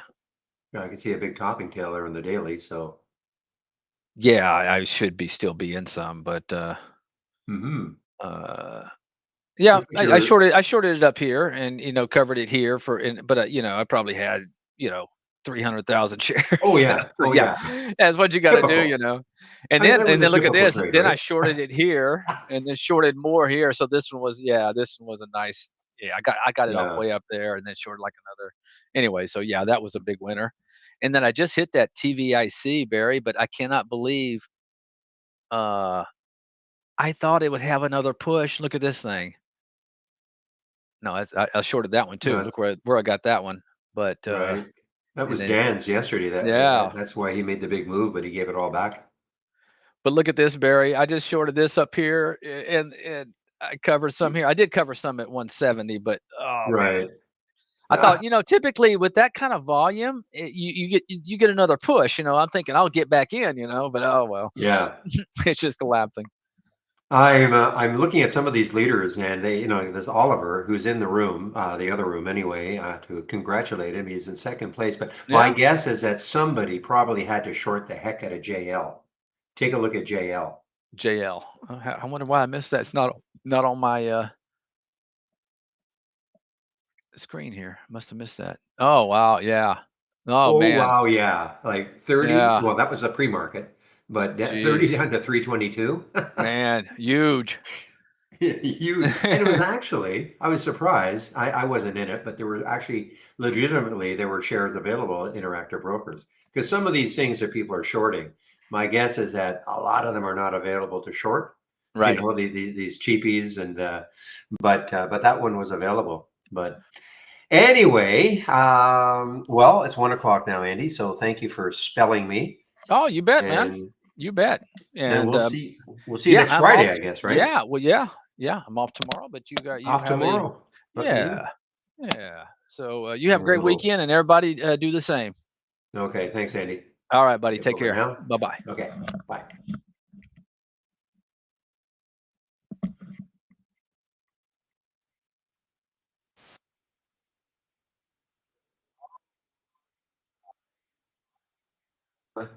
Oh man, I'm just showing up here. You know what I'm going to do now, guys? I don't care. I always say it like this. I don't care who's right or wrong, but the last post or all these posts, they just got to stop. Okay, just got to stop. We're all like, come on. So the next post, I don't care who's right or wrong. I don't want. I don't want to have the time. Don't have the time to look back to see what precipitated all this. Okay, so let me tell you guys about my absolutely so fortunate trade in the COCH.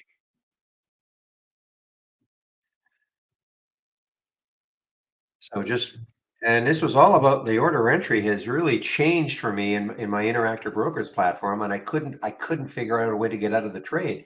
So I got into this trade at 420. Yeah, it was 429.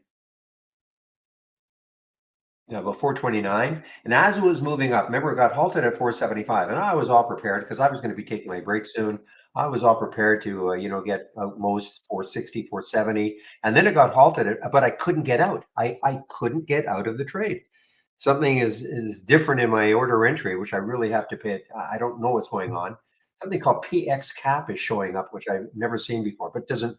Anyway, so there I am, not able to get, and then it gets halted on me, and I'm like, "Oh my gosh, is it going to open at like 2?"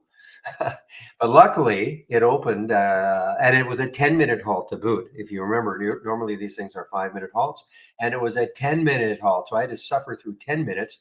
Luckily, it did this. It almost got up to 6. I was able to get out most of my trade at around 520, so I did okay, but I'm still unsure about how to exit trades right now in Interactive Brokers. It's something weird is showing up that has never showed up before for me. Anyway, that's just a little an aside. And listen, guys, so we've got a great race going on right now. This Mr. G Oliver. I know you popped into the room earlier. I don't know if you're still there or still, excuse me, still here. But look, what a nice move you made. And this is Andy. This is our Andy who is in our YouTube room between 12 and 1. This is our Andy right there, sitting in fourth place. But what a great little competition now we've got between Oliver and, well, he did call himself earlier El Papi. Oh, Oliver, great. So that's you. Excellent. Well, I'll pull for anybody who's in the room. Erica. I see Erica. Is that the Erica who has posted every now and then in the room? I don't know. I just see Erica is in 10th position now. So I see you're not in nothing right now. So we got to find you a nice killer. I was wondering if you had shorted JL. I mean, I have to assume that somebody shorted JL and made a killing on it.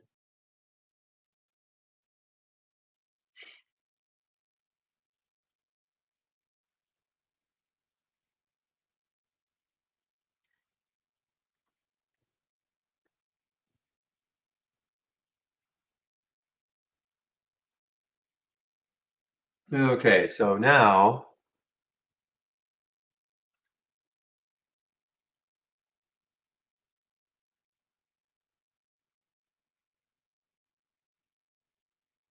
well, I know you asked that. Okay, Nestor's asking the question. Give me my opinion about what is a good process in which a day trader approaches the market and can have an edge. How should we capitalize on the opportunities? Okay, so I know you asked the same question to Andy. Well, again, before you begin trading, you've got to practice. Okay, you've got to practice in either a simulator or well, practice. And but the other thing is you have to try to define what your trading style is going to be. Now, my trading style, and everybody's probably aware of it. I am a momentum trader. Andy was talking about, he felt that most people probably should be more swing traders, and I agree. I mean, I agree. It makes more sense to, watch something go up and maybe come back to a moving average, a VWAP, the VWAP, or something that kind of makes sense to you. I tried that. I tried it. I tried being a pullback trader, and I just couldn't get my head around it. So, I decided, well, why am I going to change? I was doing pretty well as a momentum trader, and so that's years ago. Okay, that is a few years ago.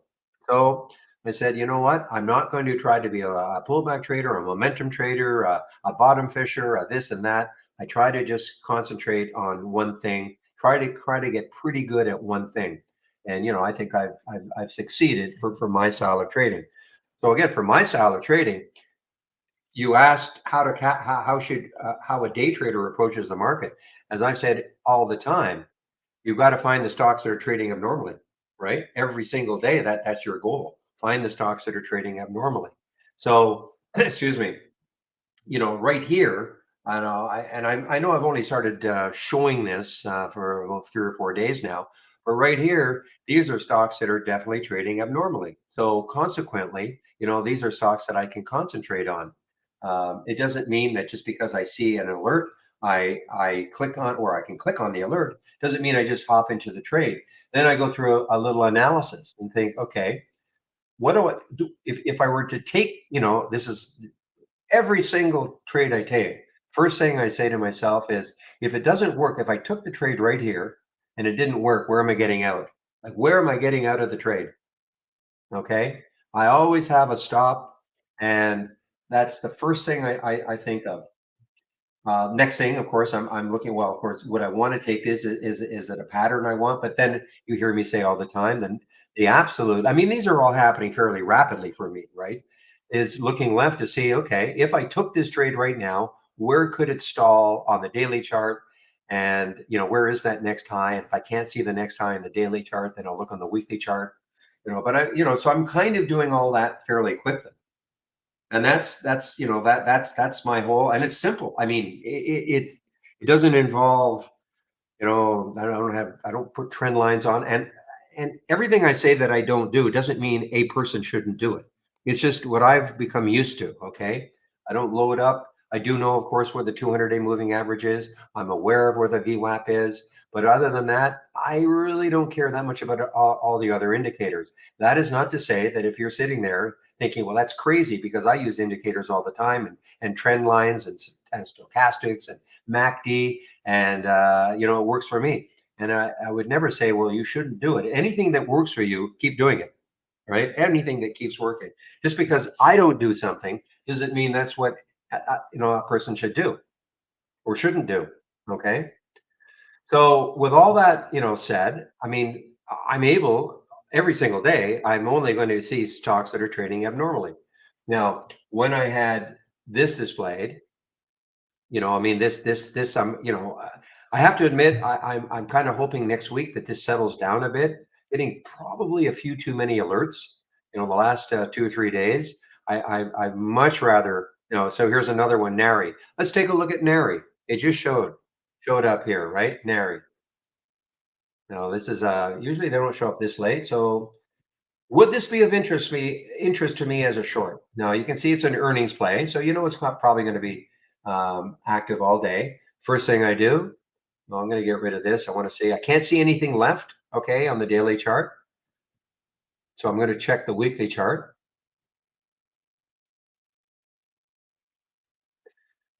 Even on the weekly chart, now what I should be doing is, checking out, where is this in say a lifetime range. I mean, it's near the low of its life. Okay, it's eight. When you say 8% in red, if you could draw a candle, a big giant candle that had its absolute high and its absolute low, this is like, right at the very low. Okay, so this becomes something that I'm interested in. Next step I probably should do is take a look at a monthly chart. Normally, I can just look at a daily chart and then And, very quickly, I can see if it's something I like. So now the next step is looking at this monthly chart. So the next low on the monthly chart, which was back in June of 2020, the low was what, 46.16. So, I mean, if I thought that might stall it, that might, we're talking about almost 4 years ago. Do I really think that's going to halt it? I don't know. I mean, I really don't know. I wish I could say absolutely it's going to halt it, but it could go right through that. But this becomes a little bit interesting to me, mainly though, because it came from, where is it? Oops. Be so careful with these. There you are.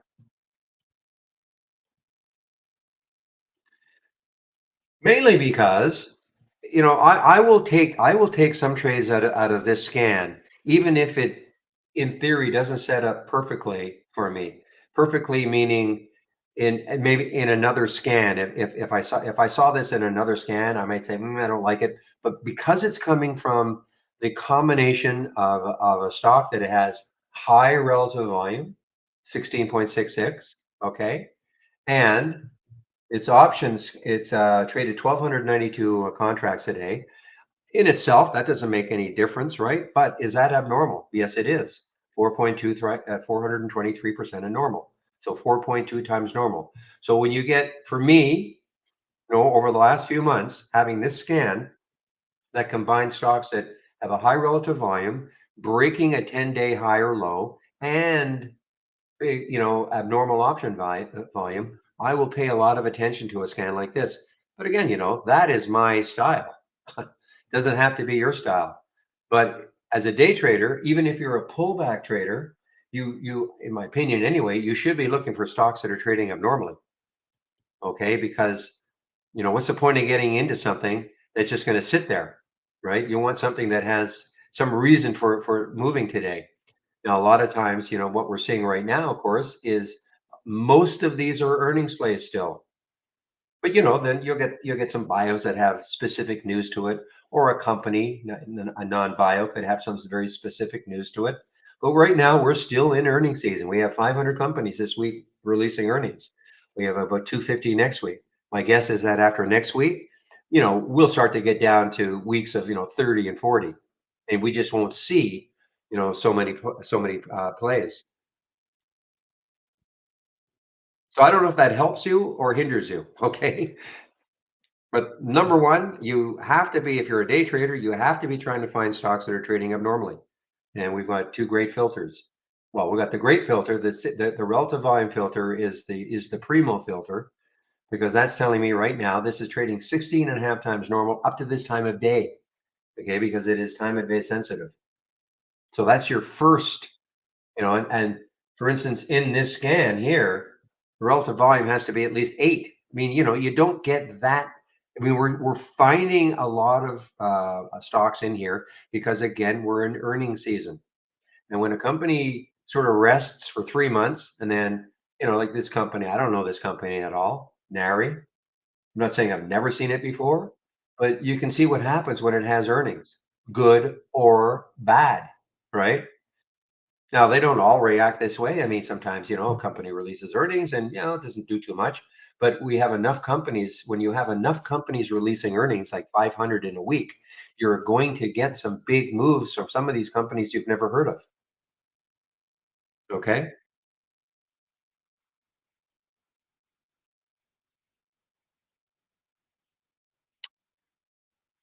Barry, if I had to deal with the PDT rule in the United States, would you wait to load 25,000 in your account so this is not a hassle? I guess so. I mean, if you want to day trade. I mean, that's just, I'm in Canada, so it's never affected me. But if you're, I mean, you can. What are your rules? Well, I guess if you don't use margin, you can. I guess you can. I mean, listen, you gotta somebody who's in the United States better answer this. But I'm assuming if you don't use margin, then you can trade as many as you want. You just have to wait for the for it to clear. So if you trade something today and you buy something today and then you get out of it, It might take what, 3 days or 2 days for it to appear. You can use it again. I don't know. Like, that has to be something that you have to find out. But if you're certainly using margin, then you can only do 3-day trades a week, I guess.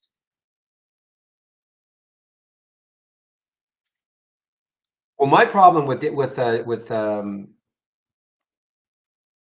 trend trade or pullback trading is I'm always there's two things. If the pullback is so severe, okay, then you got to think, well, man, I mean, people saw it way up here, and then it's pulled back all the way. I mean, something really bad must have happened. What's the likelihood that people are going to really pile into it again? That's number one. So the pullbacks that I don't mind are what I'll call the gentle pullbacks. You've heard me say this many times. Let's see if I can find a stock. Let's take a look at maybe SIDU. I don't know if it's going to be a good example or not. Not really.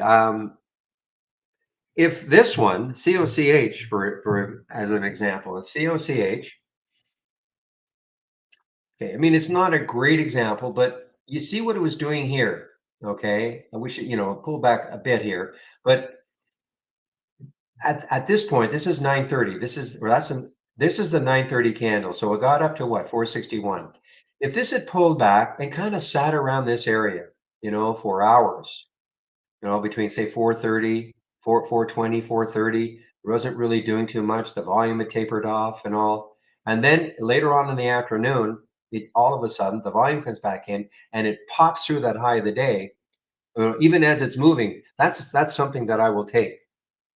So it's a gentle pullback. I'm not saying this, if it pulled back from 460 to 440, 420, that's not too bad in my opinion. But if it pulled back all the way here, 360, and it sat there, yeah, I mean, I know there are a lot of people that say, well, that's even better because it could move more. I agree. I completely agree. I just have a hard time doing it. I just have a hard time doing it because I think it's pulled back so much. A lot of, like, I don't mind like a smaller pullback and then resting, and then all of a sudden maybe the enthusiasm comes back later on in the day and pops it through the highs of the day and keeps going. We've seen that a lot of times.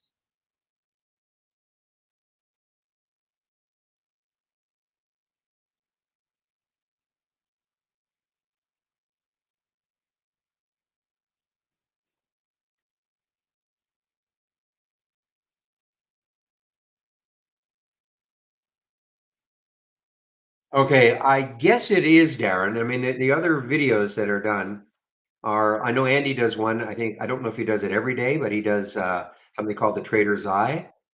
So yeah, those are just videos. So there's no interaction. You can just watch it. Here, I mean, I don't call it necessarily a video. You're in a trading room. You can ask me questions all day long. But the other ones are not, they're not live. I can't speak for the other guys, but I know Andy for sure. I think his swing trades ones that he does, they're just done before the market, maybe an hour before, and he just does a video, but there's no interaction.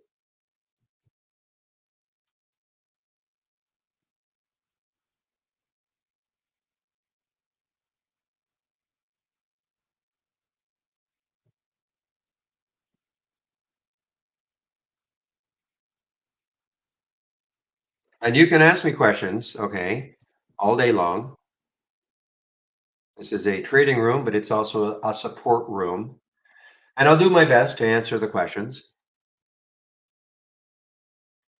I get live on the mic at 9, all times Eastern. Okay, so 9 a.m. and I go to 3, and I will go past 3 if there are questions. Then what happens is the YouTube room that you're in shuts down. There is another room. Okay, it's basically the same. They hear me. They see my screen. There's just more traders. There's more activity in the room. I can give you the link. You can always come into that room also.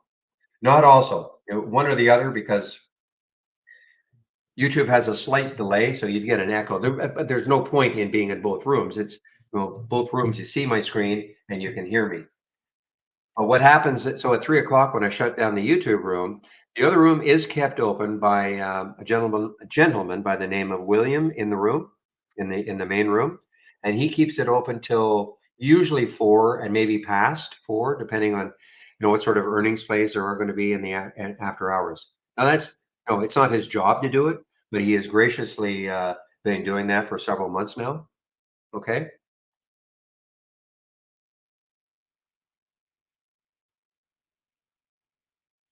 And so you can go over there. There's nobody talking, and there's nobody. There's no screen sharing, but you can still, post amongst yourselves, ideas that you might still have. Can I check ARM and SMCI? Well, sure.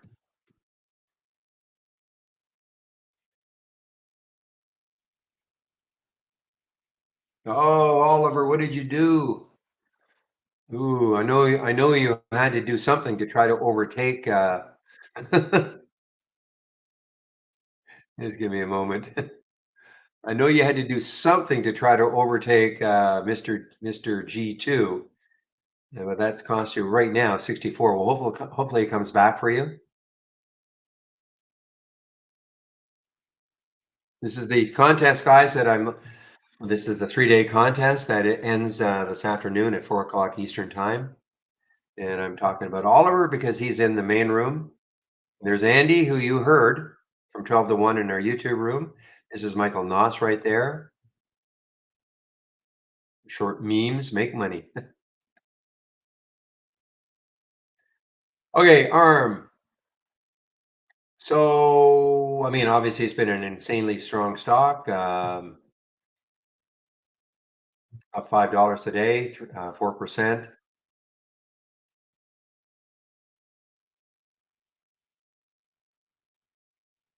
I'd have to get to a weekly chart, I guess, to really see the picture.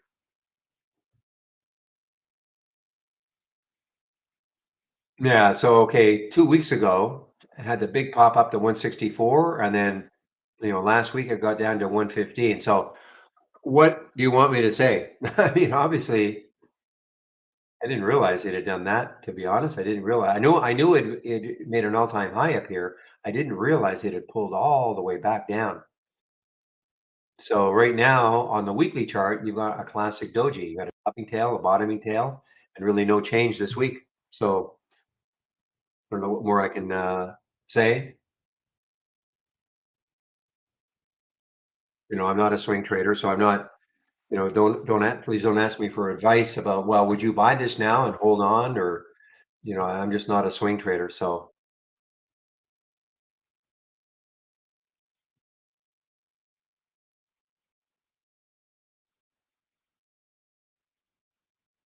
don't tell me you tried to get out of a trade and it didn't work for you, Oliver. And then you asked about now the SMCI. That was a crazy one, right? Absolutely crazy one. SMCI.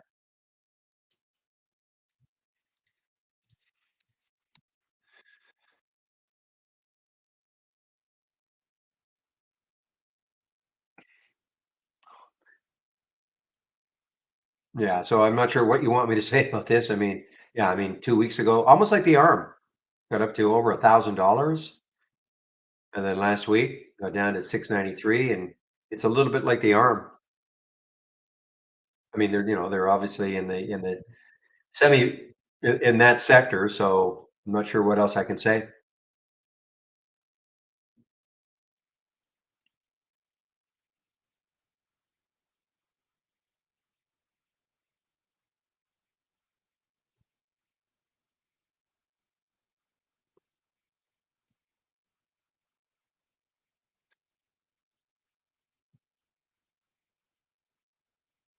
Well,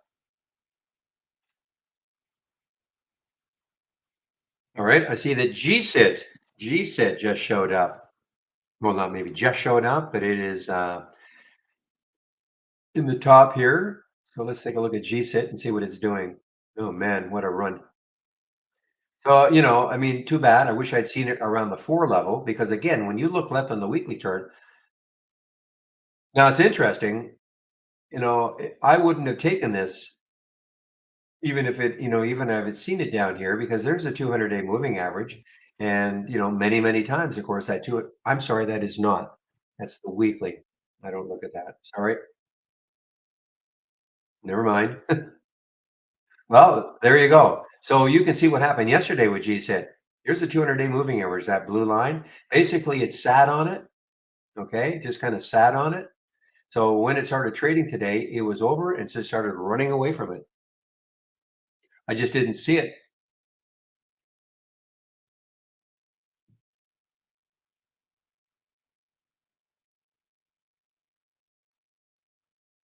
Now, going back to the weekly chart.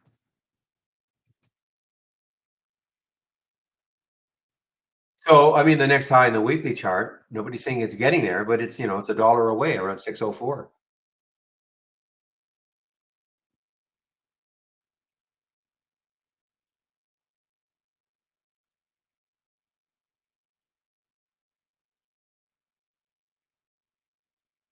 So the question in the YouTube room is, do I personally use more alert windows or more multi-strategy windows? I'm just curious. Okay, so the only reason I have any multi-strategy window, first of all, the use of a multi-strategy window typically is for people that don't have a lot of screen space. Okay, I'll bring one out. Okay, so this is a multi-strategy. Well, this is one down here too. Okay, two multi-strategy windows I've got in this stock channel. Now, I have plenty of screen space. That's not the issue. Okay, but this is what I'm going to show you though. I right click on this multi-strategy window. You see that I've got two alert windows in there. That's all multi-strategy windows are. They're alert windows. Okay. And one of them is moving higher with unusually strong options, color coded in blue, and the other one is moving lower, color coded in brown. Okay. So what I've done here is, because these are similar scans, just one working opposite to the other. Okay. I decided I'd group them. I would put them in a multi-strategy window because instead of having two individual alert windows, I thought, you know what? I want to see something that is kind of grouped. Just these are just two scans working opposite to each other. So I will do that. But you can put as many alert windows in a multi-strategy window as you want. Okay. And that's typically what some people will do because they don't have a lot of screen space. So instead of having an alert window here and one here and one here and one here, they create a multi-strategy window. And then, like it says new strategy, you can keep adding alert windows in. Now, you would not notice here when I hover over, you see there are a couple of check marks.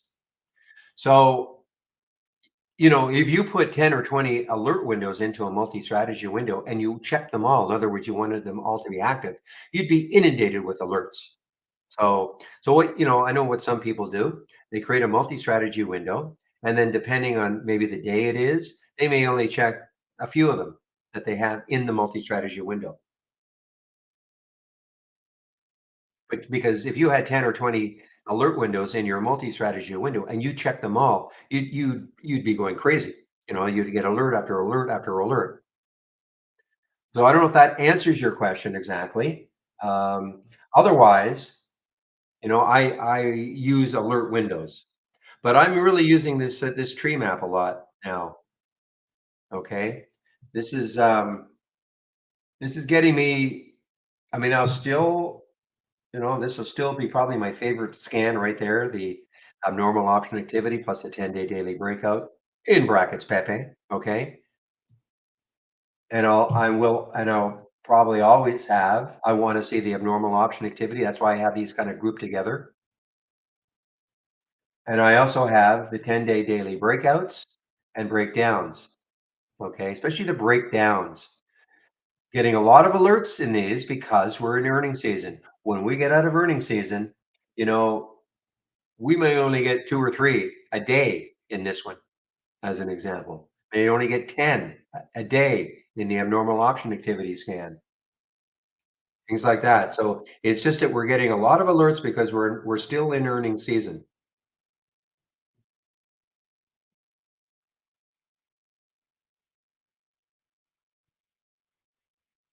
Oliver, wow, look at that. So that must have come all the way back for you. Must have come all the way back for you, right? You were down. We should all be pulling for Oliver unless somebody else is in the room. I don't mind Erica. I don't. We have an Erica every now in the room who has asked questions. I don't know if it's this Erica right here. She's in 10th. Well, she was in 10th spot. But obviously, that trade that you were down a lot came back for you.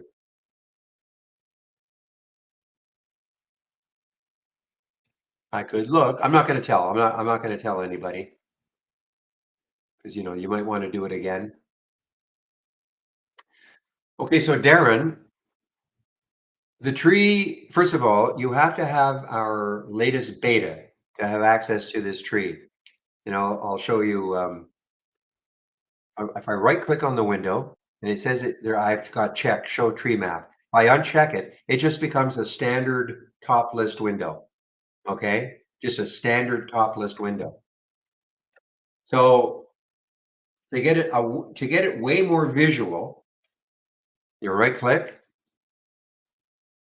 and show tree map. Now, if you do not have that option, if you have a top list window open and you right click and you don't have this option that says show tree map, you must download the latest beta. Okay, and when you do that, this is what happens. Way better presentation. Okay, way better in my opinion anyway.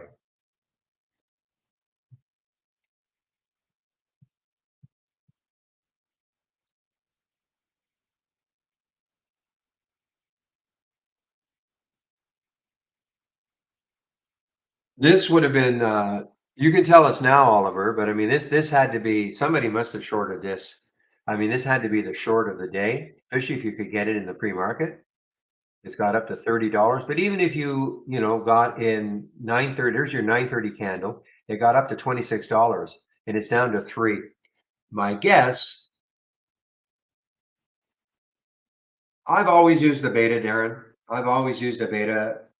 I was a subscriber back in 2010 with the company, and I always used a beta. I never had an issue. The only issues I have sometimes is because I'm using what's called a development build, and I can run into some issues there. But the whole idea of using the development build is they want to see, are there some issues? So that's why I'm always saying, okay, guys, to our dev team, this is what I'm finding. But as far as using the beta, I think the beta is, you see the beta on our home site, our webpage, I would use it.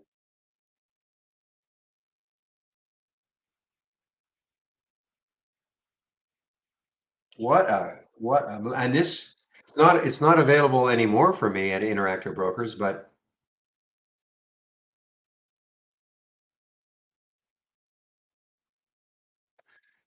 2.5 hours, Oliver, 2.5 hours, Oliver.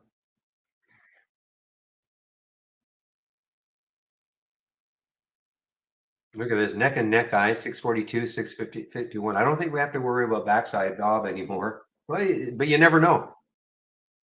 It's in some crazy trade. Remember, this is a short only contest. So, if you can find something like this, of course, to short it. But it's not only that. It's because the contest allows you $400,000 buying power. You can take some crazy, crazy trades that you would not normally take. And if you hit, well, that's the only way you can get on the leaderboard.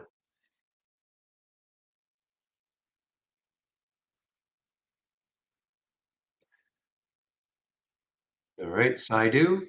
Let's take a look. You said you're shorting Sidu, SIDU. Okay.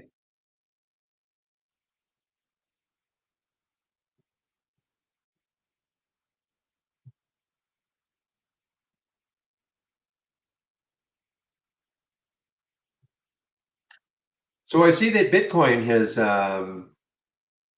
given up a bit here. I think the last time I saw it was around 63,000. Is that right? Earlier today, I see it's at around 60,000 right now.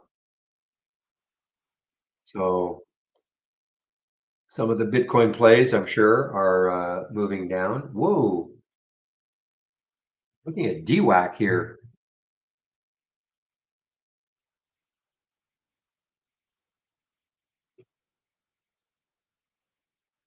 And so no love lost now between Trump Media co-founders sue the company, alleges a scheme to dilute shares. Okay. So there's DWAC taking a hit.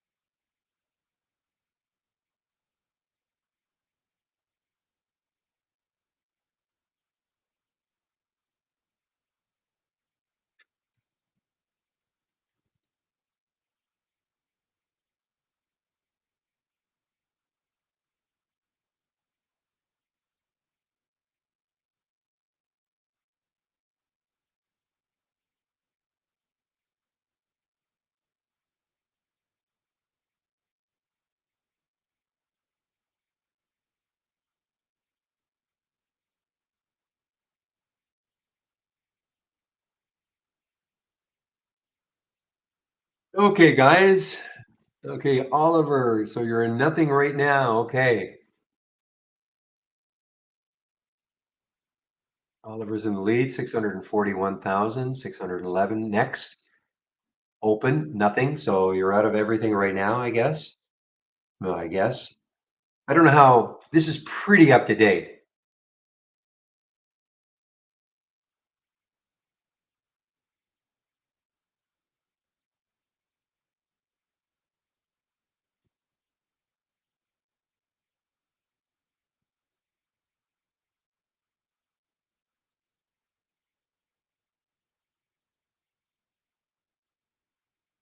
Trade of the week is working very nicely, guys. I think. TOST, it had a pullback, got all the way up to 23.62. I think the trigger was 21.88. Sorry, 21.80. Does that ring a bell? So that was about a $2 move. Pulled back. Now it's trying to move again. Yeah, I'd be waiting on Mr. G to see if he takes a big tumble. I know what I'd be doing is waiting to see if this guy takes a big tumble. Well, there he is down 37, but in whatever trade he's in.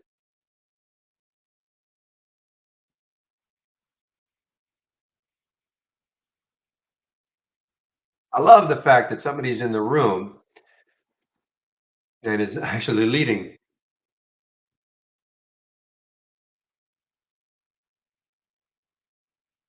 I guess it's not the same Erica.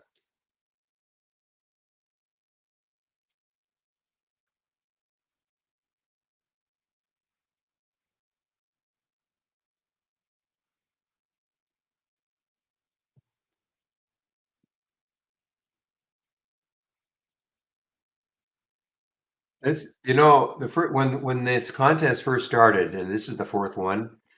I said, "Why are we doing this? It's not teaching anybody to trade." So the first one I watched it, second one, okay, but I have to admit I got really into the third one. It was kind of exciting.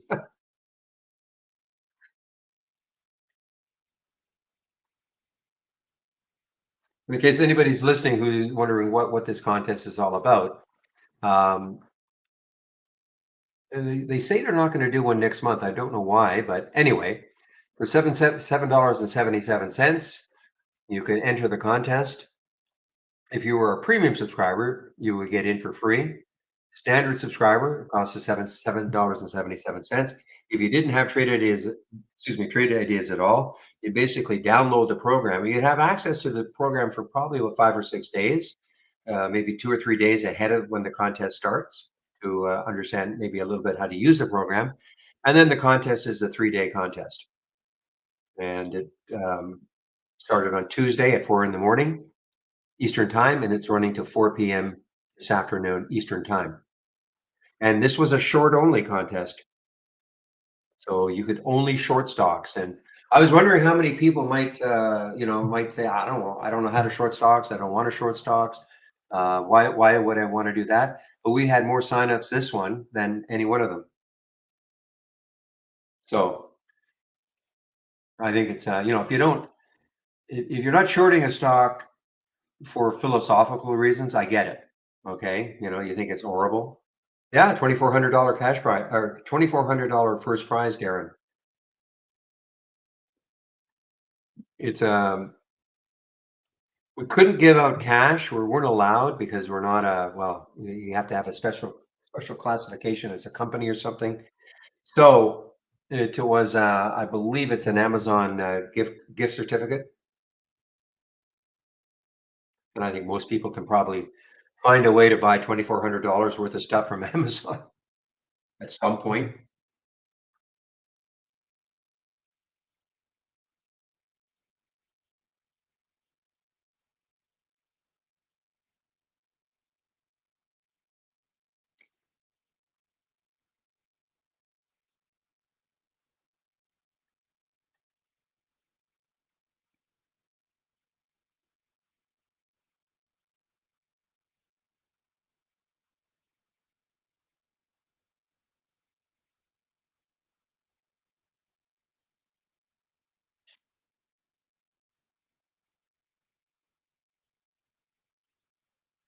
Okay, guys, let's see. Now, I want to keep harping about this. This is a nice promo we got on only for today.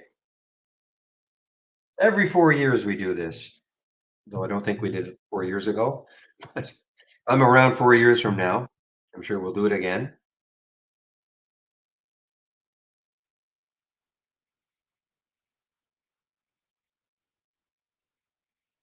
So the Leap Day sale, okay? So if you click on that link, that is my link, you get 29% off. This is basically a flash sale, only good for today, all right? Only good for today. So if you want to take advantage of getting 29% off the first month only or the entire year. Now, the other thing you can do, I mean, the reason anybody wants to take out an annual subscription is because obviously your per month cost is less, but you have to come up with the money up front. But I would never take out an annual subscription, number one, even if I had the money, unless I knew the product a little bit and I knew I wanted it. So this is a good way you can always try us out for a month anyway. And if after a month you feel, yeah, I got the money, I want to go annual, we'll honor the 29%.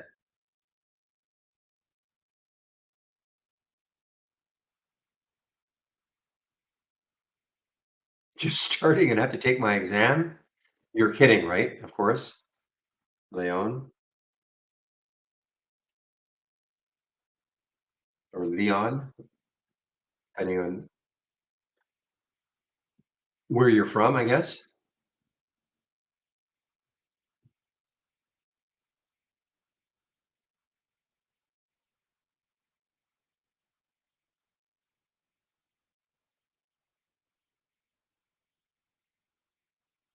Oh, you're the guy from the Netherlands. Okay, you changed your name then, right?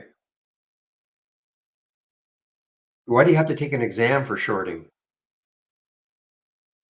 Is that must be country specific or something? Because there's no, I did not take no exam. Terrible English, I get it, but I didn't take an exam in Canada for shorting. Well, I mean, listen, shorting is something that I mean, I think it confuses people. The very simple explanation about shorting, of course, is that if I wanted to short TOST right now at 23.34, let's just do it.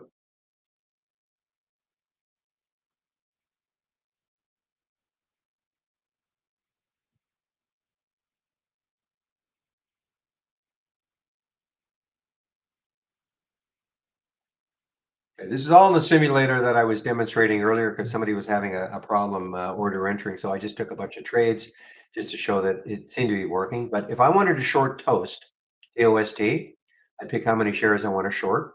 Okay. Spread is penny. That's fine.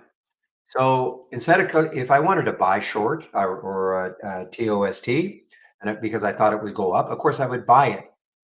But if I want to, if I think TOST is going to go down, and I click sell, and you have to click the send, and now I'm in a short of TOST minus 400.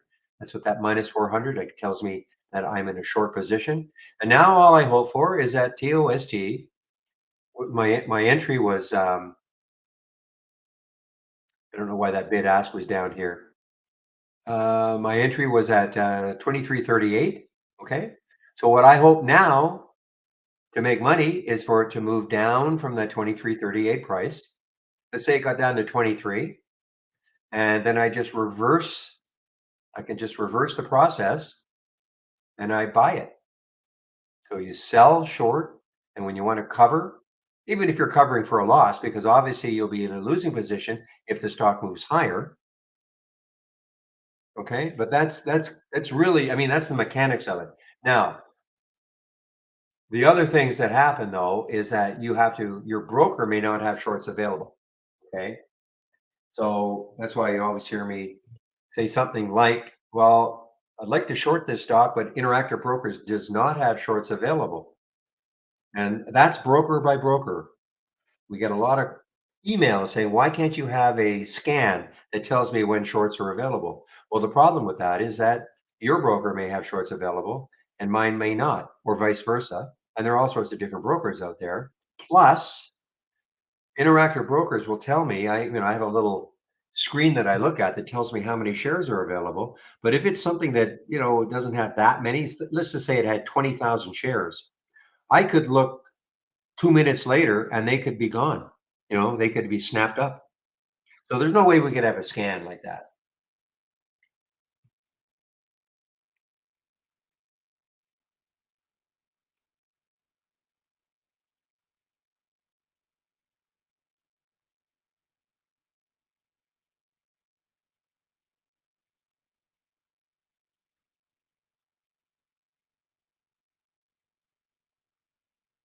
The other little wrinkle is that if a stock is down 10% or more for the day, mainly when you want to short something, you just go in it. Usually, just have to go in at the bid.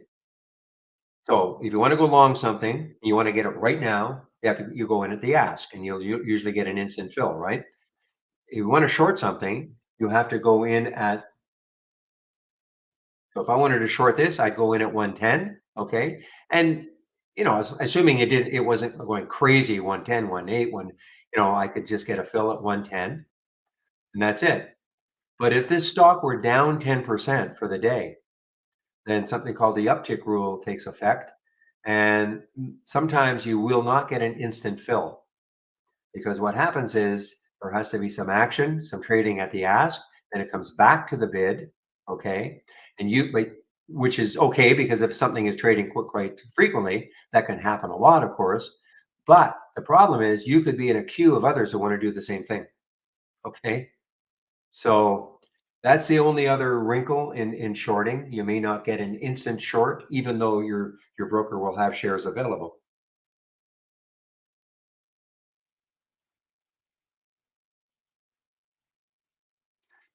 I think it's good that they're doing that. If I think it's probably a good idea. They should do the same thing if you're going long, though. Understanding the risks involved in going long and not having a stop. And meanwhile, all right. I don't know who this guy is, so I can cheer against him, but he's now down 98,000 in whatever trade he's in. And Oliver is sitting there with another 2 hours and 11 minutes to go. Boy, whatever trade this person is in is just kicking him. He's at 125,000.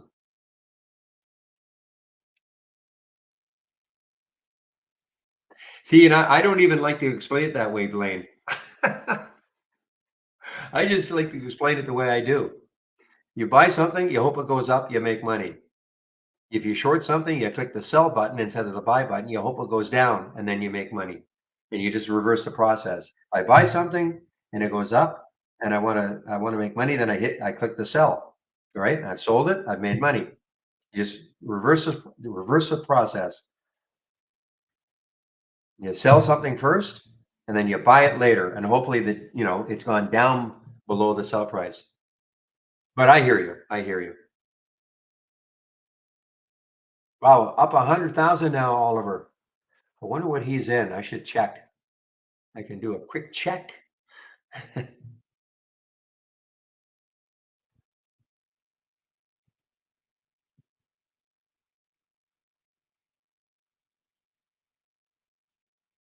And I'm not trading. I'm not trading against. I'm not.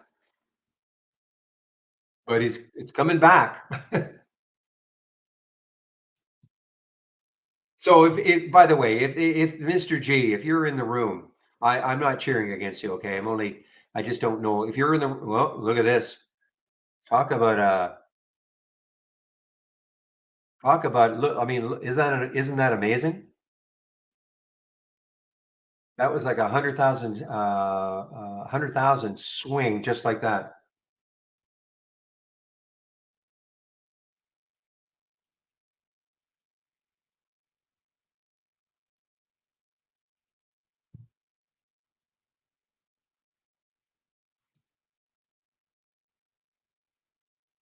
Wow. Wow, wow, wow. Remember now when we saw this, it was down like 100,000 in a trade, and now he's up 10. So it must have just completely reversed. Remember, this is a short. Well,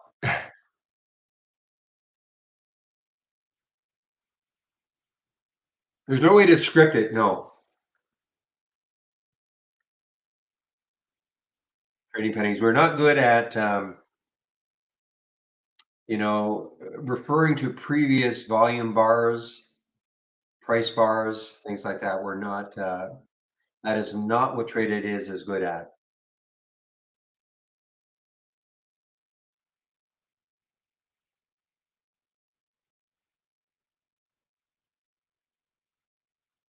No, I understand, but there's no filter.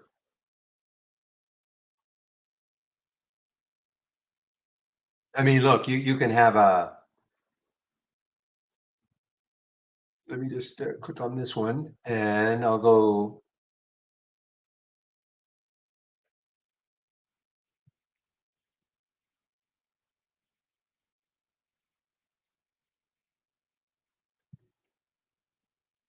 Ah, got so much going on.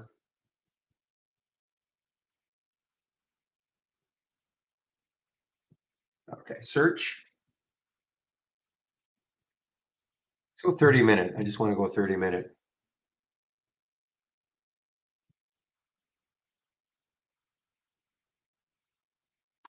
Okay, so for instance, you're talking about scripting a high volume range bar ending at or near the high by itself and not a new high. Well, so here's a 30-minute range, okay?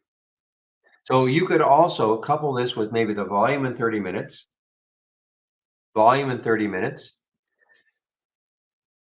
as a percent. In other words, so it would be dramatically different. I'm just using 30 as an example, okay? Dramatically different from previous 30 minutes. And then the 30-minute range, and you'd have to wait. Well, I don't know how, if you're looking for something that's going to be instant, but you could say, okay, 30-minute range percent, something that closed near the high of the 30-minute range, but not quite, if that makes sense.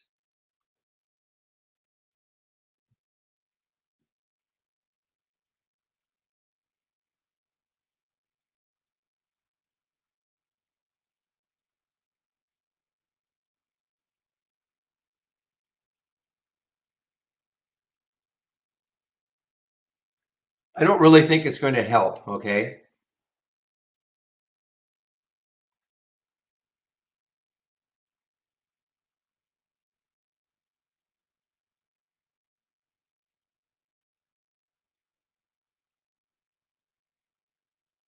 Yeah, so we don't do it on the one.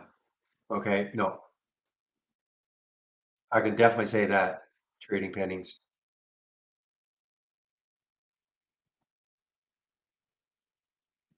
Ah,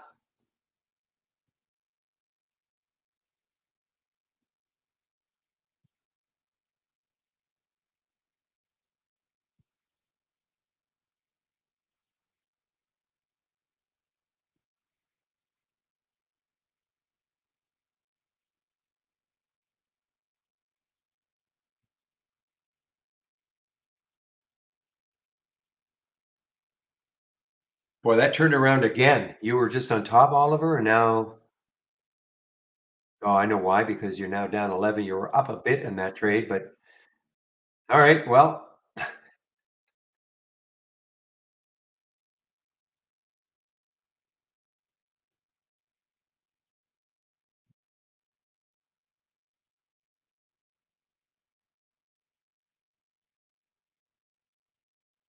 I have no idea if something's happening with B+. Are you talking about when, the bid ask, Pat?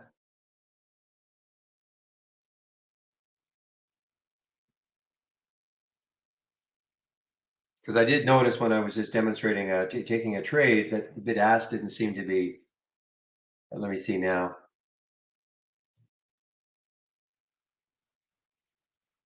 No, it seems to be okay. I'm just looking here. Sorry, guys. So much going on. There we go. So I'm looking at the bid ask 480, 504. Yeah, and it's the same in Interactive Brokers.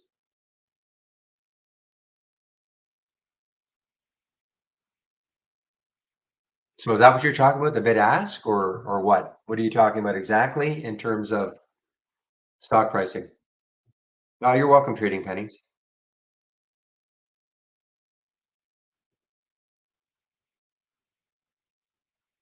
Okay, something weird happened here, guys. Something weird happened.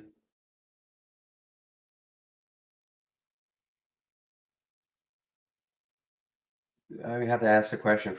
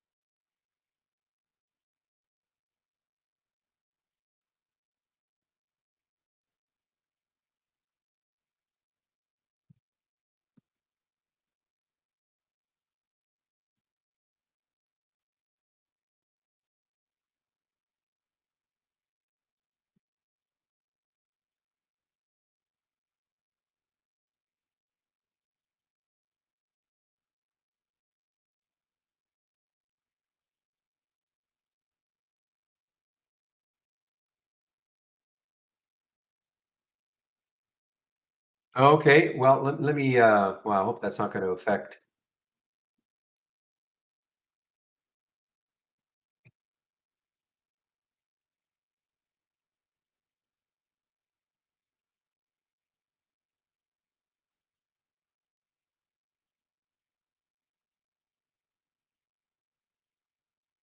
Okay, so what are you saying here? When I click on an alert, I'll have to do it off screen. Just let me click on CRDL.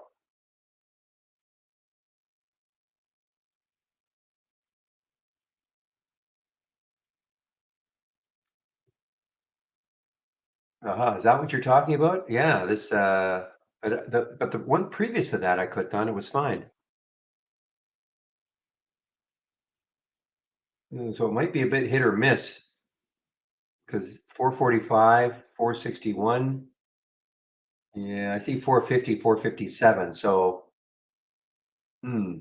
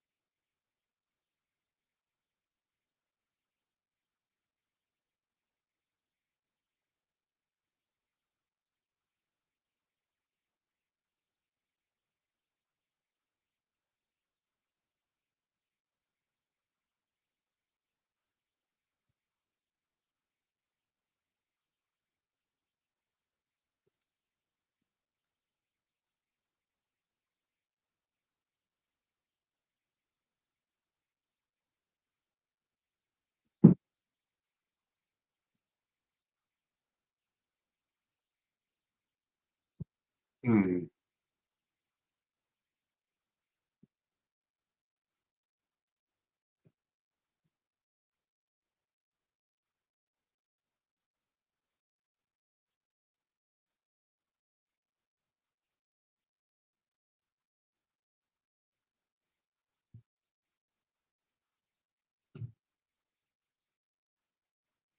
Okay, there's a market data issue. Okay, market data issue. Is it? I'm just getting the word. Oh man.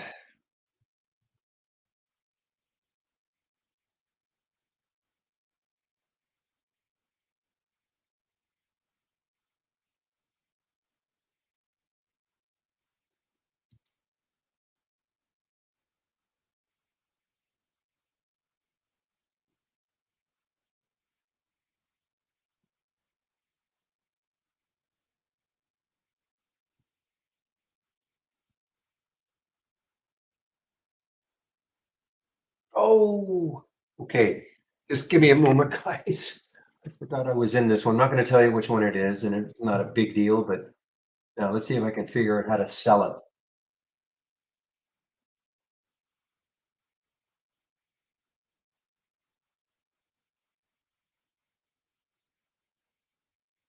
I forgot I was in this.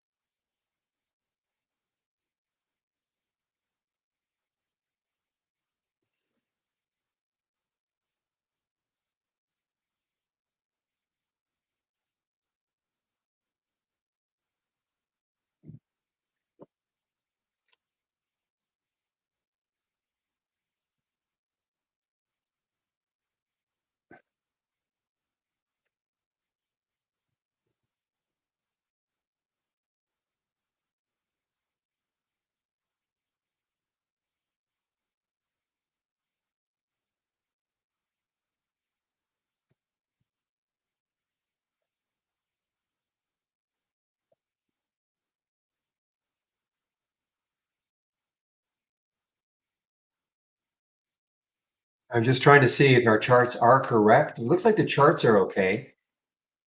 121, 123 at Interactive Brokers. So it's at 122. So it looks like the charts are okay, right?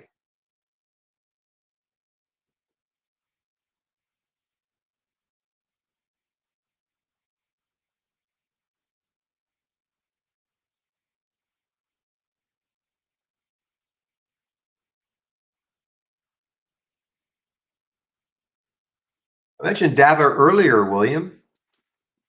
DAVA actually showed up at 11:04 at $40.04. What is it now? Yeah. So in the combo scan, showed up at 11:04, 40:04, 38.46. So about a dollar and a half down from there.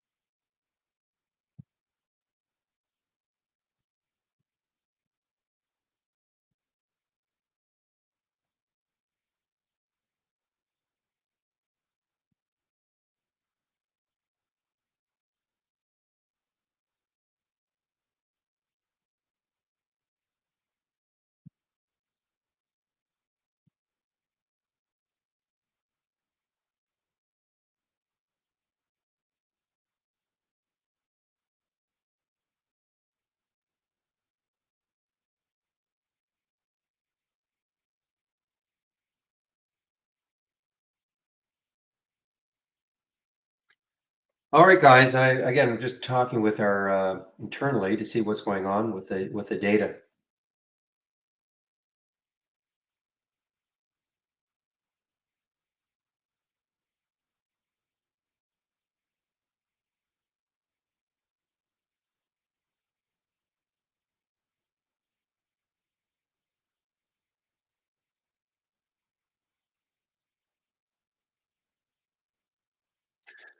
Okay, guys. So, William, what's on store for you today?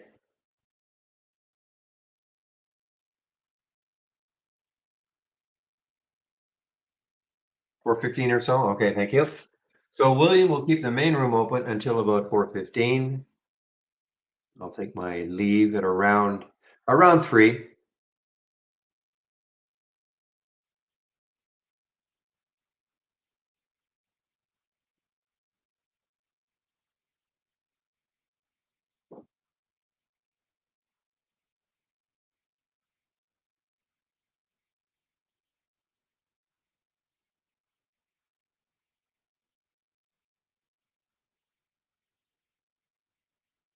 Whoa.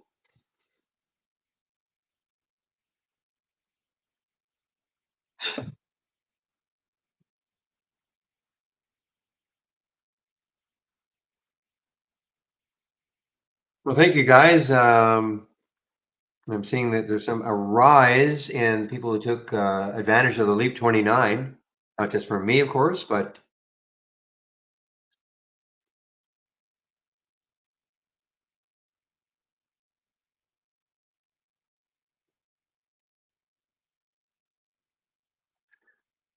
aha, LVTX. I'm seeing now LVTX.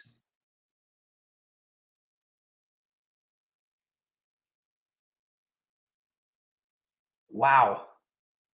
Well, I bet you somebody's trying to short this one in the contest at some point.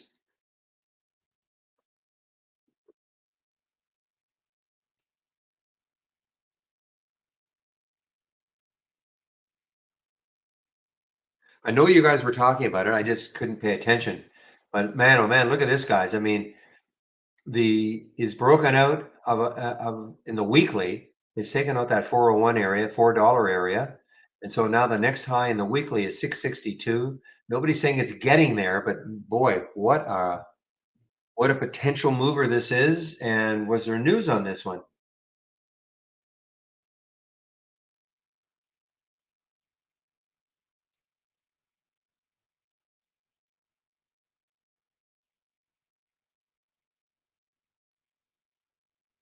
Well, you can't have it, even if your boss would accept your excuse to miss work, perfect. It's over in 1 hour and 50 minutes, 50.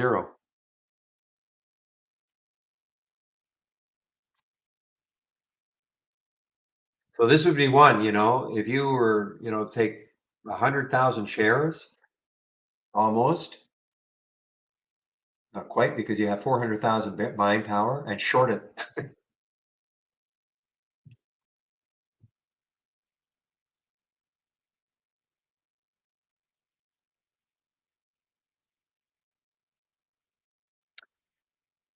No, normally yeah, we normally do a Wednesday to Friday, but because we cannot overlap into the next month because of the data fees we have to pay. They don't care whether you use it for a month or 30 days, we pay the data fees. So that's what a lot of the 777 covers.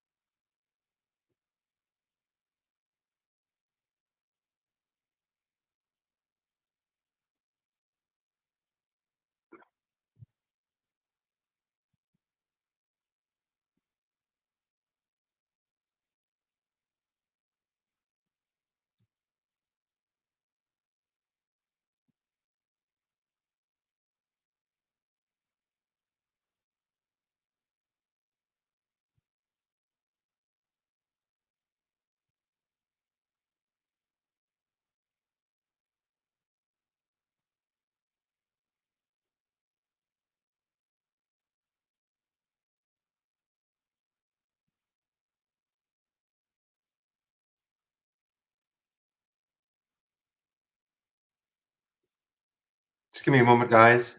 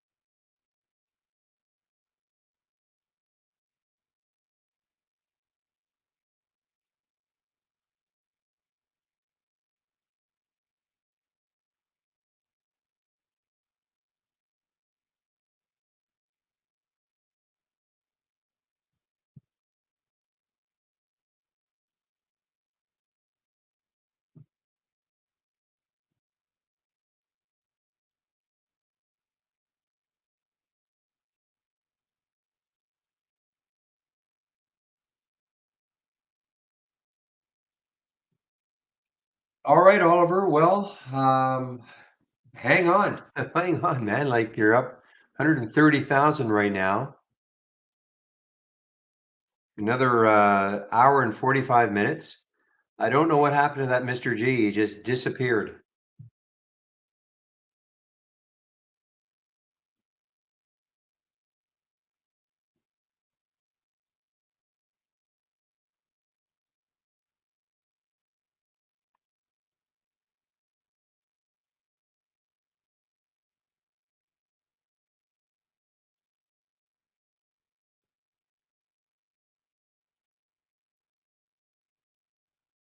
And I think you're doing the right thing, just sitting, sitting doing nothing unless backside Bob.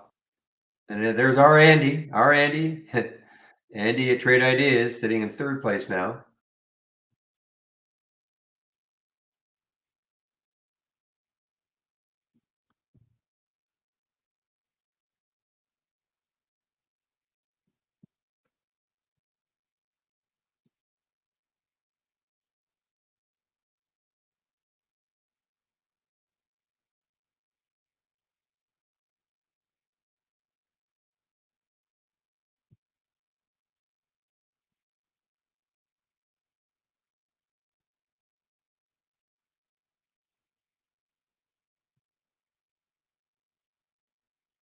Well, I see COCH is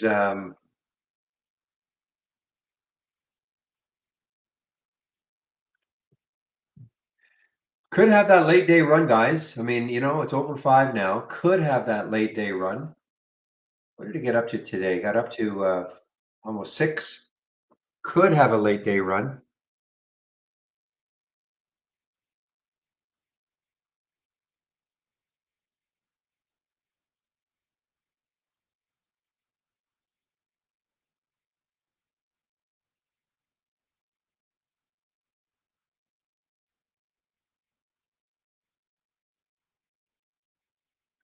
Well, if I were sitting on the election desk right now, I'd be saying, we're going to declare Oliver the winner with 2 hours and 20 minutes left. 1 hour and 20 minutes left.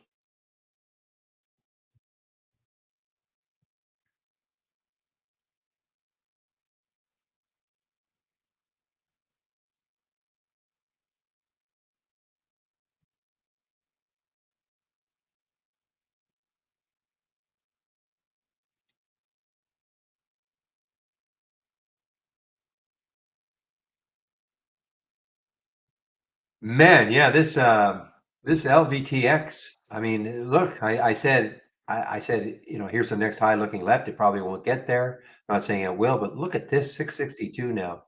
Well, it depends on the habit. Well, that's don't do it. That's the I don't teach trading, but you will hear other people say, never add to losers. Never add to losers. I mean, all I can say is don't do it. Not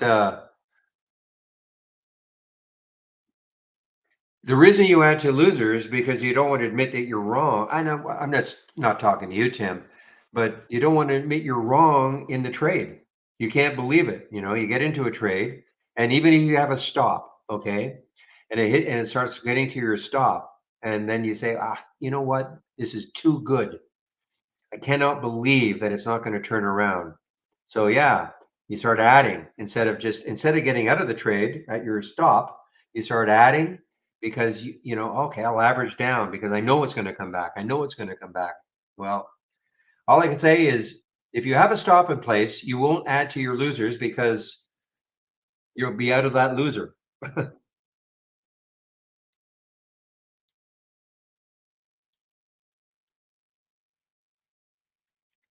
Wow, this is just was there news on this one, this LVTX? Was there any news on this one? Um I can lend you 38,000, William.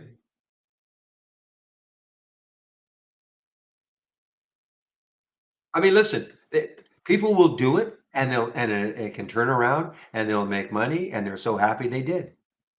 Just like disobeying your stop, not adding to losers, but you disobey your stop and then it comes around and you're glad you did.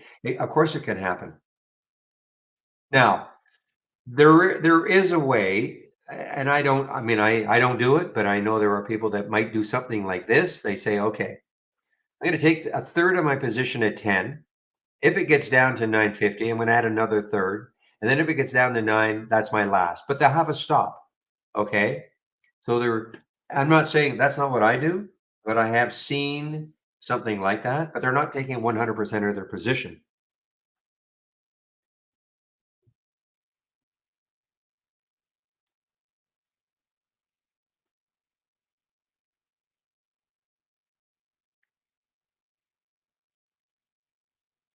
What a move by this. I mean, where are they out of? This is the Netherlands stock, Utrecht.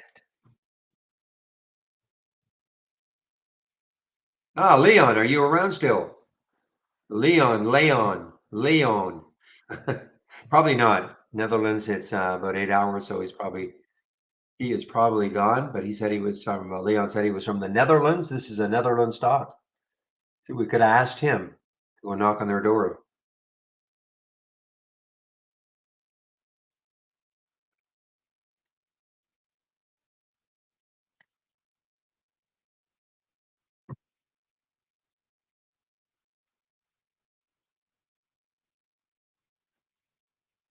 Oh, it's looking good. I don't know what Backside Bob is doing, but I know why he's doing it because there's no prize for finishing second. Sometimes Dan might do something, but seriously, there's no prize really for finishing second. So Backside Bob is doing everything he can to taking a huge, huge risk in something probably wouldn't normally do. So he's now down 115,000 in that position.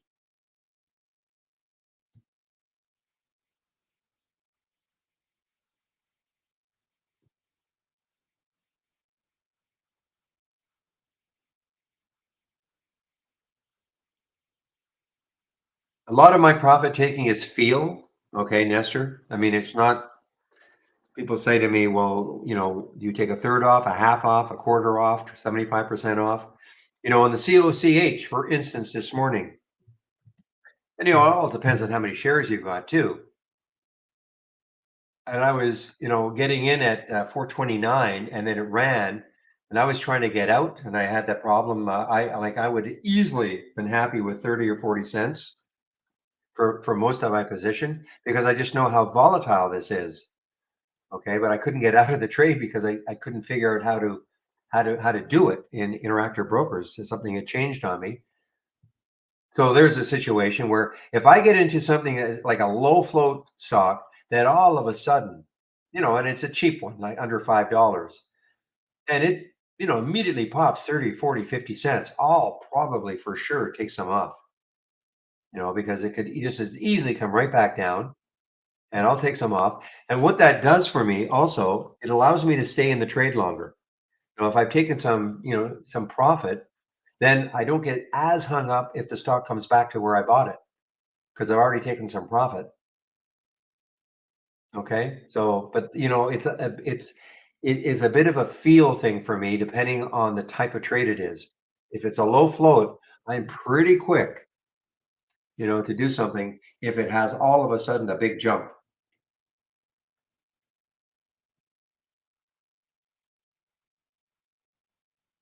But if it's a stock that, is more steady with a bigger float and more steadily down, I'll have a lot more patience.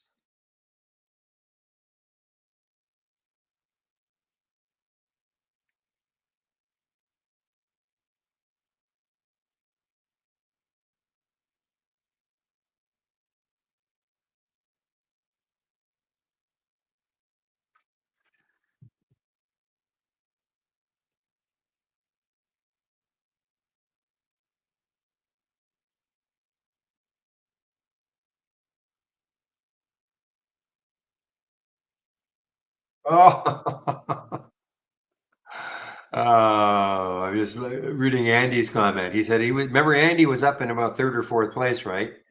And then he said, I was doing great until it took 400,000 shares of LVTX short. But that's what you have to do.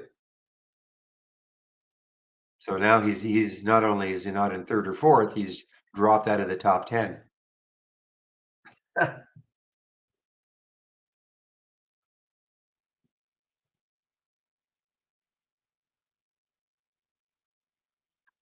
And yeah, that'll do it.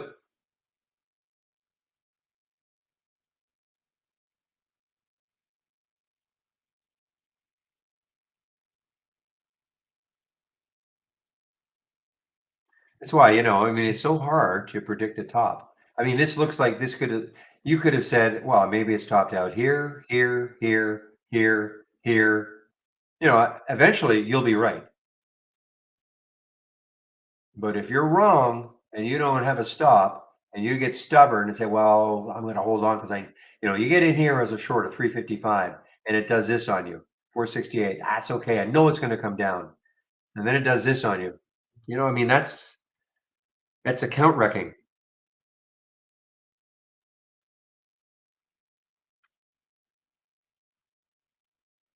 I mean, it looks easy after the fact. Oh, yeah, I'm just, shorted at 6.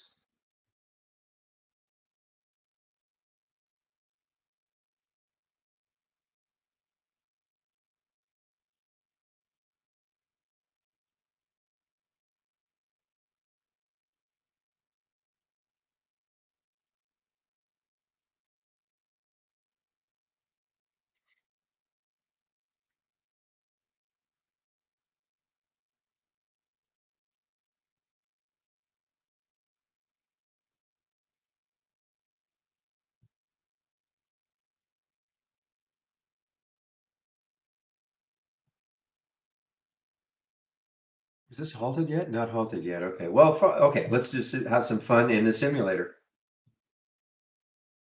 See if this is working. Oh, I guess you can't because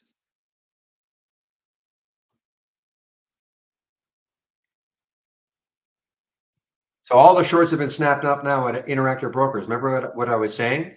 I just looked, I don't know, a minute ago, there were 35,000 shares available. They're all gone now. So there are a lot of people now starting to short this, not just at Interactive Brokers, but I'm sure many brokers.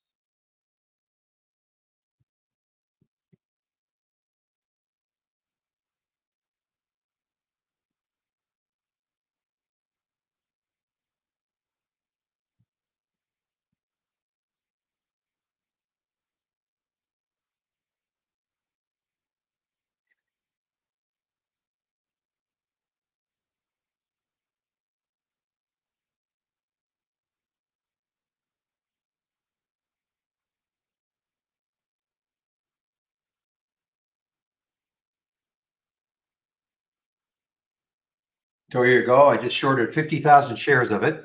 Okay. Entry 545. I'm up 4,000.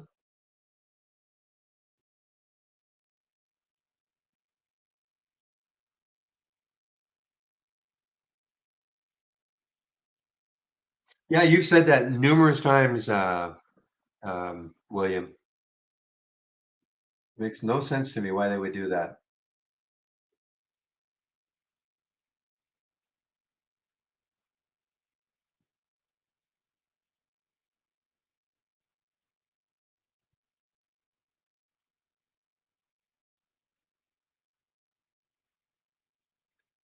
The guys who made a quick $12,000 shorting 5,000 shares of LVTX.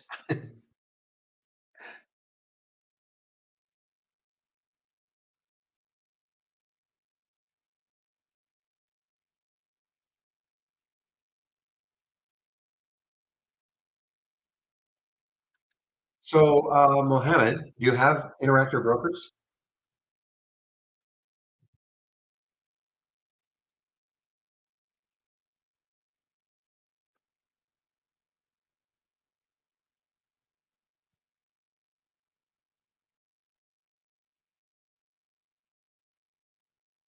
Okay. SLB? Yeah, okay. So if you go to file and do in the search, oh, Pepe just I was just gonna say, type in SLB rates, okay?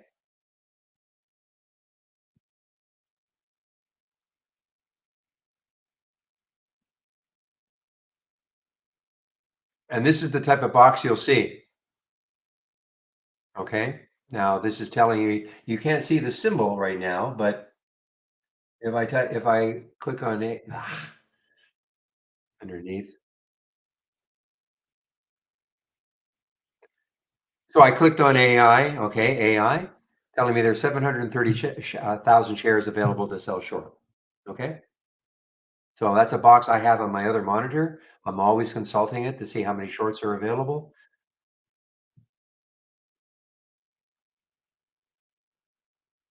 But that's what I was, and you can actually, sometimes it's kind of fun because in real time, I think it's real time. You can see, when shorts are being taken. So what I was saying with the other one, there were 32,000 shares available. There, see how now there's been some covering, right? 4,000 shares were covered because there were 730,000 available. Now there's 730. You see how it changes. So again, what I'm saying is that the other one, there was 30,000 shares available, and then I looked 2 seconds later, they were all gone.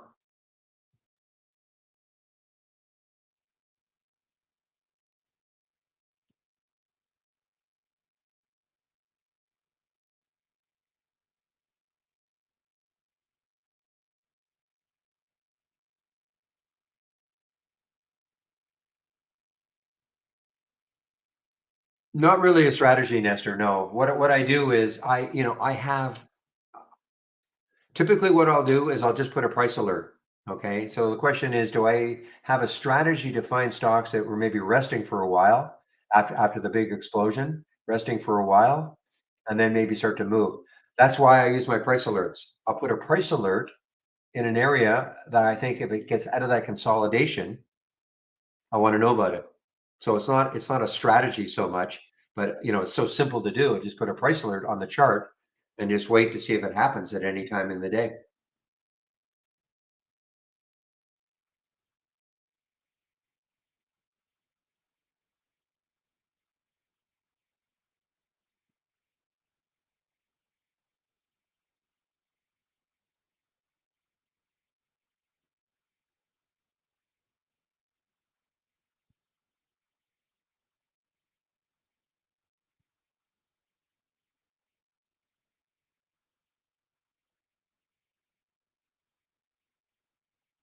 You talk about overpriced. This would have been the short that would have won the contest if somebody had done it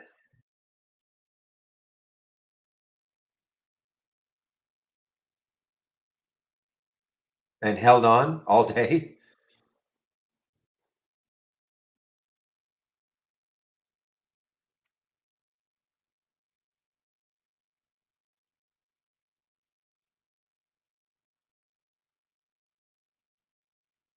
Because you could have taken 13,000 shares right up here.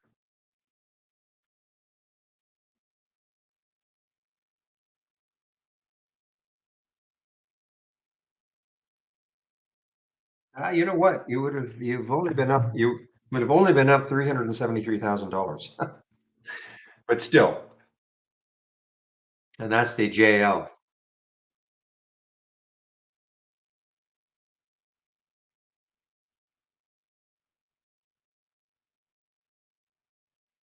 And it is continuing to move down. Now, if somebody says, well, what happened? Was there bad news? No, it shouldn't have been up here. Okay, that's the real reason. It should not have been up at 30. Nonsensical traders coming in and like us sometimes trying to take advantage of some crazy moves. Type in SLB in this, and so click on file, and then in the search box, type in SLB rates. Talking to Mohammed in our YouTube room. So file, and then in the search box at the top,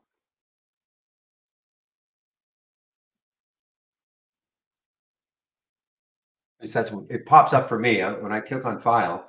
The search box is right up at the top. And just type in SLB rates.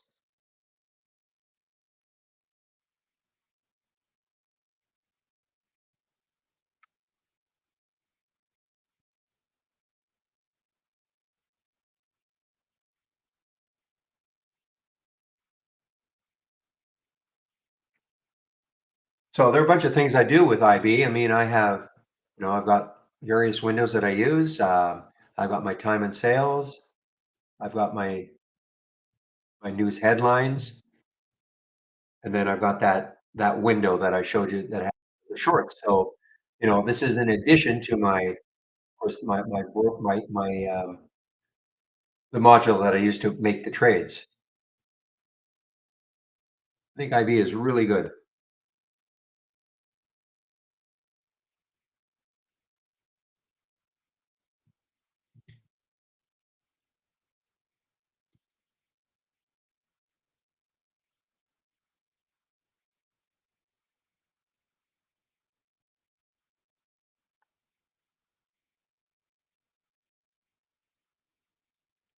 Okay, a little peek at the leaderboard. Our guy Oliver is still leading, 130,000 ahead of Backside Bob. Backside Bob's come back though.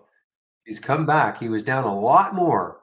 So whatever he is in started to move down for him. But Oliver, being the smart guy that he is just going to sit patiently unless Backside Bob gets a little bit closer to him.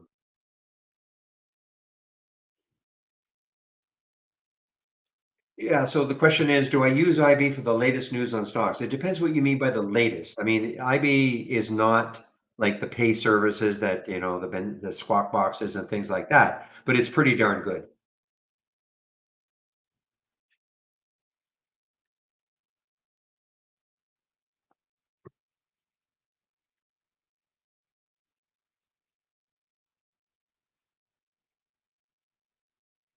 Look at this thing just collapsing. JL. Oh man. Down 80% now.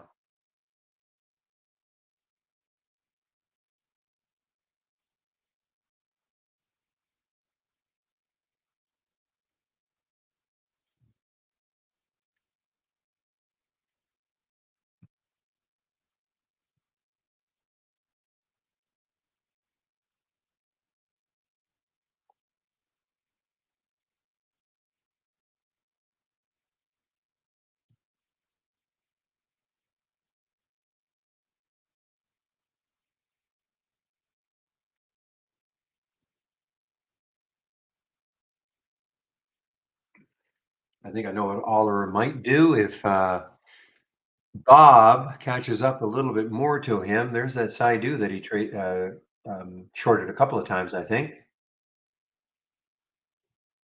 Only if he needs to. So you can see that. I mean, Bob came all the way back. I mean, he was down about 90,000 in that trade. So now he's only down 782. So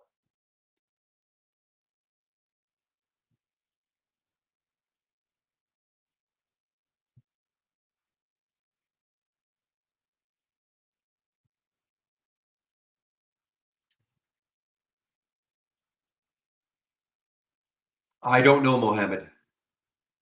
Most updated? I have no idea. I mean, if you're talking about a free site, I really don't know. I find IB is fine. For me, I have found IB is fine for 8 years that I've been using it. So, and most of the news that I need to see is in the pre-market. I mean, sure, there are stocks every now and then you get something that moves and you wonder why. And usually IB will have it. May not be like instantaneous, but it'll have it. Most of the news that I care about though is in the pre-market. And I find that IB is fine for that.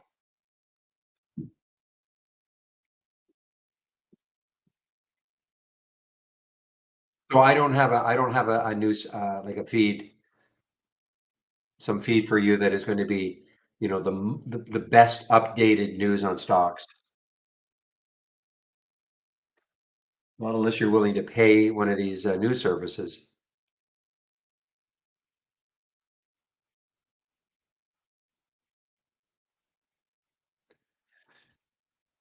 Was it really $14 a share? That it was an average of $14 a share. I thought it was a fairly new issue.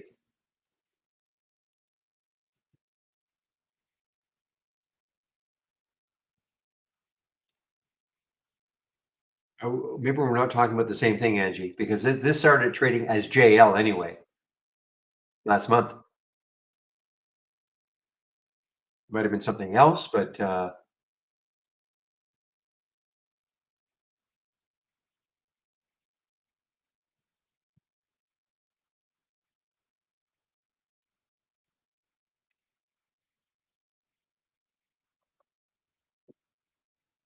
boy, I can see what would be really handy to have up there is just your time frames. Just click on them.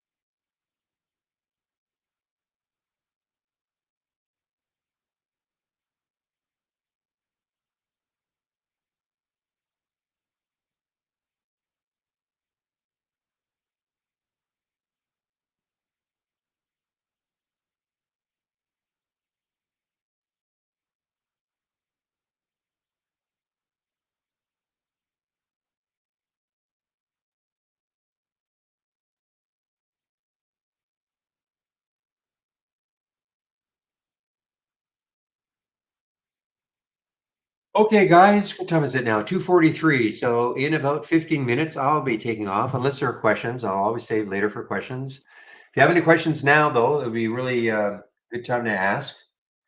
I'm going to go over my homepage one last time, and also I just want to make sure people know that this Leap Day 29% off. It's going to be tomorrow. It will not. Is my volume down as in mic? I don't think so. Oh, I wasn't talking, if that's what you mean, Angie. So I always have to report. This is not the radio. I don't talk all the time. Try not to have too much dead air, but there's a lot happening in the background for me that that just sort of distracts me. Anyway, there's leap day. Okay, so leap day, 29%, and it's basically a flash sale just for today. Okay, 29% off the first month only, or the entire year of Trade Ideas. Okay,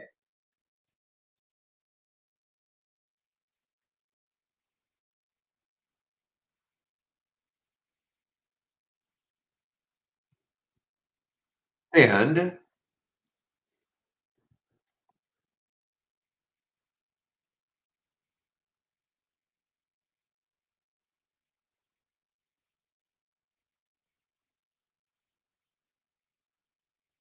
I think you're good, Oliver. My guess is that poor Bob is probably shorting. I could look at his account. I'm not going to. Is probably shorting LVTX. You know, and he's just fallen by. There's Michael Noss at Trade Ideas might end up finishing second.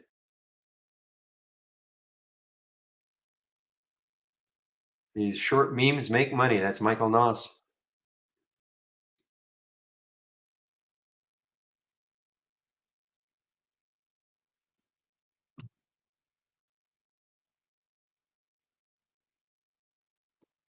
All right. So if you click on my homepage link, now obviously don't use this. You can start using this one tomorrow, but use the Leap 29.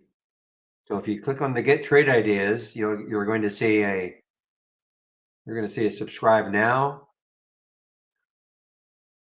and just put Leap 29 in there. Okay.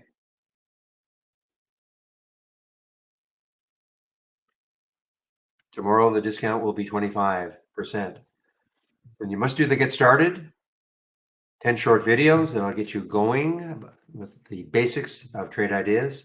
Trading 101, if you don't know anything about trading or looking for a refresher, you might want to take a look at this. Michael Noss, he put this together, a few short videos, 38 of them. I don't know how short they are, but there are 38 of them. Daily stock of the day that I do, you can sign up for it here. Some of you heard me do it live in YouTube. I forgot to mute myself. It's okay. Trade of the week is sent to you before the market opens every Monday morning. And the big education section is here. And before I get to my scans, all I ask is that if you do decide to take on a subscription, please use my promo code. That'll really help to keep the room free. Okay.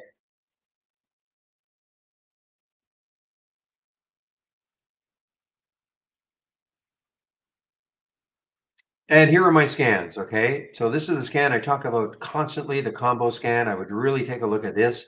You can use it like a watch list. Next week, I don't think it should not be as active, but I have other scans that I'm sharing that you can take a look at.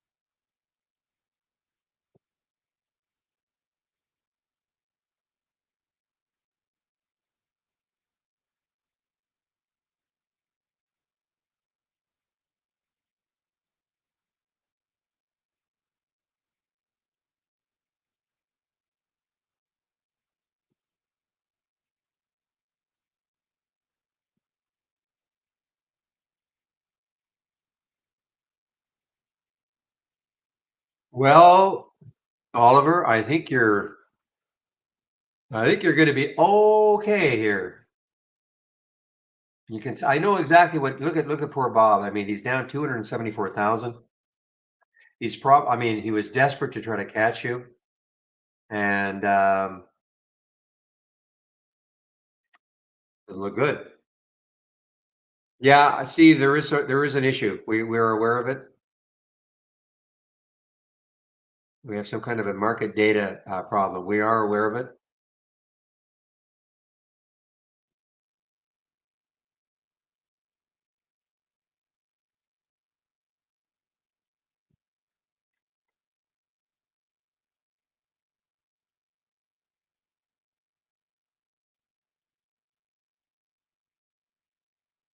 Nick didn't do any trading today. He's been in the room a lot, but he didn't do any trading today.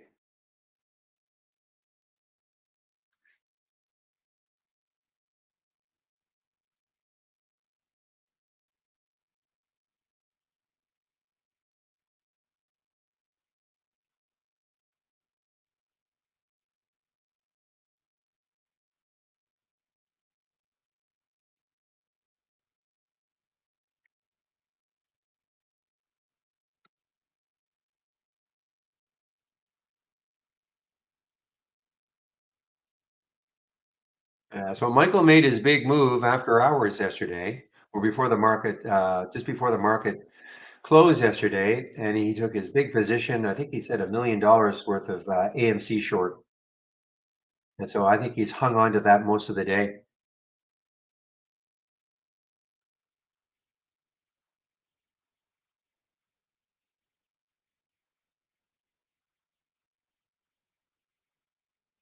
Appreciate it, Steve. He said he was going to do it. He said to everybody, "I am going to short AMC. They're having earnings. This was after hours yesterday. I'm going to short AMC before the market closes," and he did it.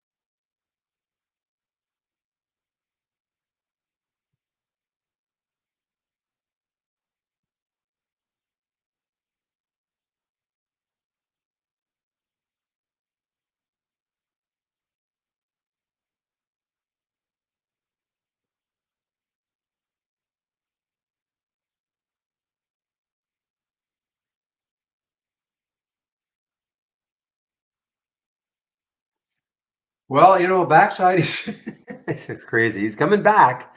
He was down 300,000 in that, and now he's oh man, I don't know what you know what? I'm going to find out what he's in just for fun. I'm not going to tell anybody, but I'm going to what he's in.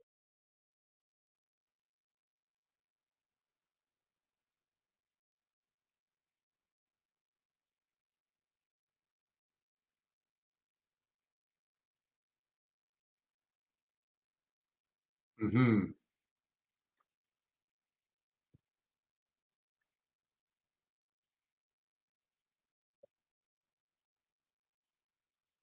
Kind of what I thought.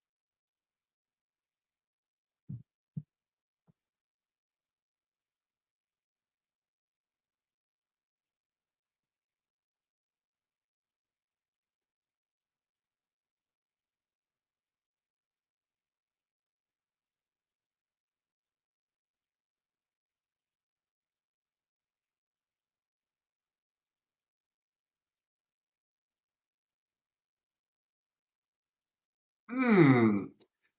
It's getting a little more interesting, guys. A little more interesting here. Look at the gap now. It's now only 125,000 where it was about 300 before. So,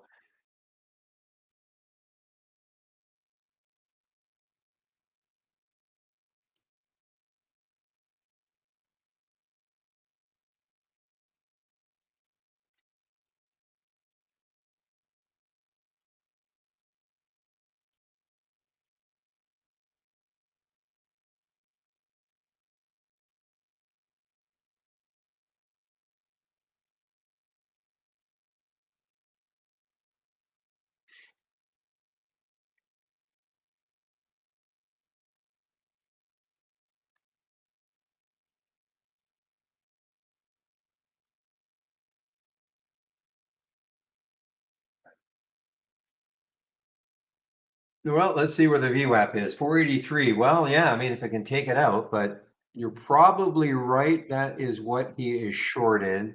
And that's what caused him all the grief when it went up here. But I'm sure Oliver is watching.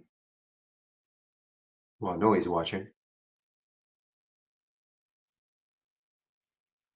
Another little over an hour to go.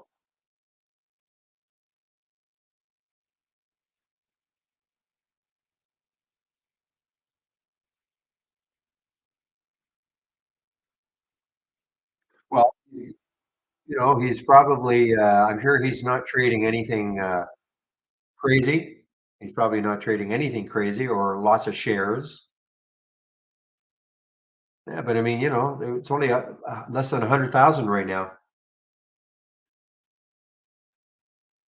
And if Bob is in this one, he's got probably a whole bunch of shares.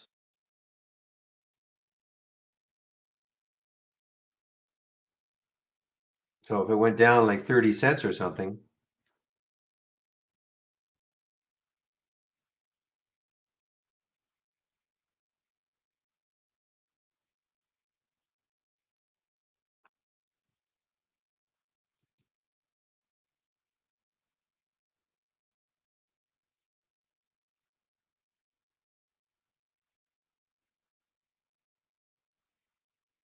oh, look at this, guys. So Oliver, okay, so he's recognizing he might have to keep trading a bit.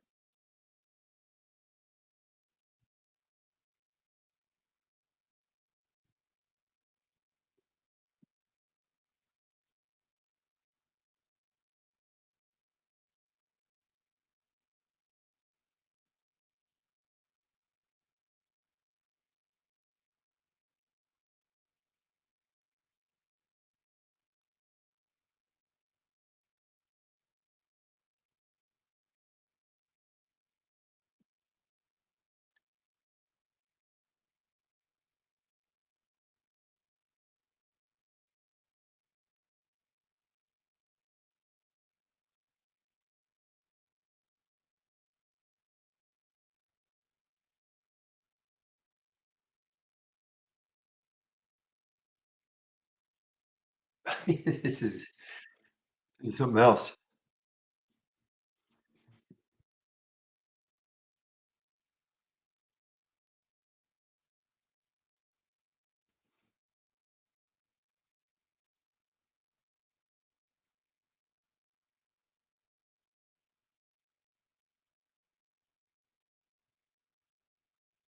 Okay, guys. Well, I'm probably gonna hang around. I want to watch this, but I'm gonna put myself on mute. So if you have any questions, though, I will ask. I will hang around for questions, but I'm gonna put myself on mute now and probably stop the screen sharing. Okay. So William, before I do that though, if you're in YouTube, you can head over to our main room. William will keep the room open until about, I think he said 4:15. So maybe what I'll do is I won't stop the screen sharing for a while, okay? Just so we can, so you guys can watch this if you want.